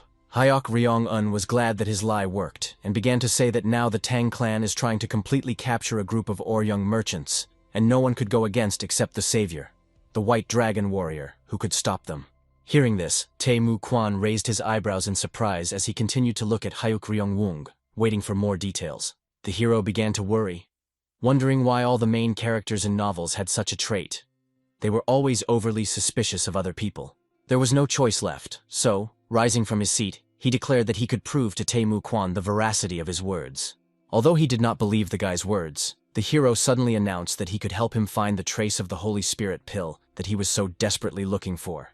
Events move forward a few days to a tea shop, where a crowd of people has again gathered, including a company preparing healing potions. The hero was interested in Gongsun-san, so he approached the man and asked his opinion on business development. He happily replied that things were going really well. He had never seen such a store before, and believed that they simply could not have competitors. Hyuk-ryong-un, with an awkward glance, explained that the goods they were selling were prepared by a group of Oryung merchants, and awkwardly mentioned that the Tang clan wanted to take away this business from them during their last visit. This information caused great anger in Gongsun-san, who was enraged by such parasites, realizing how difficult it was for ordinary people to organize their own business, especially of such a scale. From his reaction, the hero realized that, as expected from the eldest son of the Inless merchant group, the man truly treasured places like this. After drinking another cup of tea, Gongsun-san happily noted that Hyuk-ryong-un seemed to have not only the ability to foresee the future, but also to run a successful business. Otherwise, he could not explain such success. Unexpectedly, his waiter Xingwan Hu approached the hero. asking the gentleman to step away for a minute to clarify some work issues. The hero, without showing it, apologized to his new comrades for the need to leave for a while and followed his friend. Soon the three gathered away from prying eyes, and Sabu Seong decided to find out from Hyuk Ryong-un how it happened that he was poisoned and sent to the clan estate, and also inquired who the people who came with him were. The hero only smiled mysteriously, explaining that he'd established connections with the greatest people of the Muram organization. After these words, Xingwanhu's face distorted in surprise. He could not believe that the hero really knew people who were aiming for heaven. The hero realized that his interlocutor at first mistook them for a group of outsiders. But these people were completely different. From their conversation, Sabu Seong was able to conclude that the hero had already managed to find out the reason for the unexpected arrival of the Muram organization in Sichuan, and he was right. Hyuk Ryong-un reported that the Muram organization was trying to track down the Holy Spirit pill in Sichuan by deciphering the map. This caused genuine surprise to Sabu Seong, who considered the trace of the Holy Spirit pill to be a fiction. But the hero explained that the Muram organization believed in the appearance of a map from the main school. After deciphering it, they tried to find the trace, sending the greatest young men on the search. However, the archer was convinced that the map could not have been written by the main school. The hero, switching the topic and calmly recalling the recent terrorist attack, explained that the spy who unexpectedly penetrated the Muram organization did not belong to their school at all. It became obvious to Sabu Seong that a third party was involved. He turned out to be right, so from that moment he decided to infiltrate their gang, which was in conflict with the sky-striving ones, in order to look for information. If they can get on the trail first, it could greatly help the main school. In the end, all three agreed that the hero's idea was indeed quite reliable, and promised to help him with everything necessary. At this moment, the secretary suddenly appeared and awkwardly called the gentleman, saying that for some reason people from the Tang clan had come to see him. This seriously angered both the leader and the rest of his comrades, suspecting that the short Tang Zhong had come to him again. But it never dawned on him that it was better not to come to him again. As a result, the hero asked the secretary to take him to where he was expected, being serious about dealing with such an annoying character for the last time.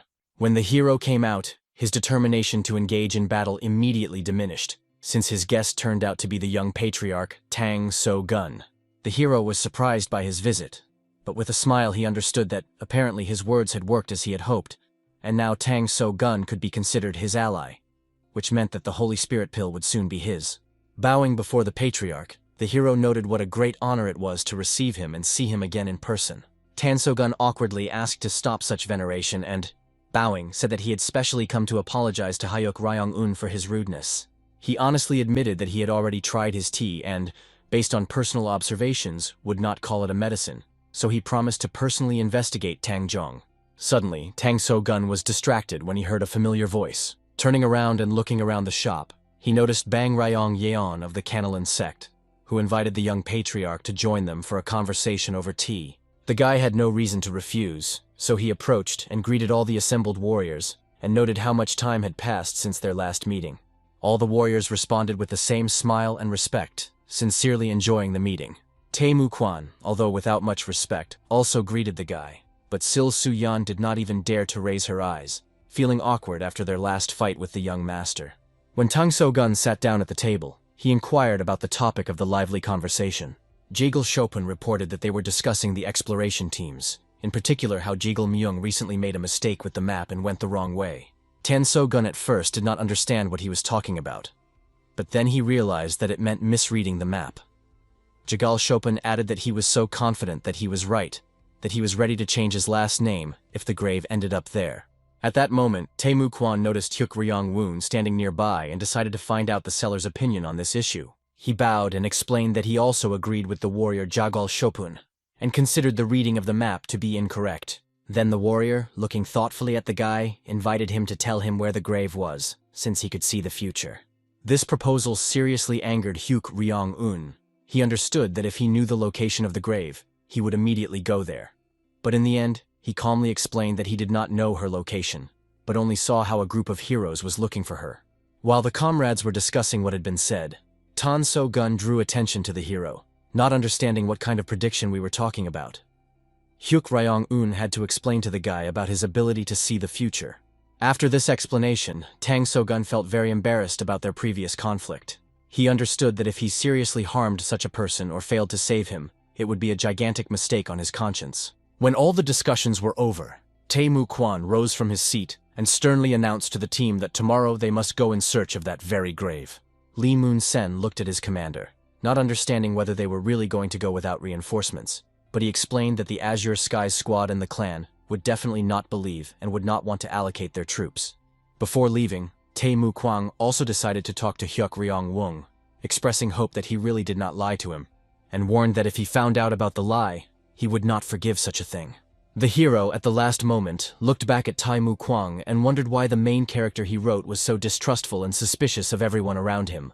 But in the end, it didn't matter at all, since Hyuk Ryong-un was going to go to the Holy Spirit's tomb, which he needed as soon as possible. The next day, he was paired with Sil Suyeon and tried to find the approximate location of the temple by reading a map. In addition, the hero was incredibly awkward. He felt like an inexperienced boy, being next to Sil Suyeon, although he initially wanted to go with Tan So-gun. However, he tried to console himself with the fact that he was incredibly lucky not to get into Taimu Kuan's team. Otherwise, it could have ended badly, and he wanted to have as little contact with this guy as possible. At that moment, his gaze returned to the girl, and the guy thought that even though it was he who created this heroine, he was still amazed at how beautiful she was. Suddenly noticing the guy's attentive gaze on her, Sil Suyeon asked Hyuk Ryong-woon if he was okay after the recent poisoning incident. He awkwardly replied that he had already fully recovered and thanked her for her help, admitting that he did not even know how he could repay her for saving his life. She calmly remained silent and handed the hero a glass of tea. Hyuk Ryong-woong was genuinely surprised that she actually bought his tea, and explained that she should have just approached him. He would have given her as much tea as she wanted. But the girl, ignoring his words, began to remember the deserted place where she lived, the constant lack of food, starving and sick children and adults. She honestly admitted that she'd been sick since childhood, and remembered how her father often looked for the herbs she needed by digging in the snow. Suddenly, the embarrassed hero realized that this was not just a story. In the book, Sil Suyeon shared this only with Taimu Kuan, and he did not understand how he managed to switch places with him.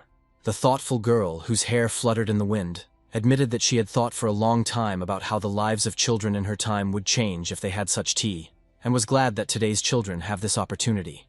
The hero, delighted by her words, admitted that when opening his business, he was guided by similar thoughts. This surprised the girl, who considered him a simple merchant. He shared his desire for children to never go hungry and be healthy, and even plans to open a chain of stores throughout the Central Plains. Although this surprised the girl, she skeptically noted that his business could go bankrupt, and there was no need to rush. Everything needed to be carefully weighed. Hyuk Ryong-woong calmly replied that he had already thought about this issue, and was not worried because the children who were their customers now would become customers in the future. In addition, he was convinced that many incredible warriors would grow up among the children who ate their tea, and this prospect delighted him. The girl noted with a sincere smile that he was not at all like the other warriors she had met, which could be considered a compliment. Suddenly, both jumped away from each other, hearing a loud scream and seeing a flare in the sky. This meant that someone had found what they were looking for. When the whole team gathered near the place where the signal fire was launched, they found themselves at the entrance to a huge cave. The hero looked at it in amazement, leading to the tomb of the Holy Spirit, but did not dare to enter. Taimu Kuan lit a small lantern and suggested that we first examine the cave from the inside. He took Jagal Chopin as his assistant, asking him to go ahead while he covered, and he did not argue, since no one else knew as much about traps and tricks as he did. The others were told to wait outside while they explored the cave and found the right path. Soon after exploring the cave, the entire team returned to the city to meet with the others and report on their progress. Leading the group was Jagal Chopin, who, upon seeing Yang Huchong and Tang Zhong, loudly announced that their group was the first to track down the Holy Spirit pill. However, as they approached, they noticed the extremely dissatisfied faces of Tang Zhong and Yang Huchun. Jagal Chopin was the first to inquire about the reason for their discontent, and Yang Huchun lost his temper, resenting the familiarity of the address. The head stood up for his comrade, explaining to Yang Huchun that he was clearly going too far with insults and shouting, because the team returned with good news, and he was still talking about manners. After these words, Yang Huochong became even more angry, believing that such frivolous behavior put their entire organization at risk. Hyuk Ryong-un, having heard all these shouts and quarrels, only rolled his eyes to the sky with displeasure, sarcastically noting that ordinary envy was clearly visible in Yang Huchun, and nothing more. Hearing these words, the group members laughed. They also had similar thoughts, although they did not dare to voice them. Yang Huochun finally lost his temper and, looking at the bastard, reminded him that he had no right to interfere in their conversation. However, the hero remained unshaken, only asking the man to stop screaming so loudly and be silent for a while, as his words were already starting to make his head pound. Holding back his anger, Yang Huochun heard the explanation of Tang Zhong, who, as it turned out, had already told him about the arrogant guy who interfered with the affairs of their clan. When Yang Huochun realized that they were talking about the same person, he decided that this was a great opportunity to educate him. Immediately, with his sword at the ready, he pounced on the hero, who managed to draw his sword in time and block the attack. Despite this, Yang Huochun believed that the guy was bluffing and could not be as strong as him. Using internal energy, he decided to use one of the strongest sword techniques to quickly deal with the enemy. The hero, having again repelled the attack, began to seriously worry, realizing that Yang Huochun was not joking. His strength was really great, and if his energy turned out to be powerful enough, Hyuk Ryong-un would not be saved. Still, he resolutely entered the battle, wanting to see the true strength of the enemy. But a sudden attack from an unknown sword forced both of them to stop. At the top of the building, they saw a man who calmly caught the sword that boomeranged back to him. The hero immediately recognized his savior, the elder Wu Wan-Q, and with a slight smile thought that they definitely needed such a person to fulfill their plan. Yang Huochong, noticing the elder, immediately bowed down, introducing himself as a disciple of the Wudan sect. Wu Wan-Q, the main mentor of the sect, quickly descended and inquired about what was happening. Yang Huochun awkwardly apologized for his misbehavior, but Wu Wan-Q ignored his words and walked towards Hyuk Ryong-woon, suspecting that he was the same Taimu Kuan warrior that the leader had told him about. The hero calmly explained that the man had mixed up something, even lying that he had never met the person he was mistaken for. Wu Wan-Q, after listening to the impudent words, decided to put the guy in his place. The hero exhaled in disappointment, wondering why in their sect it was customary to communicate with people like animals, because he heard nothing but name-calling. His comrades standing behind couldn't help but laugh inappropriately. The angry Wu Wan-Q decided to punish the impudent guy and cut out his tongue for dirty speech, demanding to know the name of the teacher. At this point, Tang Zhong intervened, explaining that the guy was just the adoptee of a small upper-class trading group. This news shocked Wu Wan-Q. It was hard to believe that the guy really didn't have a teacher, especially considering that he had recently fought on par with Yang Huochun. Even Yang Huochun's assistants began to whisper, not believing that some Hyuk Ryong-un from the Orion group without any clans could match the strength of the divine sword. The hero was only pleased with such conversations.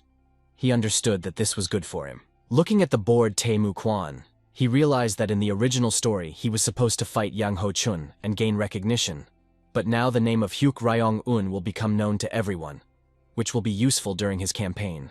Wu Wan-Q, deciding not to have anything to do with this guy, instead turned all his anger on Yang Huochun, scolding him for getting into an argument with a man without a clan and tribe. He forbade Yang Huochun to appear until he obtained the Holy Spirit pill, and then left. While Yang Huochun was depressed due to the reprimand, Tang Zhong desperately tried to stop Wu Wan-Q and win him over to his side. As a result, the time came, and a huge company of warriors set out in search of that very pill, heading towards the recently found cave. Jagal Shopun was deeply hurt by the fact that they were at the very end of the flow of warriors, because it was their group that discovered this trail. Gongsun-san, smiling awkwardly, reminded him that there was no need to be so rude. Despite the discovery of the cave, they were unable to find anything significant inside. However, this did not reassure Jagal Shopun, who insisted that by risking their own lives and trampling the path in the cave, they had earned the right to lead the detachment. In the midst of a quarrel that broke out between them, Taimu Kuan suddenly felt something and began to look around warily, as if in search of an invisible threat. Hyuk Ryong-un, instantly noticing the change in the man's behavior, inquired about the reason for his concern. Taimu Kuan honestly admitted that he was afraid of a possible ambush. The hero understood that even the protagonist's intuition corresponded to the original narrative. Moreover, he clearly remembered that in the original story, somewhere in this place, after his attack, Hyuk Ryong-un tried to escape from the pursuit of Taimu Kuan. The hero experienced great anxiety, fearing that he could get into an unpleasant situation, and now a serious clash could occur between him and the main character. However, instead, suddenly a loud cry was heard from ahead, ordering all members of the group to prepare for defense. Someone clearly sensed the approach of an enemy attack. The next moment, everyone witnessed a terrifying sight. Huge boulders, lowered from the mountain, began to roll straight towards the warriors in front with such speed that they barely had time to dodge the deadly threat. Wu Wan-Q, who led his squad, immediately ordered everyone to prepare for defense, since it became obvious that they were not alone here. The gathered warriors began to look around in fear. Only Hyokryong-un was perplexed about what kind of attack they could be talking about, because in the original version, it was he who initiated this attack. But now, nothing like that was planned. At this tense moment, their enemy finally appeared. Riding a huge black horse, he approached Taimu Kuan and his company. When the enemy was close enough, the hero froze in amazement, looking at the young man, whose appearance was frighteningly similar to his own. His fears were confirmed when the stranger, rearing his horse, introduced himself as the third young master of the demonic sect, announcing that he intended to sacrifice these people as his first victim. Immediately after these words, his warriors began to throw bottles of poison at the arrivals, trying to poison everyone present. When the poisonous fumes spread in the air, Wu Wan-kyu, in a panic, ordered the soldiers to immediately crouch to the ground and close their airways to avoid poisoning. However, the hero, not paying attention to the order, continued to look at the enemy in front of him in a daze, his face reflecting only pure horror. All this time, their enemy laughed maliciously, ordering his subordinates to destroy everyone they met along the way, his face distorted by a mask of true madness. When the hero finally came to his senses and looked back at his companions, he was surprised to find that they were still alive and able to stand on their feet. From their reactions, he guessed that the poison used against them was just tear gas, which did not pose a threat to life and was used only for disorientation. At this time, the main character, for whom the presence of the gas seemed to make no difference, began to swing his sword, dispersing the poisonous fog to determine the location of his opponents. Without hesitating for a second, he resolutely rushed into battle, and Hyokryong-un followed Taimu Kuan, eager to reveal the true nature of their mysterious opponent. As they approached, the hero realized his incredible luck. This stranger turned out to be an imposter. However, Taimu Kuan, who did not know the true appearance of the third master of the demonic sect, immediately entered the battle, intending to put an end to the enemies once and for all. One powerful attack was enough to defeat several attacking warriors. Hyokryong-un covered Taimu Kuan's back, mercilessly dealing with opponents who dared to attack them and tarnish his good name. At a critical moment, the imposter, posing as Hyokryong-un, grabbed a small whistle stick in a panic. After he gave the signal, several more warriors in dark armor, armed with impressive swords, appeared from the thickets. Taimu Kuan watched the approaching opponents with undisguised interest, while the real Hyokryong-un was in complete bewilderment. He had never met warriors in such robes in his sect. The imposter loudly commanded his subordinates to attack and demonstrate to the enemies the true power of the iron battleships of their cult. Such a pompous name caused only a slight grin on the face of the protagonist. He found it funny to brag about clearly weak warriors.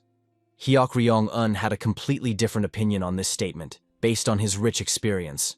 The outcome of the battle was a foregone conclusion. Taimu Kuan, rapidly attacking the enemies, pierced not only their shields, but also several layers of armor, piercing through the bodies of the opponents.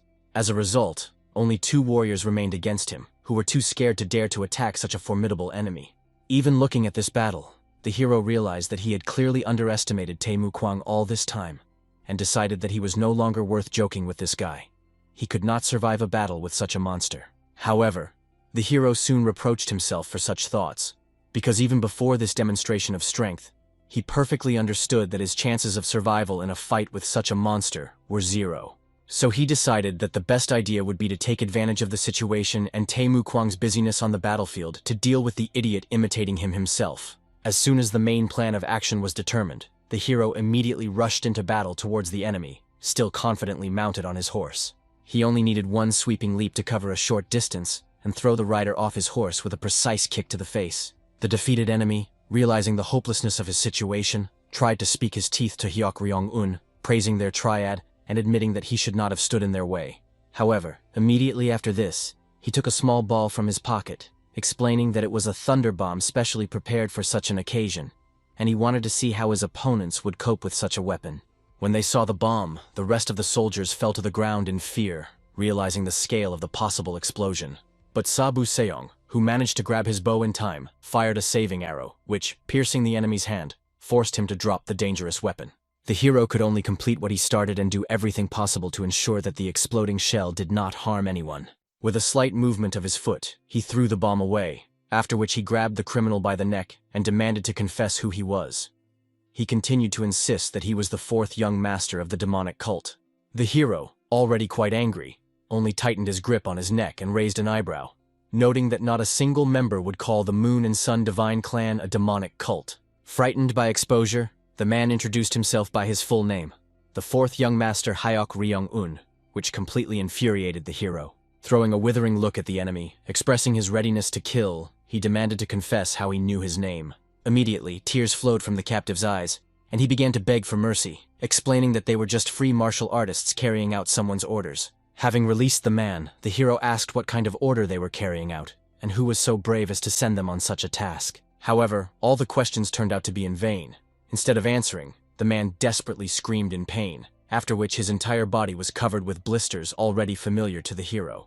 Yang Ho-chun, deciding that Hyok Ryong-un was to blame for the prisoner's condition, demanded to know why he did this to the man they were supposed to interrogate and capture. However, Taimu Kuan, who had already seen this before, immediately ordered Hyok Ryong-un and everyone else to retreat as far as possible. The hero heeded the advice, and at the last moment he managed to jump away, although the blast wave still hit his body, throwing him towards the rest of the team. After this, clods of earth, fragments of nearby stones, and the remains of the body were thrown into the air, which Taimu Kuan held back by spinning his sword as a shield.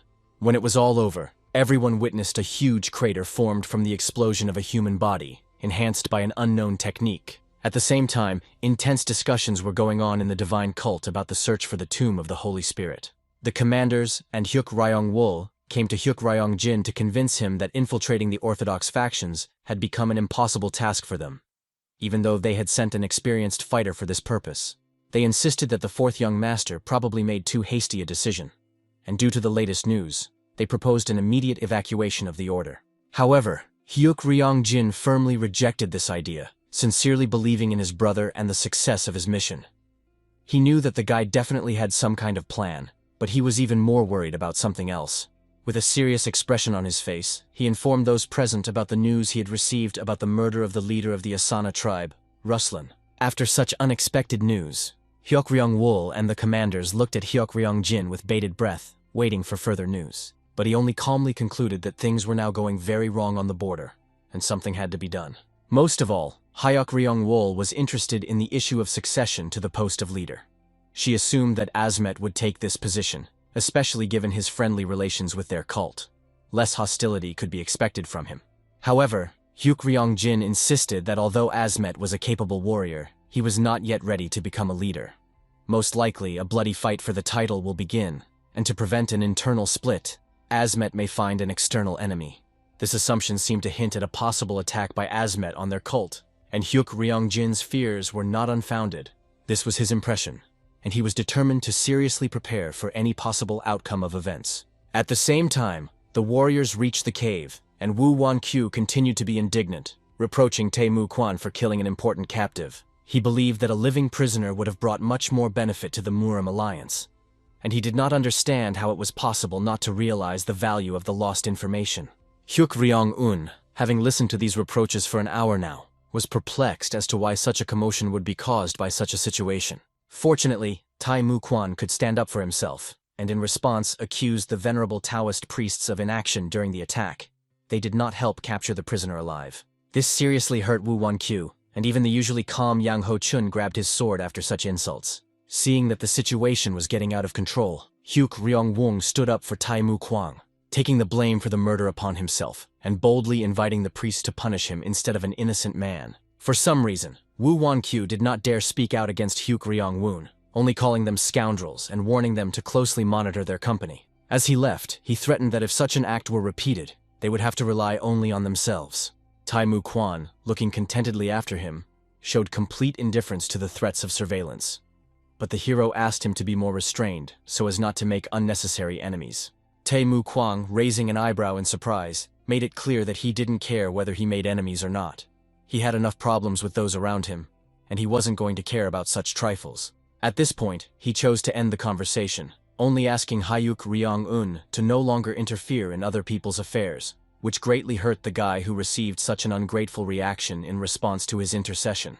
Finally, a company of warriors, slowly moving through the cave, discovered something interesting: the huge doors of the crypt. Wu Wan-kyu, who was walking in front, ordered his warriors to open them, after which everyone turned to Jaegil Shopun. He was very angry that they looked at him as if he had kept the key all this time and deliberately did not share it. However, noticing the furious looks of Yang Hochen and Wu Wanqiu, he still decided to approach the doors and look for a way to open them. Standing nearby was one of the men, carefully examining the walls, the advisor to the Azure Skies squad, Jagal Mayong. He believed that Jagal Chopin was being too arrogant, having learned a couple of useless tricks like gypsy tricks. However, such an insult only caused Jagal Chopin to smile broadly. He believed that his position was still better than being a simple advisor to the detachment. The man was seriously angered by such disrespect. But Jagal Chopin indifferently walked past him to the wall to find the secret passage. Finally discovering the hidden mechanism and pressing the desired part of the wall, he opened the doors and warned the team not to touch anything unnecessary. However, no one seemed to listen to his warnings. Wu Wanqiu and the rest of the warriors were busy looking in admiration at the finally found grave of the Holy Spirit. Soon, Wu Wanqiu ordered the rest of the warriors to stop standing there and staring, and start moving equipment. In the tense silence of the crypt, an unusual picture unfolded. Warriors methodically dragged many bags with ropes inside, preparing for a large-scale seizure of the contents of the ancient vault. Jagal Chopin watched with a heavy heart. He admitted that he foresaw such a development of events, which is why he initially resisted cooperation with these people. Taimu Kuan, noticing his friend's torment, tried to console him with a philosophical observation. In life, you always have to sacrifice something. However, Jagal Chopin, casting an awkward glance at him, noted to himself that these words did not sound very convincing from the lips of Taimu Kuan himself. Suddenly, heartbreaking screams filled with pain and horror were heard from the entrance to the crypt. Everyone present instantly became alert, and the team members, without hesitating for a second, rushed to the rescue. Jagal Chopin, shaking his head in irritation, reminded everyone of his strict orders not to touch anything unless necessary. As it turned out, one of the warriors, moving through the crypt, did not notice the skillfully disguised trap. A dagger that jumped out of the floor cut his leg deeply. Yan Huochun, shocked by what happened, froze to the side. He could not understand what had happened, because the leader of the Azure Sky Squad assured them that there were no traps. However, he, awkwardly looking at the wounded man, clarified his previous words. He did not claim that there were no traps at all, but only spoke about their absence on the path along which he himself had passed. He could say nothing definite about the rest of the crypt. While the wounded warrior was hastily evacuated, the Sichuan clan elder became enraged. He accused the leader of the detachment of deliberately misleading them, because the soldiers went exactly where he indicated. In an attempt to defuse the tense situation, Wu Wanqiu intervened. He judiciously noted that now was not the time for empty disputes.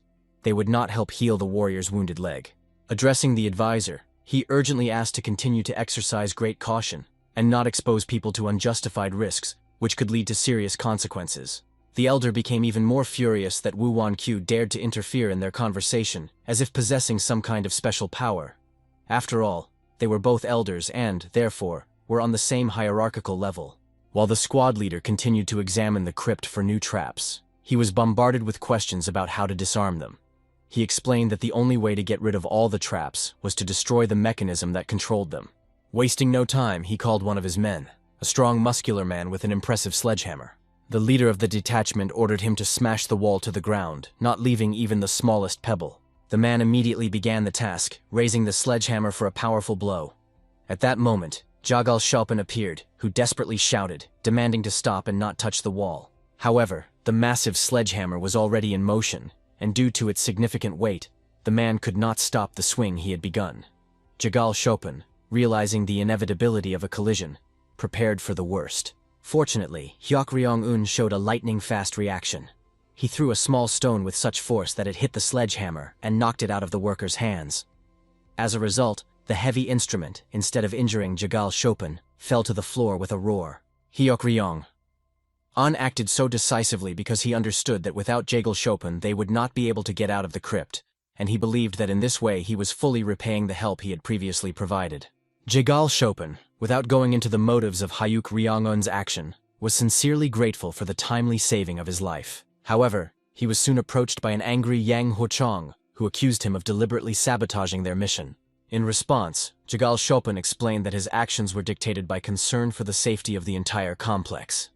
The destruction of the control mechanism could lead to the collapse of the entire surrounding space. The leader of the squad scornfully called Jagal Chopin an incompetent fool, to which he retorted by pointing out his foresight.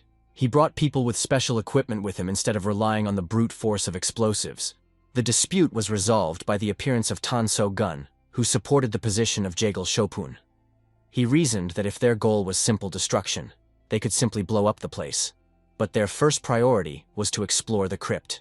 Wu Wan-Q, realizing that they could not resist the young patriarch's decision, especially considering that all the resources and tools belonged to the Talent Clan, also sided with him. However, he considered it necessary to warn Jagal Shopun that in case of failure, he would bear full responsibility for all the consequences. Soon after this, Jagal Shopun began to supervise the work of the specialists he brought, giving clear instructions regarding the placement of support beams and the installation of special strengthening boards. Soon a new problem arose. To continue work, it was necessary to rise to a significant height, which seemed impossible under the current conditions. Hyuk Ryong-un, however, knew who could help. He turned to Sabu Seong, asking if he was up to the task.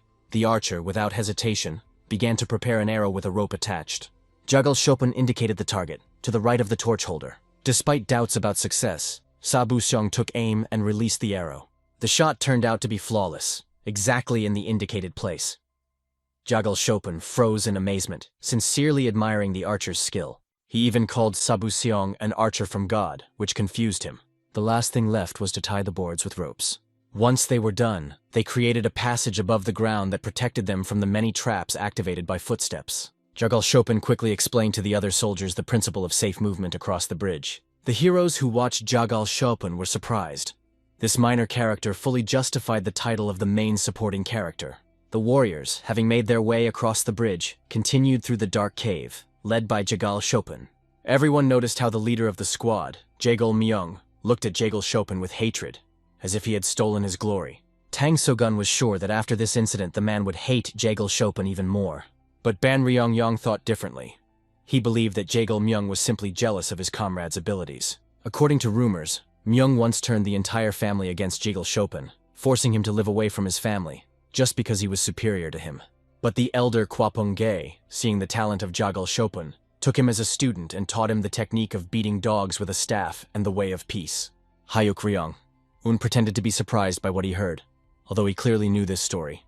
It was part of his own. Tan So-gun, when he first heard this, became interested because he knew about the connection between Kwapung-gae and the Gaiban sect.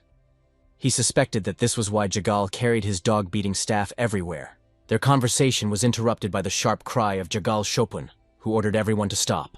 Out of surprise, Wu Wan-Q shuddered more than usual and asked displeasedly about the reason. Jagal Shopun calmly explained. The cave ahead turned into a tunnel.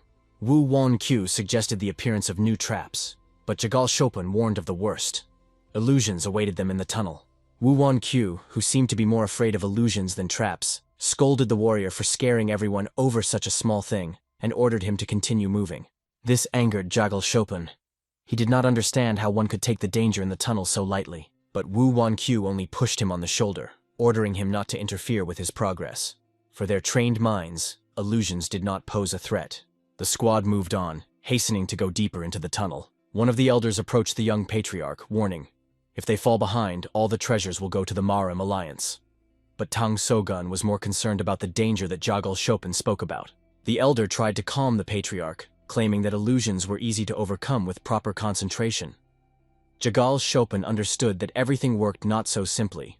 Taimu Kuan finally decided to find out from his friend a way to get through this ominous tunnel and remain safe and sound. Jagal Shopun, after listening to the question, calmly explained that, unfortunately, there was no way to go through the tunnel from this side and get rid of illusions. This was the peculiarity of its design.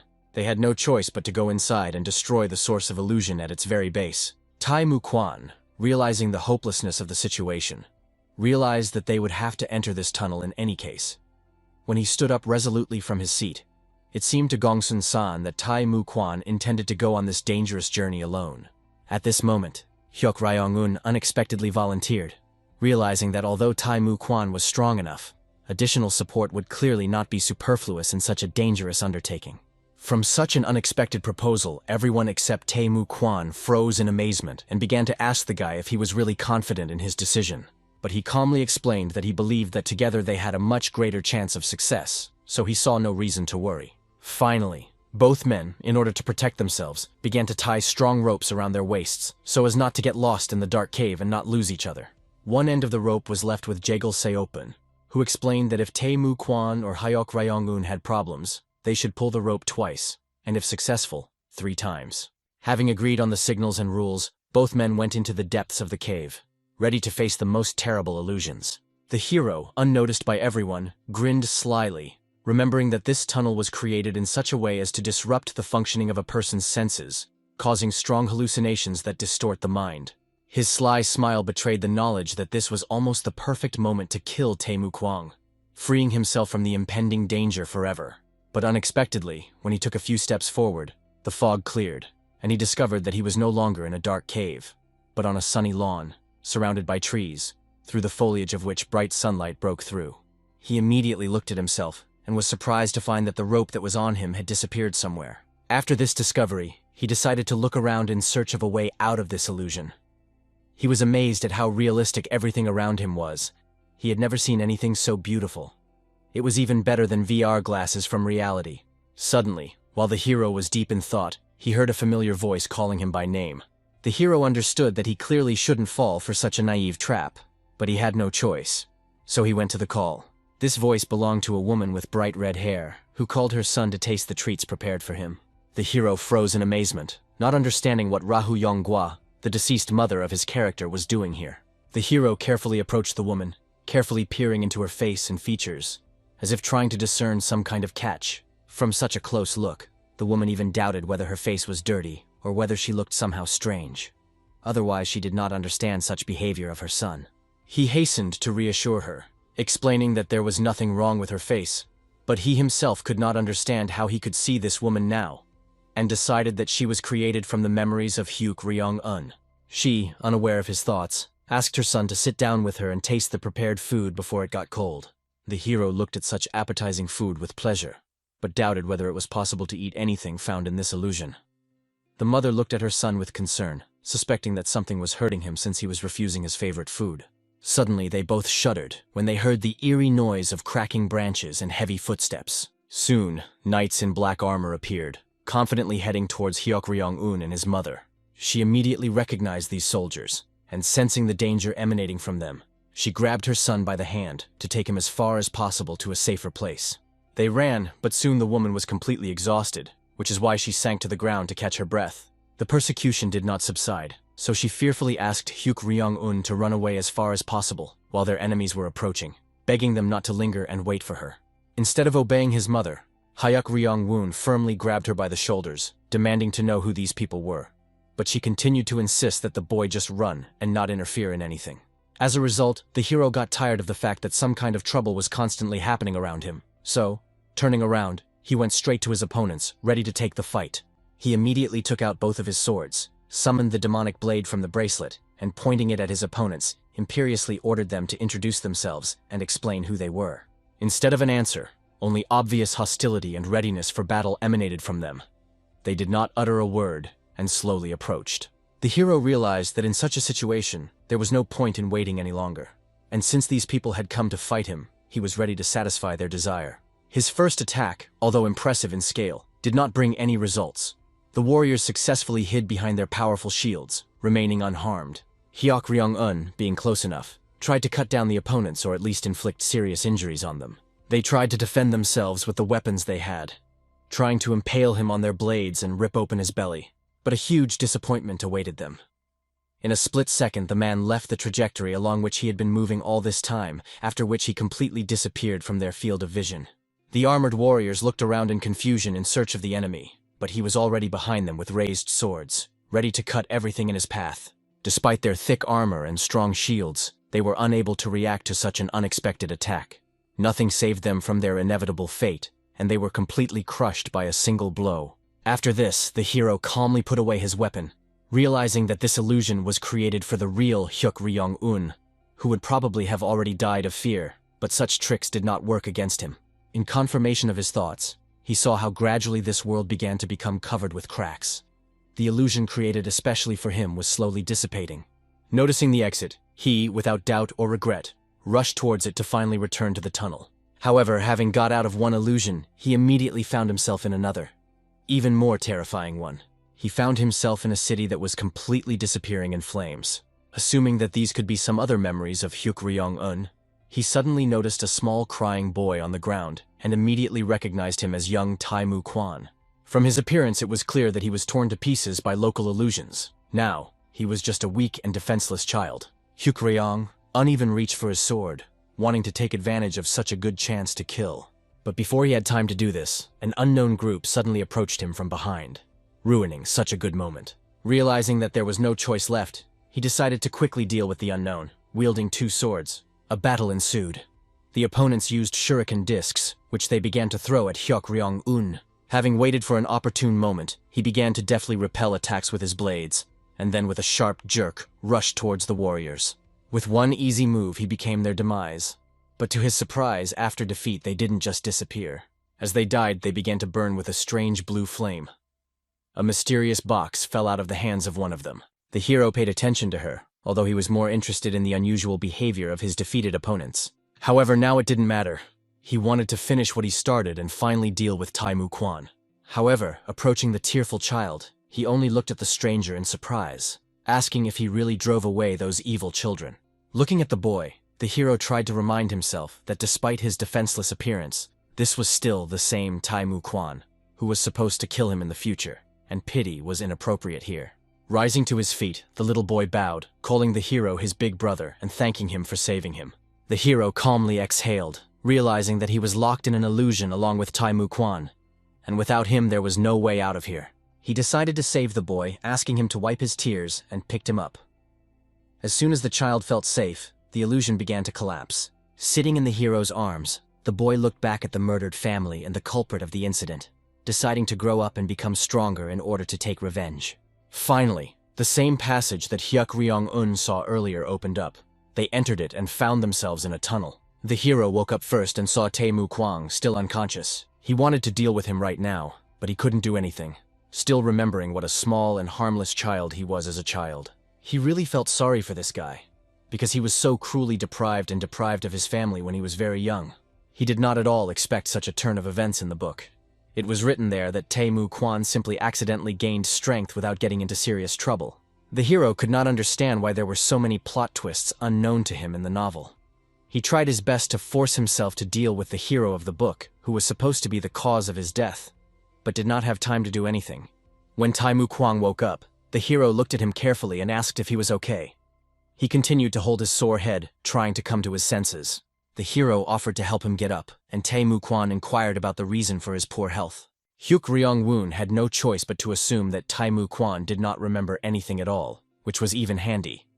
If the guy remembered how he swung the heavenly demon sword, he would have been in trouble. When Taimu Kuan confirmed that he really didn't remember anything, the hero experienced incredible relief.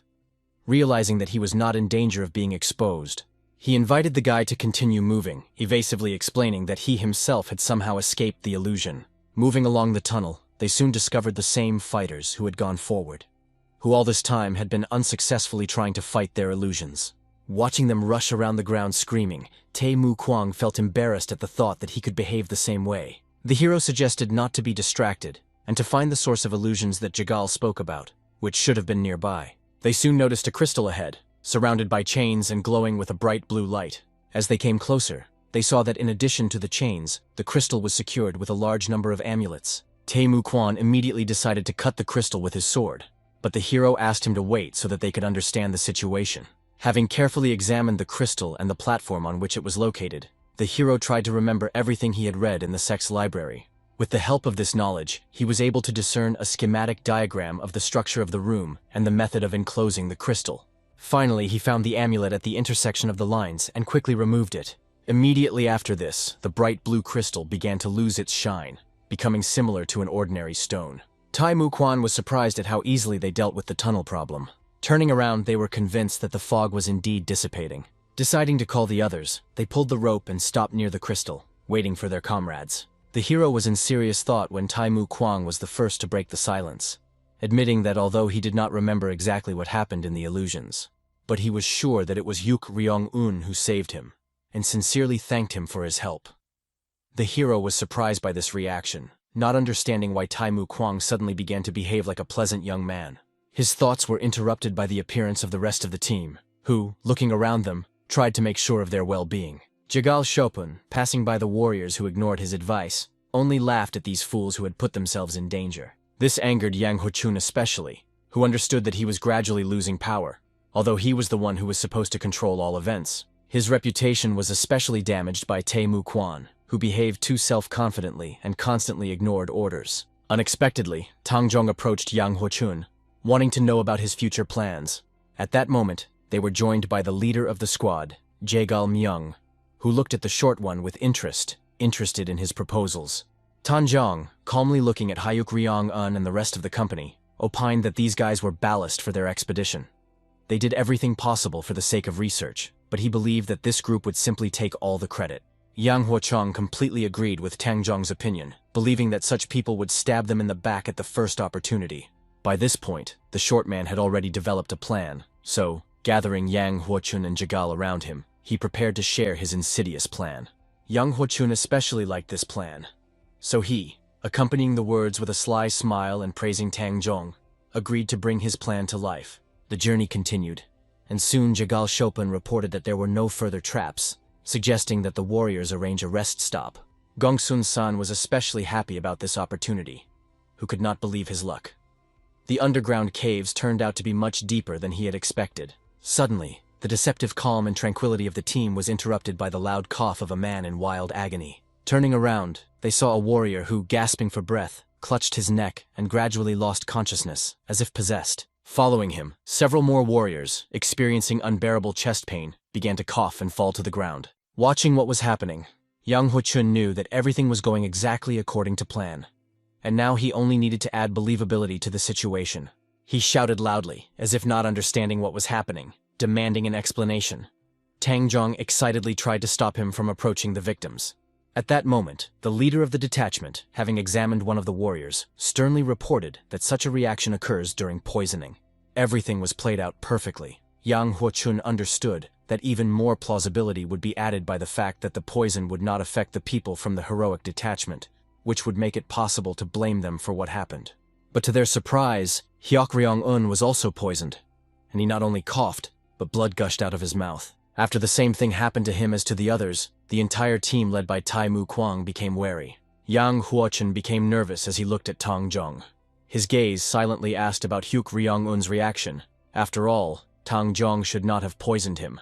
But Tang Zhong himself was no less shocked, since he really did not poison these people. At that moment, Sil Su-yan and Tan So-gun gathered near the unconscious hero to assess his condition and try to help. Tang So-gun, the young patriarch of the clan, quickly examined the guy and found a slow pulse. He was curious what type of poison was used since the reaction was so rapid. The leader of the squad, looking at the suffocating people, was perplexed at what an idiot the short man must be, who could not cope with even a simple dosage. However, deciding to continue with the plan, he blamed Jagal Chopin for everything, saying that his team set it up in order to take possession of the treasure. This seriously angered the man, who furiously lashed out at Jaegal Myung. Meanwhile, Tan So-gun turned to the elder assistant, explaining that the poison used on Hyuk Ryong-un and the others was very similar to the venom of the steppe family snake, a deadly substance so named because it kills the victim before he can take 7 steps. Tan So-gun insisted on immediate help for the guy. However, the elder objected in amazement that the poison that struck the others was an ordinary paralytic, and he did not understand why Hyuk Ryong-un was under the influence of a different poison. With the last of his strength, the hero raised his head and pointed to the culprit of his condition. In his opinion, it was Tan Zhong, who fearfully began to deny his involvement, not understanding why he was being accused. He was horrified that Hyuk Ryong-un pointed at him.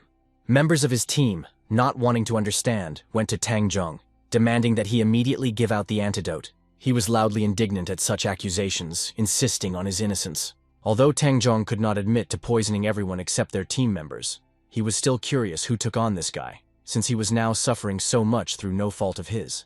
Taimu Kuan, especially enraged by Tan Zhong's constant excuses, demanded an antidote before he lost his temper. Yang Huochun suddenly appeared with his sword at the ready, intending to protect his friend. He demanded that Taimu Kuan calm down, saying that no one would tolerate his empty accusations and threats. This even angered Elder Wu, who was also poisoned. He demanded that we stop sorting things out and finally figure out how to help him and the rest of the victims. The hero, with the last of his strength, raised his head, watching with pleasure the unfolding situation.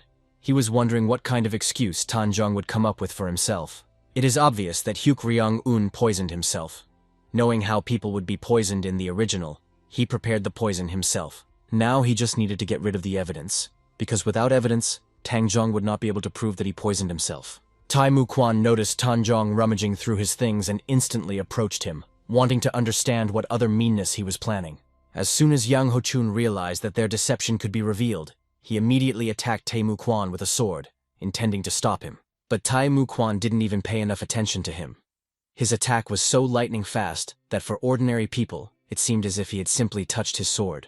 At this moment, the enemy was already in the distance, deflecting his strong, sweeping blow. Taimu Kuan, calmly looking at Yang Ho-chun, realized that the two of them were in cahoots.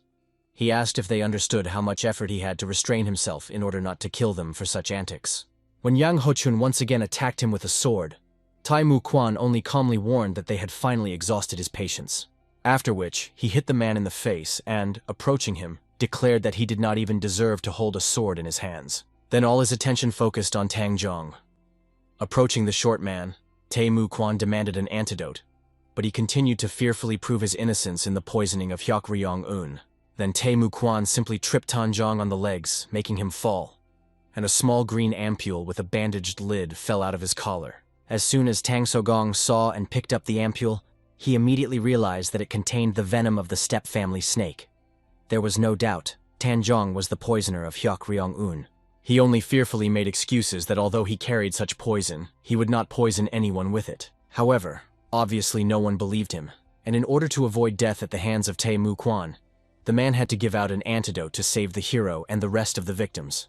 After some time, the warriors, healed from the effects of the poison, rested, feeling much better. Yang Ho-chun, having come to his senses and looking at Taimu Kuan, tried to understand whether he could at least once defeat such an incredibly strong opponent if he decided to attack again. But as soon as Taimu Kuan noticed his searching gaze and looked back furiously, it became obvious that he could not cope with such a monster. At this time, another elder approached Yu Wan-kyu, who noticed that after what had happened, it was dangerous to continue the hike, and offered to return another day. But Wu Wan-kyu only responded indignantly that he must continue his journey for the sake of the Morium Alliance. The hero also rejoiced at the stubbornness of this arrogant man. Such a situation was to his advantage. He knew that there was a death trap ahead of them, where he would finally be able to kill Taimu Kuan by disguising his death as an accident. When the hero turned around, he noticed Taimu Kuan standing behind him, and fearfully thought that he suspected something. But it turned out that Taimu Kuan just wanted to know how he was feeling after using the antidote and his readiness to continue on his way. Looking at him in surprise, Hyuk Ryong-wung began to come to his senses, only thinking about how the unexpected appearance of Taimu Kuan could scare him to death again. The warriors continued on their way until the leader suddenly stopped, pointing ahead. He exclaimed joyfully when he saw the treasures of the tomb of the Holy Spirit. Everyone froze, looking at the spectacle that opened up, mountains of gold and chests, even falling out of them, a room literally covered with jewelry. And in the middle of all this stood a pedestal with a small, obviously valuable box. Jigal Chopin was proud of himself. He knew from the very beginning that they would find something in the cave, and shared his feelings with Gongsun-san, who also recognized the genius of the situation and rejoiced at their luck. However, Hyuk Ryong-un did not share everyone's enthusiasm. He was well aware of the many traps hidden here, and suspected that even the treasures themselves could turn out to be bait. Unaware of his thoughts, the young patriarch Tang only observed the warrior's composure, not understanding how he could remain so calm in the face of such wealth, although he knew about the exceptional nature of this warrior. At this moment, some warriors were already reaching for the treasures that beckoned them, but were stopped by the sharp command of Wu Wan-kyu. He ordered everyone to leave and warned that anyone who dared to touch the treasures would be severely punished. After that, Wu Wan-kyu walked past the treasures and headed straight to the box in the center of the room. Jigal Chopin tried to stop him, reminding the old man of the need to be careful. There could be another trap ahead. Although Wu Wan-kyu did not like the warning, he promised to be more careful and continued on his way. Having opened the chest, he froze in amazement. Inside were 3 incredibly rare books, whose value was difficult to estimate.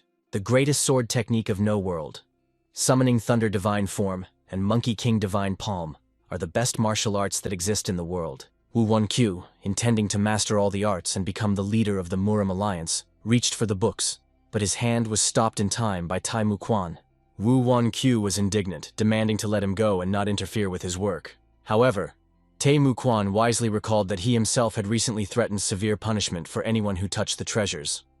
Such a remark angered Wu Wanqiu, who considered himself the only one who should decide such issues. Wu Wanqiu even thought about secretly taking one of the books and studying it in the mountains, willing to give up the rest of his wealth for this. The same thoughts overwhelmed Yang Huochun. He understood that, having mastered at least one technique from these books, he could become the strongest and kill the enemy who humiliated him with one finger. Tang So-gun, sensing the intentions of the others, became wary, realizing the inevitability of a fight for the treasure. At this moment, Hyok Ryong-un proposed a solution to the conflict. Seal the box and deliver it to the Muram Alliance. This caused outrage among the elder of the Tang clan, who recalled the long-standing decision to transfer the fines to their clan. However, Hyok Ryong-un, looking slyly at the old man, asked if he was sure that he would be able to keep the books intact. Lost in thought, the elder did not find an answer. The young patriarch supported Hyuk Ryong-un's proposal, understanding the need to first deliver the treasure to a safe place, the Muram Alliance. Moreover, as Hyuk Ryong-un reminded, this was precisely the original purpose of their campaign. The warriors agreed with the hero's opinion, and Wu Wanqiu had to give in. The chest was sealed, and 2 warriors lifted it to carry it. But as soon as they moved it from the platform, a hidden mechanism worked, and the building began to collapse. Rushing to the exit, they found it blocked. Yang Huochong found a passage that was not yet completely closed, and called on everyone to quickly take out valuables. But they soon froze in horror when they heard many footsteps approaching. A dangerous enemy appeared from the passage. At the sight of him, everyone froze in shock. Only Hyok Ryong-un remained calm, realizing that everything was going according to the expected scenario. As the creatures approached, it became obvious that they were lifeless, resembling zombies. No one present had ever seen anything like them. Taimu Kuan reacted the fastest, drawing his sword and ordering everyone to prepare for defense. The weakened spirit hid behind Taimu Kuan, screaming in horror at the sight of the advancing dead, but the man fearlessly accepted the battle. But, noticing the growing number of opponents, he called for help from the Canlong warrior Ban Ryong-yong. He instantly appeared behind the leader, using lightning-fast techniques. He quickly moved between enemies, avoiding their attacks and cutting their bodies.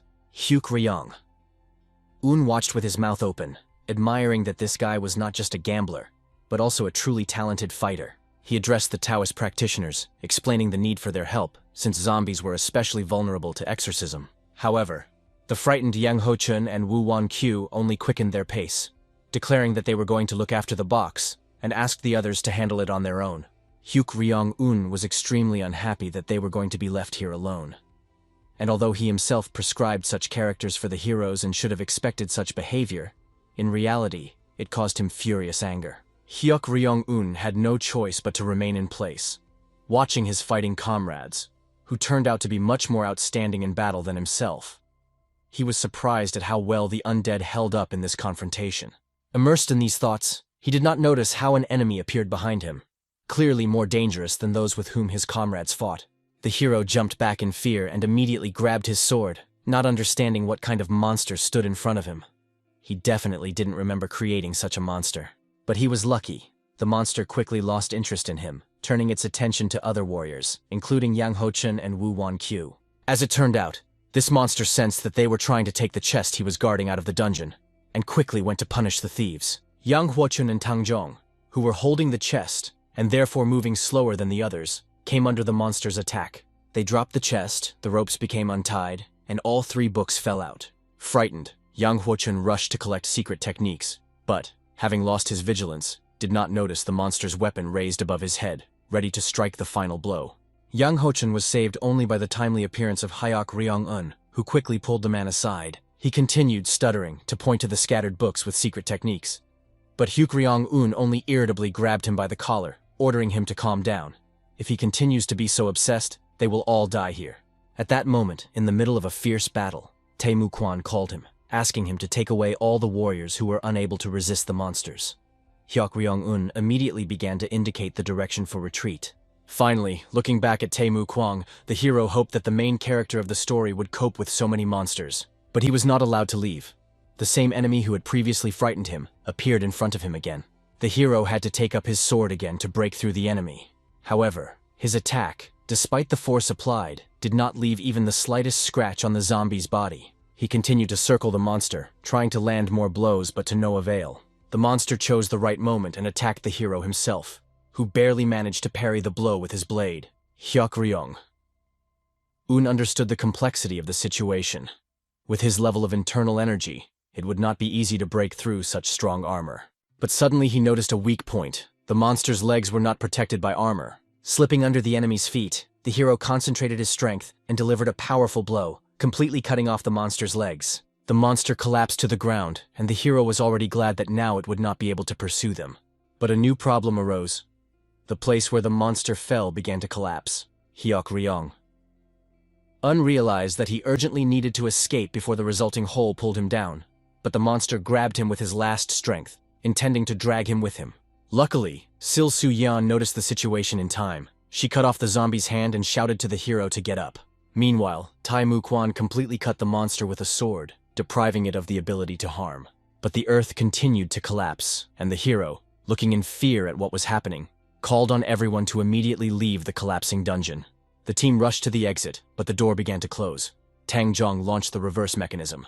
The enraged Hyuk Ryong-won quickly regained his bearings, and apologizing to Sil Su-yeon, grabbed her by the waist and threw her forward. The girl managed to substitute her sword to hold the door, and began to urge the rest of the team members. Hyuk Ryong-won and Taimu Kuan ran towards the doors, hoping to slip in at the last moment. But they were unlucky. A cleaving attack suddenly flew out from behind Sil Su-yeon, which greatly slowed them down. Yang Ho-chun attacked, the same man whom Hyuk Ryong-un recently saved, risking his life. His blow knocked Hyuk Ryong-un off his feet, and he did not have time to escape. The hero slowly fell down. The old man who hit him only escaped his gaze. A friend shouted his name, shouting after Yan's walking. In the next moment, he waved his sword with all his power. The blow was so powerful that he cut everything in his way. In front of them, everything was delayed by a dazzling purple flash. Wreckage flew across the building. He looked carefully, trying to make a key solution. The only way out is to jump into the abyss after the hero. It was at this point that he grabbed him for his wrist. Death seemed inevitable, but it was the beginning of a new life. Now a sharp blade shone near the neck of the old. The girl angrily asked why he dared to raise his hand at the river's warrior, but he objected, explaining that he was interested in another. And only now did she realize why her master warned her against the promising talents of the Orthodox sect. She explained that with his worthlessness, he never become as strong as young warriors Hawkron and the... But suddenly the hoarse voice of the old man came. What did they argue here? He bowed his head, apologizing, and explained that there was a little misunderstanding. The guy pressed against the wall, understood. Everything happens exactly as the Yuan. He wanted to destroy him, but at first it was necessary to get out of here and meet with the detachment Black Lion. The girl is left to talk to two old ones, but the rage raged inside her. Others began to approach it. One of them broke the conversation, ordering to stop immediately. It is not necessary to spend time on them. The stone gates were closed, and the path further seemed impossible. The guy suggested returning and thinking about the plan. Lady Villages wanted to help young soldiers, but understood the complexity of the situation well. At the same time, Hawkron collapsed deep underground. He opened his eyes and saw that the void was around. Slowly rose, he looked around in a confusion, having no idea what happened. But what was really amazing, he survived after falling from such a height. He also understood that it could be and realizing it, he knew. Now he probably was to blame him for the Tomb of Life. But one more thing pleased him. He took with him a lantern from a lunar mother of pearl, donated to Lady Villages. It was unbearably painful to heal their wounds with this lantern. If it weren't for his own scaly armor technique, he would probably be dead. It is here that the story between the Quan and the villages of Suyeon began. He understood this, but the head was split from pain. In memory, there was only a moment when Jan attacked him, and then he broke down. But now someone's figure appeared in front of him, and the heart has froze. It was Quan, who, seeing that Yuen finally came to his senses, sighed lightly. Hawkron could not understand at what point he began to turn to him. Further, he explained that Yuen had been lying here unconscious for several days. He put food in front of him, if it could be called that, but Quan assured that she was quite edible, because he hid many times in the cave during training. By the way, these were worms. He also suggested to fry them and, without hesitation, began to spread the campfire with his finger. He used the residues of the box as fuel, and from somewhere he got the paper, which immediately attracted the attention of UNA. He even released the lantern from his hands and, without a second, rushed forward, demanding to stop immediately. But it was late. The flames rose above human growth. UN clenched his teeth, trying to make a decision. There was only one choice, to grab a sword, and then swing with all power and let the destructive wave. That did not even think that UN thought at that moment. He did not even pay attention to his question, just scattered the wreckage. Among them, He found a piece of paper that survived. It was a map. Yuan immediately noticed the scale and mysterious characters. "What are you doing? We still cook!" Ta grunted behind his back. Yuan turned to calmly explain that his beetles are far from the most important thing. But at that moment he tried to understand who was the one who left the mechanisms, traps, and such a detailed map here. He unfolded her in front of him to look better. It really was a map of this cave. They also thought so, but then noticed something interesting. Some outlines were reminiscent of the city. Despite the missing fragments, they were able to determine where they were. More precisely, it did the. Hearing this, Yuan was surprised and asked if he was confident. He confidently pointed his finger to the exact place where they were now. "But how did you understand it?" Was surprised. "Everything is very simple. If you properly spread the internal energy through the legs, you can roughly determine what is around." The explained. In the eyes of Una, he seemed like a true flying mouse. Both were busy. Yuan tried to figure out the map and find a way out. The was only busy. He wanted to eat terribly, so he collected the fragments of trees. More precisely, fragments of boards. Lifting several of them, he suddenly noticed books under them. These were secret techniques from which that fox was just crazy. Lifting one of the books, he waved it enthusiastically in the air and called Una to look. "Look that we have lost because of our greed," he exclaimed, but only taking one of them in his hands. Yuan immediately realized, these are fakes created by dark agents. If you study these techniques, first, the force will really grow in geometric progression, but later, the inner demon will absorb you, and you will turn into a demonic martial arts master. After that, Yuan asked a great warrior if there were other, real secret techniques except for these. The answer was obvious. The call of divine accounting and the thunder that was stolen in the novel is absent here. Because of this, it was a weakening of energy, and the Lico rate confirmed that the original course of history did not change. It made you think. Meanwhile, Thee has already burned fire and impatiently called Una. "Faster, it's time to cook." Only think, he burned these techniques without hesitation, without even knowing that they were fakes. Maybe he is just not greedy to knowledge, or maybe the main character also has his own idea. Snaping, they moved up. But focusing on the fragments of the maps they had was extremely difficult. But there was no hint of concern on this face. Yuan still felt an unpleasant aftertaste from beetles. Meanwhile, the big warrior approached a secret passage. It was a surprise because Yuan did not even notice any course. "For the main character, he has too much luck," he said in his thoughts. They began to go down the giant stairs. "The light is ahead, it looks like a way out." Yuan did not lose hope that it was a really path to freedom. After passing, they were in a strange place. It seemed that there was once a real city. They opened roads, water channels, remains of buildings. But one thing attracted the attention of UNA even more. It was a very unpleasant meeting. There was a demonic beast before them. At this point, he was a true horror. But instead of solidifying in place, they rushed forward. And even in this situation, the smile did not disappear from thee. "What you don't say about Yuna." His facial expression spoke about the extreme degree of fright. He heard only the heavy sounds of the creatures breathing behind the wall. What does this underground monster of the heavenly cave do here? Yuan was already going to get a sword, but a big warrior stopped him sharply. He said nothing, only shook his head, letting know, "Not." And in a moment the monster noticed them. They froze.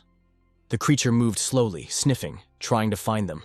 Yuan, with cold sweat on the forehead, could not understand whether this creature was a threat. Her behavior was unpredictable. It seemed like she would attack, but at the same time she looked as if she did not know what to do. It was easier when the monster turned and went the other way, but still in his behavior there was some unexplained concern. Now the United Nations wanted to understand what they had just done. He explained that while Yuan was unconscious, he watched these creatures carefully. They never went where moss grew. If Yuan knew about it earlier, the journey of the Cave of Heaven would be much simpler. After that, they went on. On their way, they came across such monsters several times, but waiting in the shelter, they moved forward. This place was impressed by its size. No matter how many would look, he could not say that this architecture belonged to the Middle Ages. It resembled Western style more. But suddenly on the wall, he noticed a modern ornament. Without hesitation, he grabbed the overgrowth to break them and see more. Is the map of the Holy Spirit Selp created by people of the modern era? But, mentioning something important, he decided not to rush to the conclusions. When he finally cleared the wall of thick weeds, mysterious wall drawings opened before his eyes. But what surprised the most, the drawings were made extremely clear. It was an encrypted text of the Sun and Moon sect. The master in the world had unique knowledge, as if he was not from this world. He used them to create something that no one has seen before. After reading the inscription on the wall, Yuan was even more convinced that it was the work of a modern man. While the ancient dynasties rebelled and last rose against their rulers, the master of everything in the world, along with his loyal followers, went to the central lands. And after these words, Yuan wondered, does the truth be revealed here about the ancient empire? The one he learned about in the library of the sect. It seems that they said that they ruled the entire western region and deserts long before the desert tribes, and then they hid under the ground and built a city. It turns out, is it a truly imperial garden? Judging by the drawings, this man was an emperor. But Thee had a different opinion. He was more likely to go to the head of the sect or even the deity than the ruler. The text was then damaged and Yuan could not read it. Something about the war, the clan, the descendants, the crypt of the Holy Spirit. Did the Holy Spirit leave the message here? And if so, did he really use the cipher of the divine sect? It resembled the code, but it was so destroyed that it was extremely difficult to disassemble it. Thee, not too worried, suggested that he get out of here faster. And did Yuan go into thought, was the Holy Spirit the last descendant of the ancient empire? They called him again, already turning around and ready to go. Yuan slowly turned away from the wall, still immersed in reflection. They soon approached the giant gate. Yuan immediately realized where they were. It was here that Mu Kuan gained power. They needed his hand ready to strike. But Yuan had an assumption.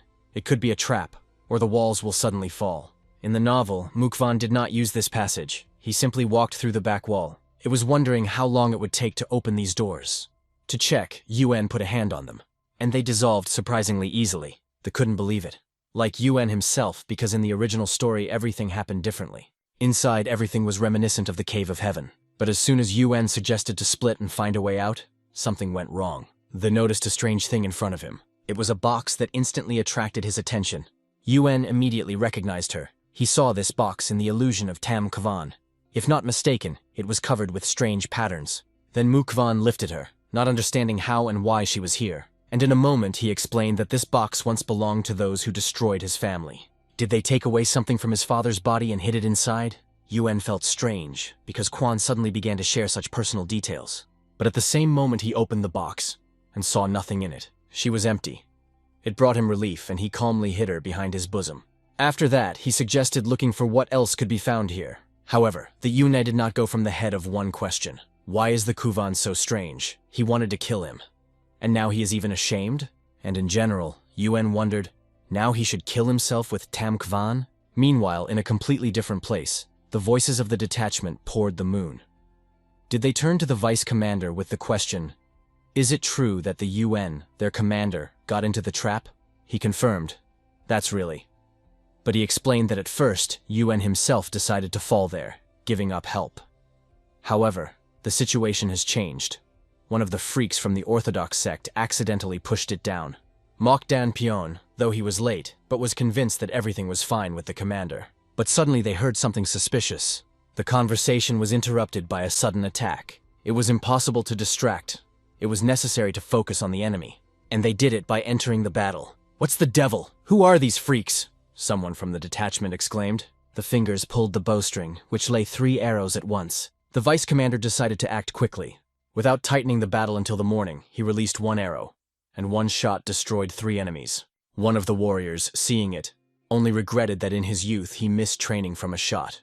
But now it was more important to determine who these attackers were. Or maybe all this tomb is just a giant trap. And while they were thinking, the body of the killed enemy lying on the ground began to be covered with strange patterns. The vice commander strictly ordered the other not to approach. He realized that these perverted freaks were so sick that even their divine cult could not go so far. Now he doubted where these people came from their cult or from the Museum Alliance, because if they did not remove the masks now, they would not be tracked in the future. Because of this, he whistled, instantly attracting the attention of others. He was silently ordered to be divided into 2 groups. One was to look for a commander. He ordered others to follow him. Only a few seconds have not passed, as everyone went forward. In the meantime, the boys found a secret passage. Yuan could not understand why everything was so shaking, and convinced himself that Kuan was only a book hero, not a real person. In this place, when Kuan gets a significant increase in mental protection, it triggers the circulation of internal energy, and when it is completed, it will become insensitive to the swallowing. But while he was preparing his energy, everyone was distracted, and he became absolutely defenseless. It was at this point that the opportunity to get rid of it was opened. Yuan approached the lotus platform, pointing to it, and noted that it was here that powerful energy was accumulating. However, the attention of all was focused on another. All the energy of this cave was concentrated on the lot of platform, an array that was used to strengthen, and no one understood why the Holy Spirit created it. At this point, the address the UNA. You already know that I am the advice of the military god of the White Sword, to which he replied that he saw it in the future. 200 years ago, the White Sword Army god was the most prominent martial arts master. And now the asked Yuna if he guessed what the last minutes of the life of this legendary warrior were. In fact, he lost a duel. The military god who possessed the strongest martial arts was defeated. It seemed impossible, but that's how it was recorded in his chronicles. Moreover, his opponent was only 20 years old at the time. Hearing this story, Yuen immediately wanted to find out who was the young warrior. The records were silent, however. If they believe, this fighter was a native of another world. He said that he used the techniques and knowledge of such a level that even the military god had never seen. Yuen has frozen, loss of the gift of language, and then he sharply grabbed Aquana by his shoulders, began to shake him, pleading, asking if there were any other mention of this person. Quan, of course, did not deny, to tell him everything was easy. But suddenly the huge gates began to slowly open. These were the same gates that they had to pass. But they were clearly not. Having prepared hard, they saw Suriken flying in their direction. Quan easily repelled him. But there were already 5 people in the passage. They were all dressed in such outfits that their faces could not be seen. The swords glowed in everyone's hands. And then because of their backs he appeared. Old, low in height, in a mask. His voice was calm but full of threatening irony. "How did you find yourself here?" Yuen shuddered, trying to understand the main thing. What is the mask, and why they were already here? It is a boss that appears only in the second half of Roman, and with which Quan had to meet here. He wondered, what could it be? The old man turned out to be the divine monarch of bloody heavens, and at that moment he ordered his people to grab them alive for personal interrogation. The rebats, of course, were not going to give up. The first rushed to the attack of Quan. His view was overwhelmed by determination. The first 2 soldiers have already flown into the other world. Others also got under pressure for a few seconds. The monarch only felt his long beard and laughed. Quan asked him to ask a few questions, but he looked forward silently. He focused on the sharp blade which the Quan sent to his side and warned, "It is better not to joke with answers, otherwise, cut off his head." Suddenly he lifted a box in his hands, and he promised that he would not kill the one who would tell him about his origin. The monarch only apologized coldly, but explained that they could not reveal this secret, and at the same moment he rushed forward, preparing for the attack. Quan did not expect such a turn at all. His weapons were steel claws, attached to the gloves that covered his hands. Meanwhile, 2 warriors who seemed to have died began to rise. Right behind the back of Una, only 2 words whispered their mouths. "Glory to the divine cult of the sun and the moon." "What's the devil? What do they do?" flashed in his head. The Quanus edge of the eye noticed that something was strange behind, and realized that he should help immediately. But for the next moment, what he guessed, a loud explosion thickened. "An, are you okay?" he shouted loudly. Fortunately, everything was fine with Yuen. He survived. But now he realized another important thing. The blood of these people was poisoned. It was clear that there was no time for unnecessary reflections now. It is necessary to act immediately. Yuen understood that at this point Quan would not be able to overcome this opponent. He would be able to do it much later. But the battle was gaining momentum, becoming more cruel. Suddenly the old man took a step back, increased the distance, and froze. "I don't understand anything." A person who didn't have to fight so much found herself in a place where no one has the right to be. You. Probably a child of fate. How did you avoid what happened to you? The old man spoke of fate. Yuen also decided to talk about it, and asked the monarch whether he could really anticipate the future. In response, he looked at the guy carefully. "Now I find out what you thought." It was a technique of reading, a mystical skill known as the technique of saving life through meditation. At the same moment, he felt as if his body had stuck in weightlessness, and before his eyes all the light went out. His body pierced a strange feeling that he could not fully realize. Only think, he really reads my thoughts. Probably because he is a boss. At the same time, the monarch began to slowly flew to UNA, and clearly not with friendly intentions. But at that moment, he came to the rescue of the Acutaliso Quana. Quan intervened sharply and struck the monarch. The fact is that he already got the old man. He began to use a technique through which thin but extremely strong threads made of pure energy appeared in the air. Yuen immediately warned a friend to be careful, but in the next moment he realized that he himself needed to be alert. 2 enemies flew on him from above. Only one blow and Yuen flew away. Will he be able to maintain balance? But it is not just about equilibrium. You also need to reflect from two armed opponents. He decides to gather all his power, and then try to hit the sword at least once. Hardly, but he manages to stay on his feet. And who they are, now it does not matter. Yuan knew his only goal, survive. Therefore, he took the next step, the divine demonal celestial art. Now, holding two swords in his hands, he stood, ready to meet these three freaks over him. And only the next step remains. He spins sharply on the spot. The swords created powerful whirlwinds. It was this technique that stopped the enemies without let them move on. Yuan felt relieved. Now the threat of death has decreased. But using this attack, he hoped that Kuan had noticed anything. At the same moment, Kuan reflected the old man. But he could not hold the position. He flew into the wall. At the same moment, the monarch rushed sharply to Yuan. I know this martial art. Are you not the same of Sanetsion? It turns out that you, the one who broke the prophecy and sowed chaos. Hearing these words, Yuan understood. The monarch was set to kill him. But why did it sound so sinister? His following words only confirmed the assumption. I will not allow you to stay alive. Yuan realized he can die right now. In the same second, he said two words. Great noise. It made the monarch froze. He narrowed his eyes and asked, Where do you know this name? Yuan just smiled and replied, Do you think? But it did not stop the monarch. He brought his attack to the end, and his weapons broke through the belly of Yuan. Yuan fell to his knees, spitting blood. Tell me where you know it. I'll reward you with a quick death, the monarch said coldly. But in response, he heard only one thing, a request to go to a certain place. It angered the old man even stronger, and he aggravated his attack again. Meanwhile, the detachment was desperately looking for Yuan. At some point, the IOC heard the sounds coming from the cave. Forgetting everything in the world, he rushed there. From there was a sound that looks more like a moan. He lay with his eyes closed. His whole body permeated the pain, and consciousness was confused.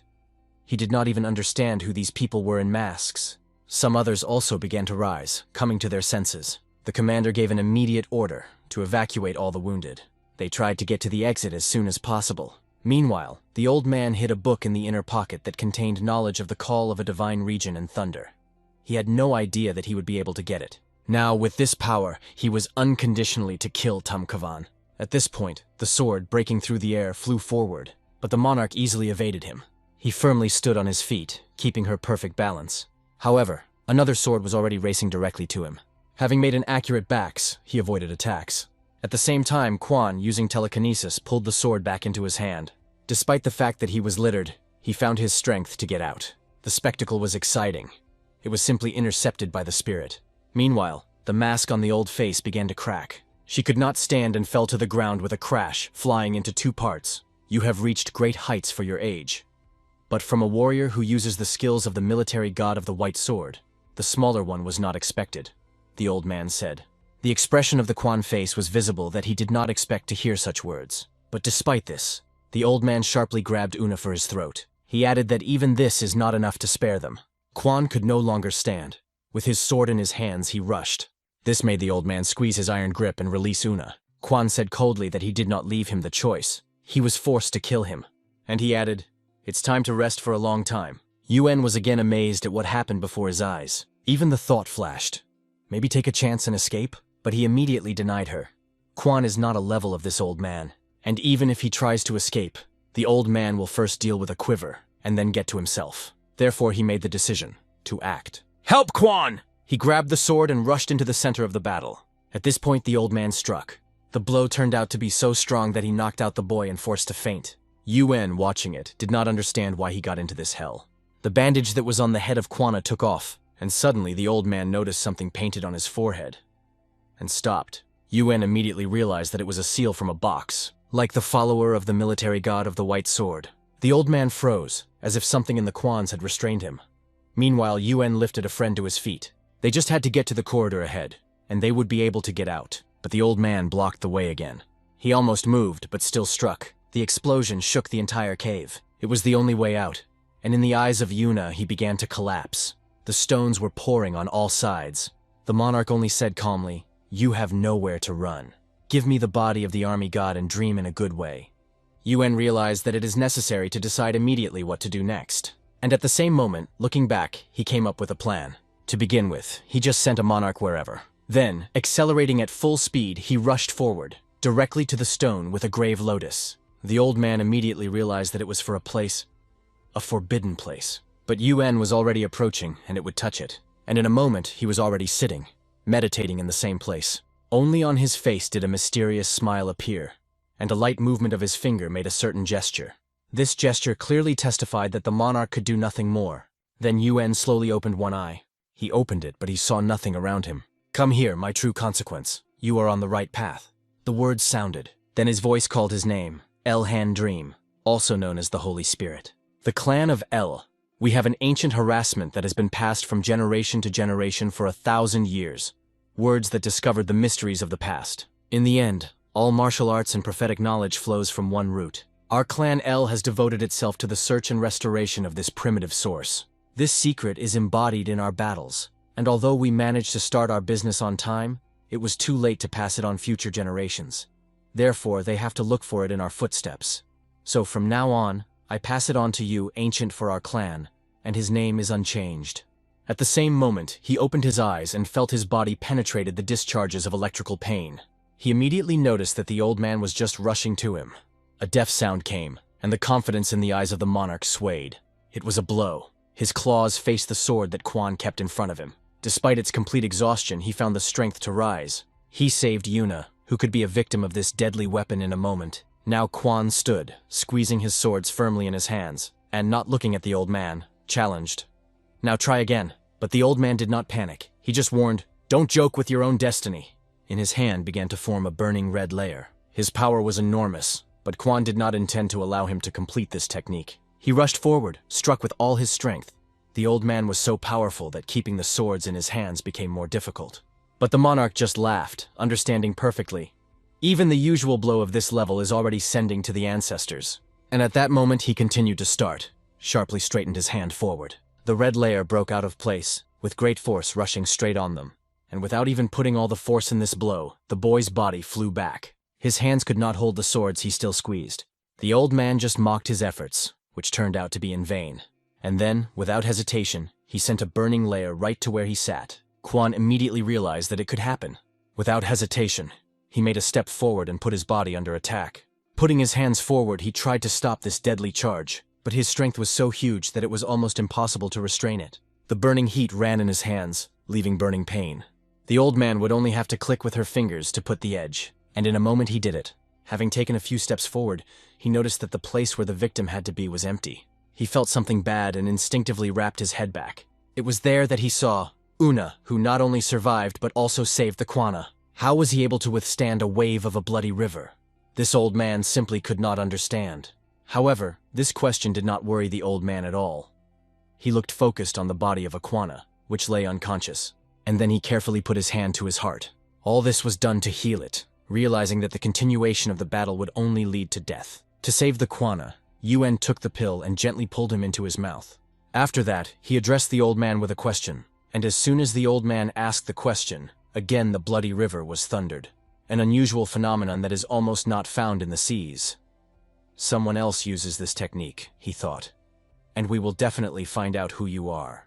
Now the old man realized that this son of the judgments knew a lot. He used another of his crown attacks. The old man thought, "Now I will wipe it from the face of the earth." From the look, everything testified that the event just happened. As a moment, everything changed. Only on the wreckage did he continue his way forward. Yuan lay on the ground, completely unconscious. Approaching closer to him, the old man laughed. But suddenly the boy began to radiate a powerful energy. He just stopped his gaze on him and now he was gone. Where did he go? This is the only question that was now interested in the monarch. Behind his back, one of his servants reported that everything was falling apart in the dungeon. He returned just to ask to order to retreat. The monarch ordered to retreat, but he promised, "For these guys, I will find them soon," and then struck. He gathered all his power into his fist and hit the earth, to get out of the rubble like a real mole. Only he could pull out a Kwana Un. But at the same time, the thought turned in my head. What is all this? What sins have I made in my past life? It was grueling, but that's how he saved both himself and the other. It is good that thanks to the gravitational wave generator, he saw weaknesses in the structure and barely had time to escape, knowing which areas would not collapse. Looking at the Kwana, he muttered, "You just won't die." He lifted 2 fingers to his mouth and whistled sharply. And the next moment people began to appear. They responded instantly. It was only necessary to give a signal.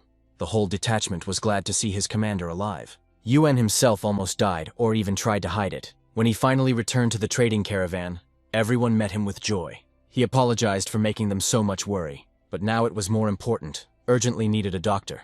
One of his people approached Kuan and asked, "Is this a member of the Murin Alliance?" "Yes, I'll explain everything later. Now the main thing is to call a doctor," Yuan answered firmly. The Oran group of traitors went to the building. There, they discussed the freaks who committed meaningless crimes in the name of their cult. One of the boys suddenly changed the topic and reported that they managed to find those people in the masks whom they mentioned. Unfortunately, dead.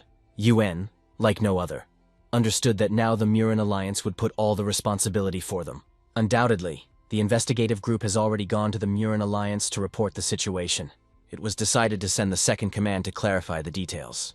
This meant that those weird fanatics returned to Maria in a terrible state. Jan used the fact that the Puan found a place and disconnected the device as an excuse to accuse a gang of fanatics and their sect of suspicious connections. He is now detained by the Murin Alliance. Then Yuan mentioned the head school. It was from them that he just received a message. Ruslan was killed as expected. This was the case in the message. Through this news, he decided to postpone the expedition plan and priority to strengthen the positions of their divine cult in the dynasty. It was an extremely risky strategy, but any young master would have done the same. It was through these thoughts and the decision that he warned the team about changes in the plans. But they could not return home. The order was to stay here until further instructions were obtained. It was at this point that someone else was attracted. It was a doctor who came to examine the body of Aquana. They moved to the room where the wounded lay, and the doctor immediately reported that he was barely alive. He could not say exactly what had happened to him, but the poison in his body caused a strong fever. "Can you somehow neutralize this poison?" asked Un. "Poison? To be accurate, they are more properly called toxins," the doctor replied. And then he added something even more horrible. "These substances are alive. They have their own will, so it is almost impossible to get rid of their usual medicines or acupuncture. Ice stasis has its restrictions. Toxins from his body need to be removed immediately," he warned. The doctor suggested that the heavenly healers from the Mori clan could help, but unfortunately, he is powerless. It was necessary to make a decision. More recently, Yuan wanted to kill Aquana, and now he looked after him. Meanwhile, the monarch gathered his servants and asked them one only question. "How could you let them escape?" Everyone dropped on their knees, begging for a mercy. But in the eyes of the monarch, there was no drop of sympathy. Cold sweat flowed on the faces of his servants, and covered by fear, they listened to his order. To use all the resources to find out all this guy. As soon as some information appears, to report immediately to the Divine Master. Everyone was bent in front of him. He was an adamant, true only purpose, to fulfill the prophecy according to the laws of nature. And it will not allow any case to destroy everything. At the table, together with UNS, others were asked if he did not really need the company during a visit to the Murin Alliance. However, his main goal was only to find a holy healer and ask him to inspect the Quana. But after that he said another important thing. We cannot lose the opportunity to lure it to our direction. He understood this, because their cult now concentrated their troops in the rear, watching the situation in the dynasty region. And if the enemy at the same time arranges a sabotage and create problems, then the Musets will send troops to Xinjiang, and what happens next? This question made everyone froze and listen carefully.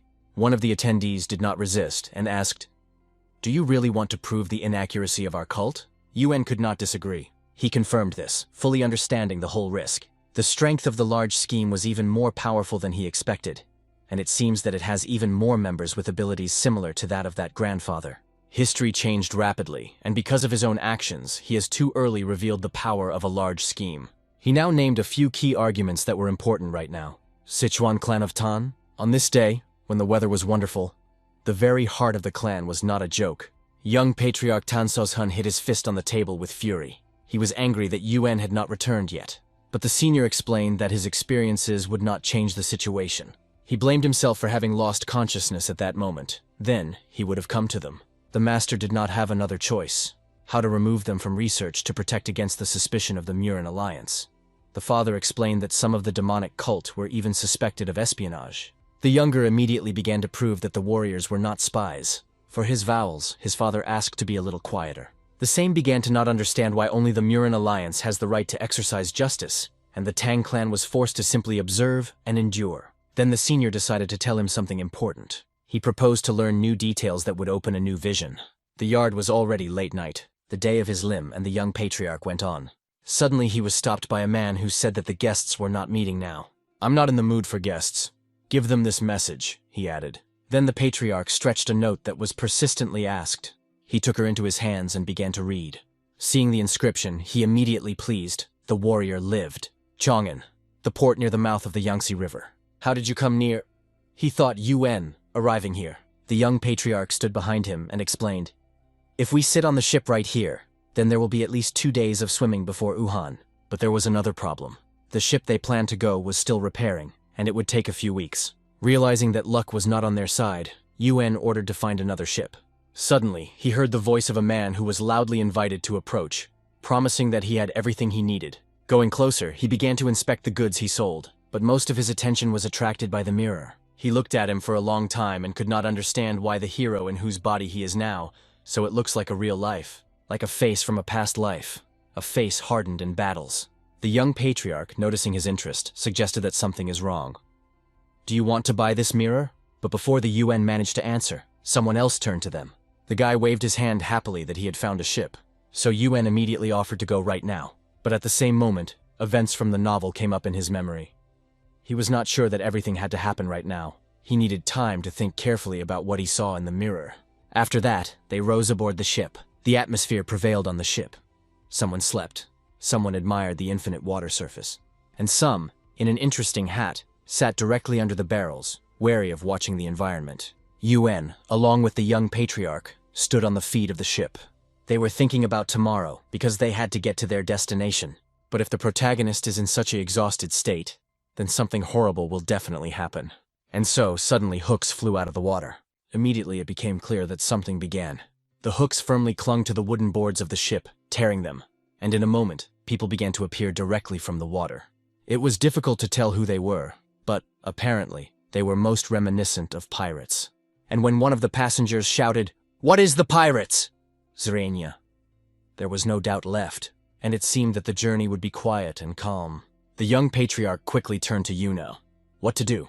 In the meantime, the pirates were robbed by attacking people and forcing them to give all the money. All the valuables that passengers had with them flew into the bags of pirates.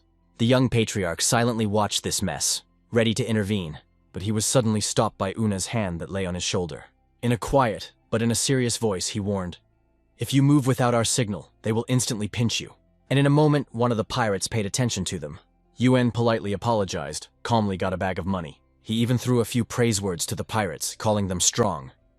It was unpleasant for the young patriarch to hear it, but he was silent. However, Pirate suddenly became interested in Small and ordered, "Show your face."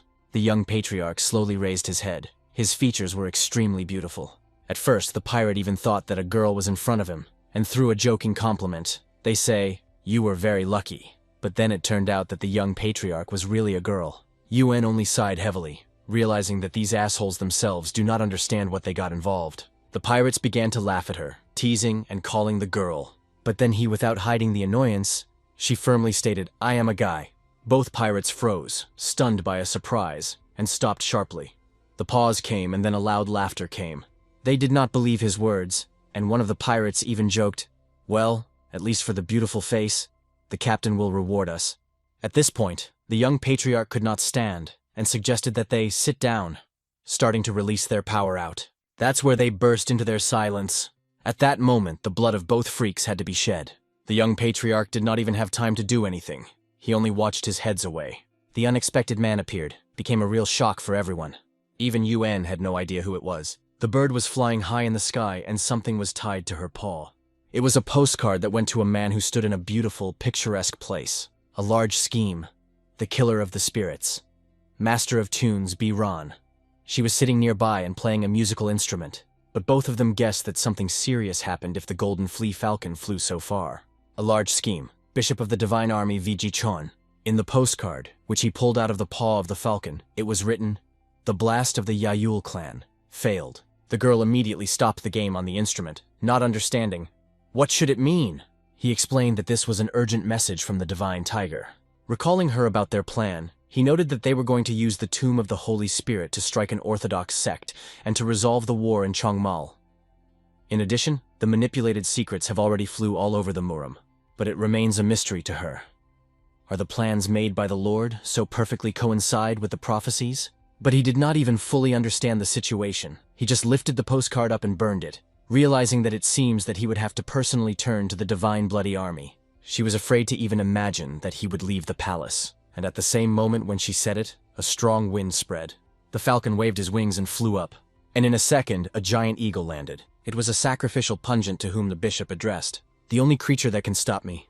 Others will not even try," he said. After these words, his feet broke away from the ground. He jumped on the back of a giant eagle, sharply throwing only one word: "We fly!"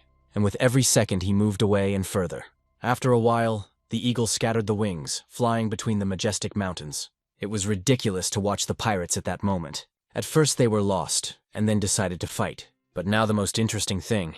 Will this man really allow them to take one against a whole pack of pirates? Although it is important to point out, is he really alone? After his back, another fighter appears, who is confidently going forward. The pirate's facial expression issued everything. He was scared to death when he saw this guy in front of him. It is not possible to speak about the power. To overcome this scoundrel, one hand has enough. He was a young master who knocked him down with one blow. And this is after recently they laughing at him, they say, like a girl. But now the pirates have finally realized they are faced with real masters of martial arts. However, they did not know what to do next. The Toothless still tried to punch the pirates to go to the attack. But it seems that their own life was more expensive for them. No one dared to move forward. The captain of the Sea Serpent, this name came loudly. As soon as the ship sailed closer, the pirates realized, now they all end. The captain arrived and they had to cook their skins. Hearing all this, Yuen remembered something. He remembered exactly what he wrote about him in the novel, who he really was. At this point, boards, thrown from a hostile vessel, lay on their ship. The 7 pirates barely held back impatience, waiting for him to finally step on board. And so, giant legs began to step forward. His appearance made it trembling with fear.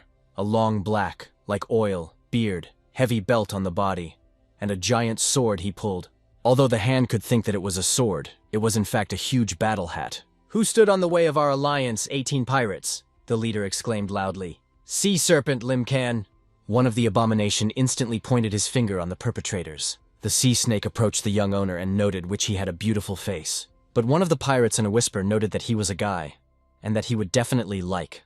Yuen tried to remember whether he was not confused. After all, in the novel the marine serpent was a true pervert, obsessed with drinking and killing beautiful people, regardless of their gender. In reality, he looked even more disgusting. And then a stranger came forward. A man with a scar on the whole face.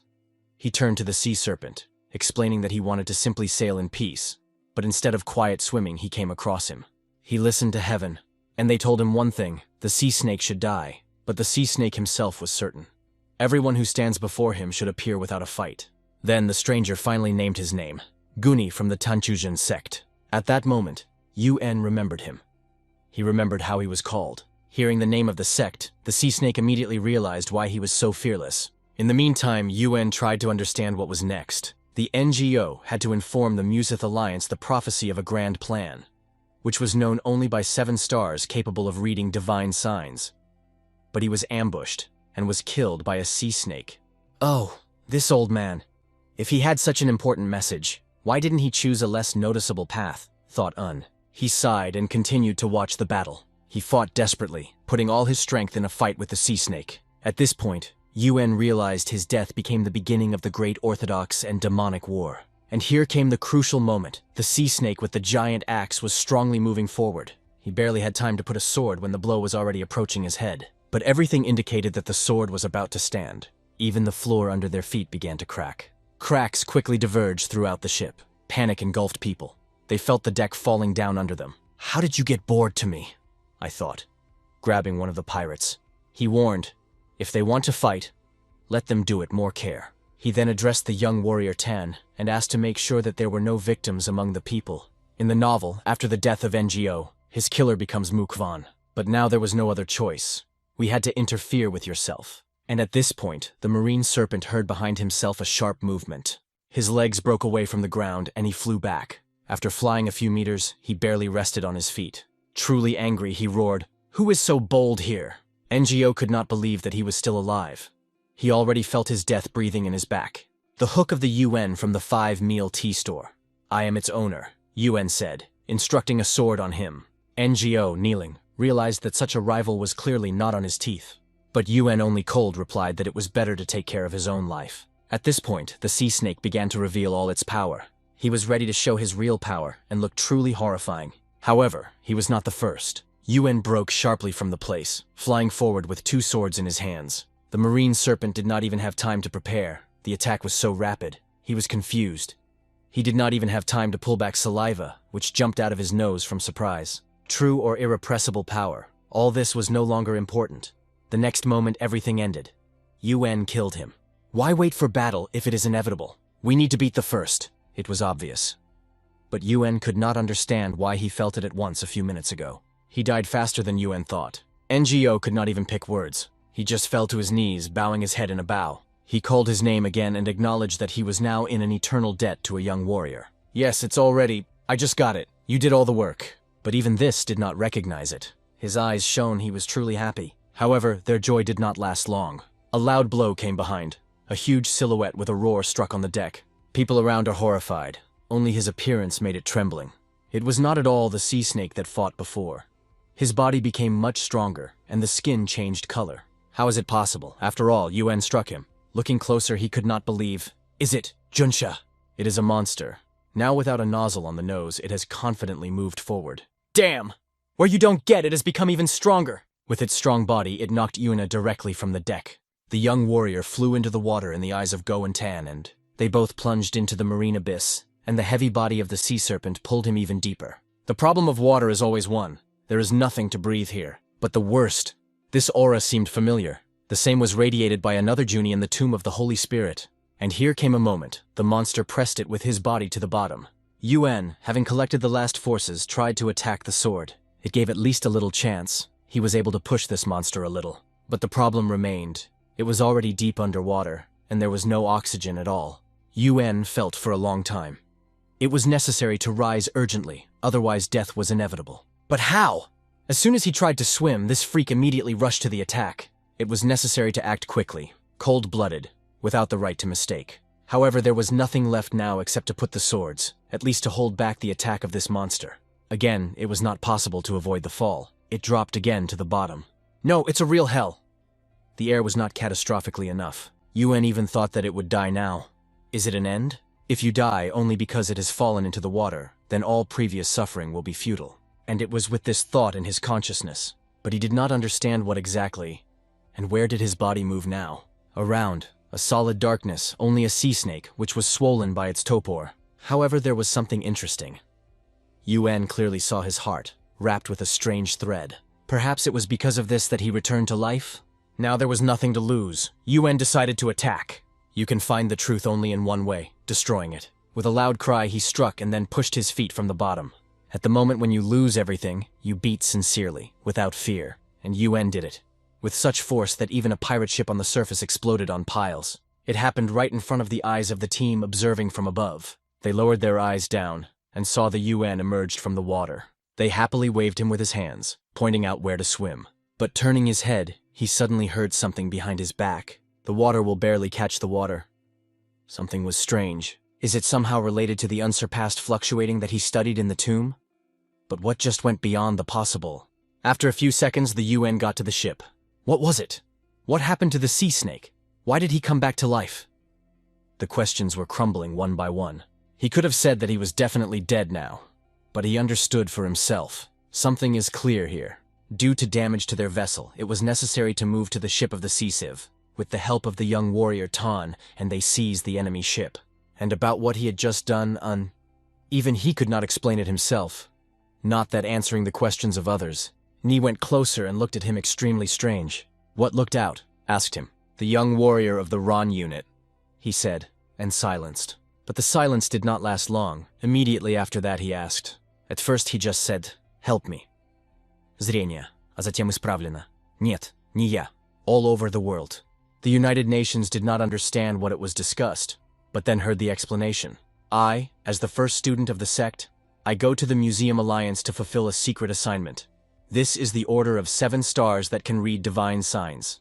I ask you, help deliver this message to Muram in whole and safety. After listening to this long request, UN just waved and asked to let him go. But the words about a secret assignment forced the young warrior Tannen to be alert. What to say? Everyone who was here became interested in these words. Even associated pirates listened to curiosity. Yuan immediately understood the essence of these loud statements. The NGO could only be called an old fool. How could he tell everyone around his secret assignment so easy? It has passed for a while. Musith Alliance. Going off the ship, Yuan was here. They finally arrived. That's how best to describe it. NGO did not cease to grind on the ear that Uni is a true hero who would save the world. Yuan himself could not believe that the leader of his sect entrusted such a chatter so important assignment. Going without stopping all night, it was possible to die from his endless chatter. Who would have thought that he would reach for them here? Yuan himself is almost crazy, trying to understand how the sea snake returned to life. Moreover, the Quanta had to kill it only once. There was no doubt. This is part of the grand plan. But what? How do these scums expand their influence on the Alliance 18 pirates? However, all these reflections were broken. They were stopped at the entrance, demanding to name their names and introduce themselves. The Great Museum Alliance. They love to show themselves. Yuan earlier he guessed that he would be asked to introduce himself, so he took the right person in advance. He pointed to the one who arrived with him, the young patriarch of Tang Clan. He called him quietly by his name so that he would come. But at the same time, the NGO began to volatile, calling all this a true disappointment. What a shame. In Murim, do the traditions of putting full idiots to protect the gate? Do you not recognize the hero of the Orthodox sect who killed the seashore on your own?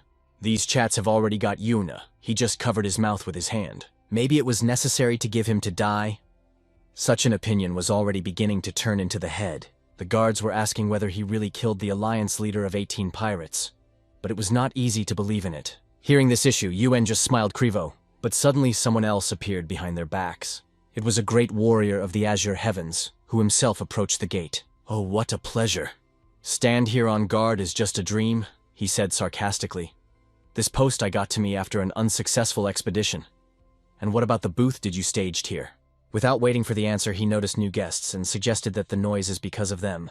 Yuan did not say a word. The warrior, looking at him, could not believe. How did he survive at all? I immediately grabbed the sword and asked, "Why did you come here?" And then, without restraining, he called him a freak of a demonic cult. He threatened to kill him again, they say, for the death of comrades who died during the expedition. This language has long been bored of UNU. Last time he was silent, but this time he decided to act. Without any warning, he struck him directly into the jaw, knocking out several teeth. In his heart, a fire broke out with sparks of anger. But what to say here? In fact, he even rejoiced in this scum, who tried to kill him last time. That scum flew from the blow and remained lying on the ground. The leader of the Zarian Heavens lost consciousness from one single blow. It was a real shock for all. Yuan did not even try to restrain himself.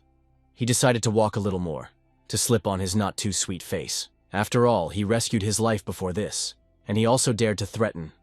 Therefore, Yuan decided to pay for it in his own way. However, the guards began to plead with him, not to achieve the one who had already lost consciousness. Then Yuan slowly turned their gaze. His face at that moment seemed to them the real face of the demon. It's a demonic cult, they put, lifting panic. The whole Museth Alliance heard that they were attacked by a demonic cult. Yuan, et al., just wanted to go through peace, but even he could not contain his emotions when he saw this scum. And at that moment, under his clothes, he noticed something interesting. The book with the inscription, "Called a Divine Term and Thunder." When the threats were already falling around, he just raised his hands. It was then that the young owner of Tan ran out of the back. The order came, to arrest them all. Yuan understood perfectly. His friends would be taken with him. Everyone just stood silently without saying a word. After a while, in an even more spooky place, they were brought to where the conversation was to take place. "Oh, you just arrived and already problems. You say you name? I apologize for the accusation of espionage in favor of a demonic cult. I also passed the order of protection to release your comrades who were mistakenly accused of the leader of the detachment of the Azure Heaven," said the leader of the Museum Alliance, Danley Moxion. "That's nothing wrong," Yuan replied calmly. But the head of the Alliance wanted to find out where Yuan came from at all. That the leader of the detachment of the Azure Heavens mastered demonic art. He told about the moment when he was locked in the tomb. Then it seemed to him that a spy had come among the expedition. Moreover, when he fought with the leader of the detachment, I was wanted. He felt from him energy that did not belong to the Orthodox sect. That is why he decided to report it, just in case. But who would think that the leader of the Azure Heaven himself has mastered demonic art? Yuan also thought, if the book called a divine term and thunder was in Yana, then perhaps he stole it, not someone else. At the same time, when the guard was stopped, Jan burned this book behind his back, using the true fire of Samadhi. The young warrior could not believe that this vicious scum was indeed a member of the demonic cult. But he suspected him from the moment he attacked the UNA. "Who to believe now?" said the head of the alliance gloomily. After these words, he suggested, "And perhaps the martial art that the leader of the detachment of the Azure Heaven is not a demonic cult." The NGO wanted to say that the honed 7 stars wanted to convey an important message related to recent events, and now he was ready to tell what they asked to pass. A group of rebellious forces extends its influence everywhere. What is visible to the naked eye does not reflect what really happens. The era of chaos is no longer around the corner. When she comes, those whom you considered enemies will become your friends, and those whom they called friends will appear enemies before you. Do not miss the appearance of a righteous hero. The words, "What is visible to the naked eye does not reflect what is really happening," and "those whom you considered enemies will become friends," directly related to recent events. It is because of this that the honed 7 stars who can read the divine signs were sent here. From the herd, the head of the alliance realized that 7 stars began to suspect that these attacks were not a demonic cult. The little one intervened in the conversation, noting that it is strange. All the actions of enemies were accompanied by slogans about the revival of a demonic cult, as if someone intentionally wanted to provoke a conflict between the Museum Alliance and the demonic cult. It was at this point that UN was satisfied with the fact that he left Yana alive. Thanks to this, the risk of the beginning of the Great Orthodox and Demonic War decreased significantly. However, the head seemed to be cautious.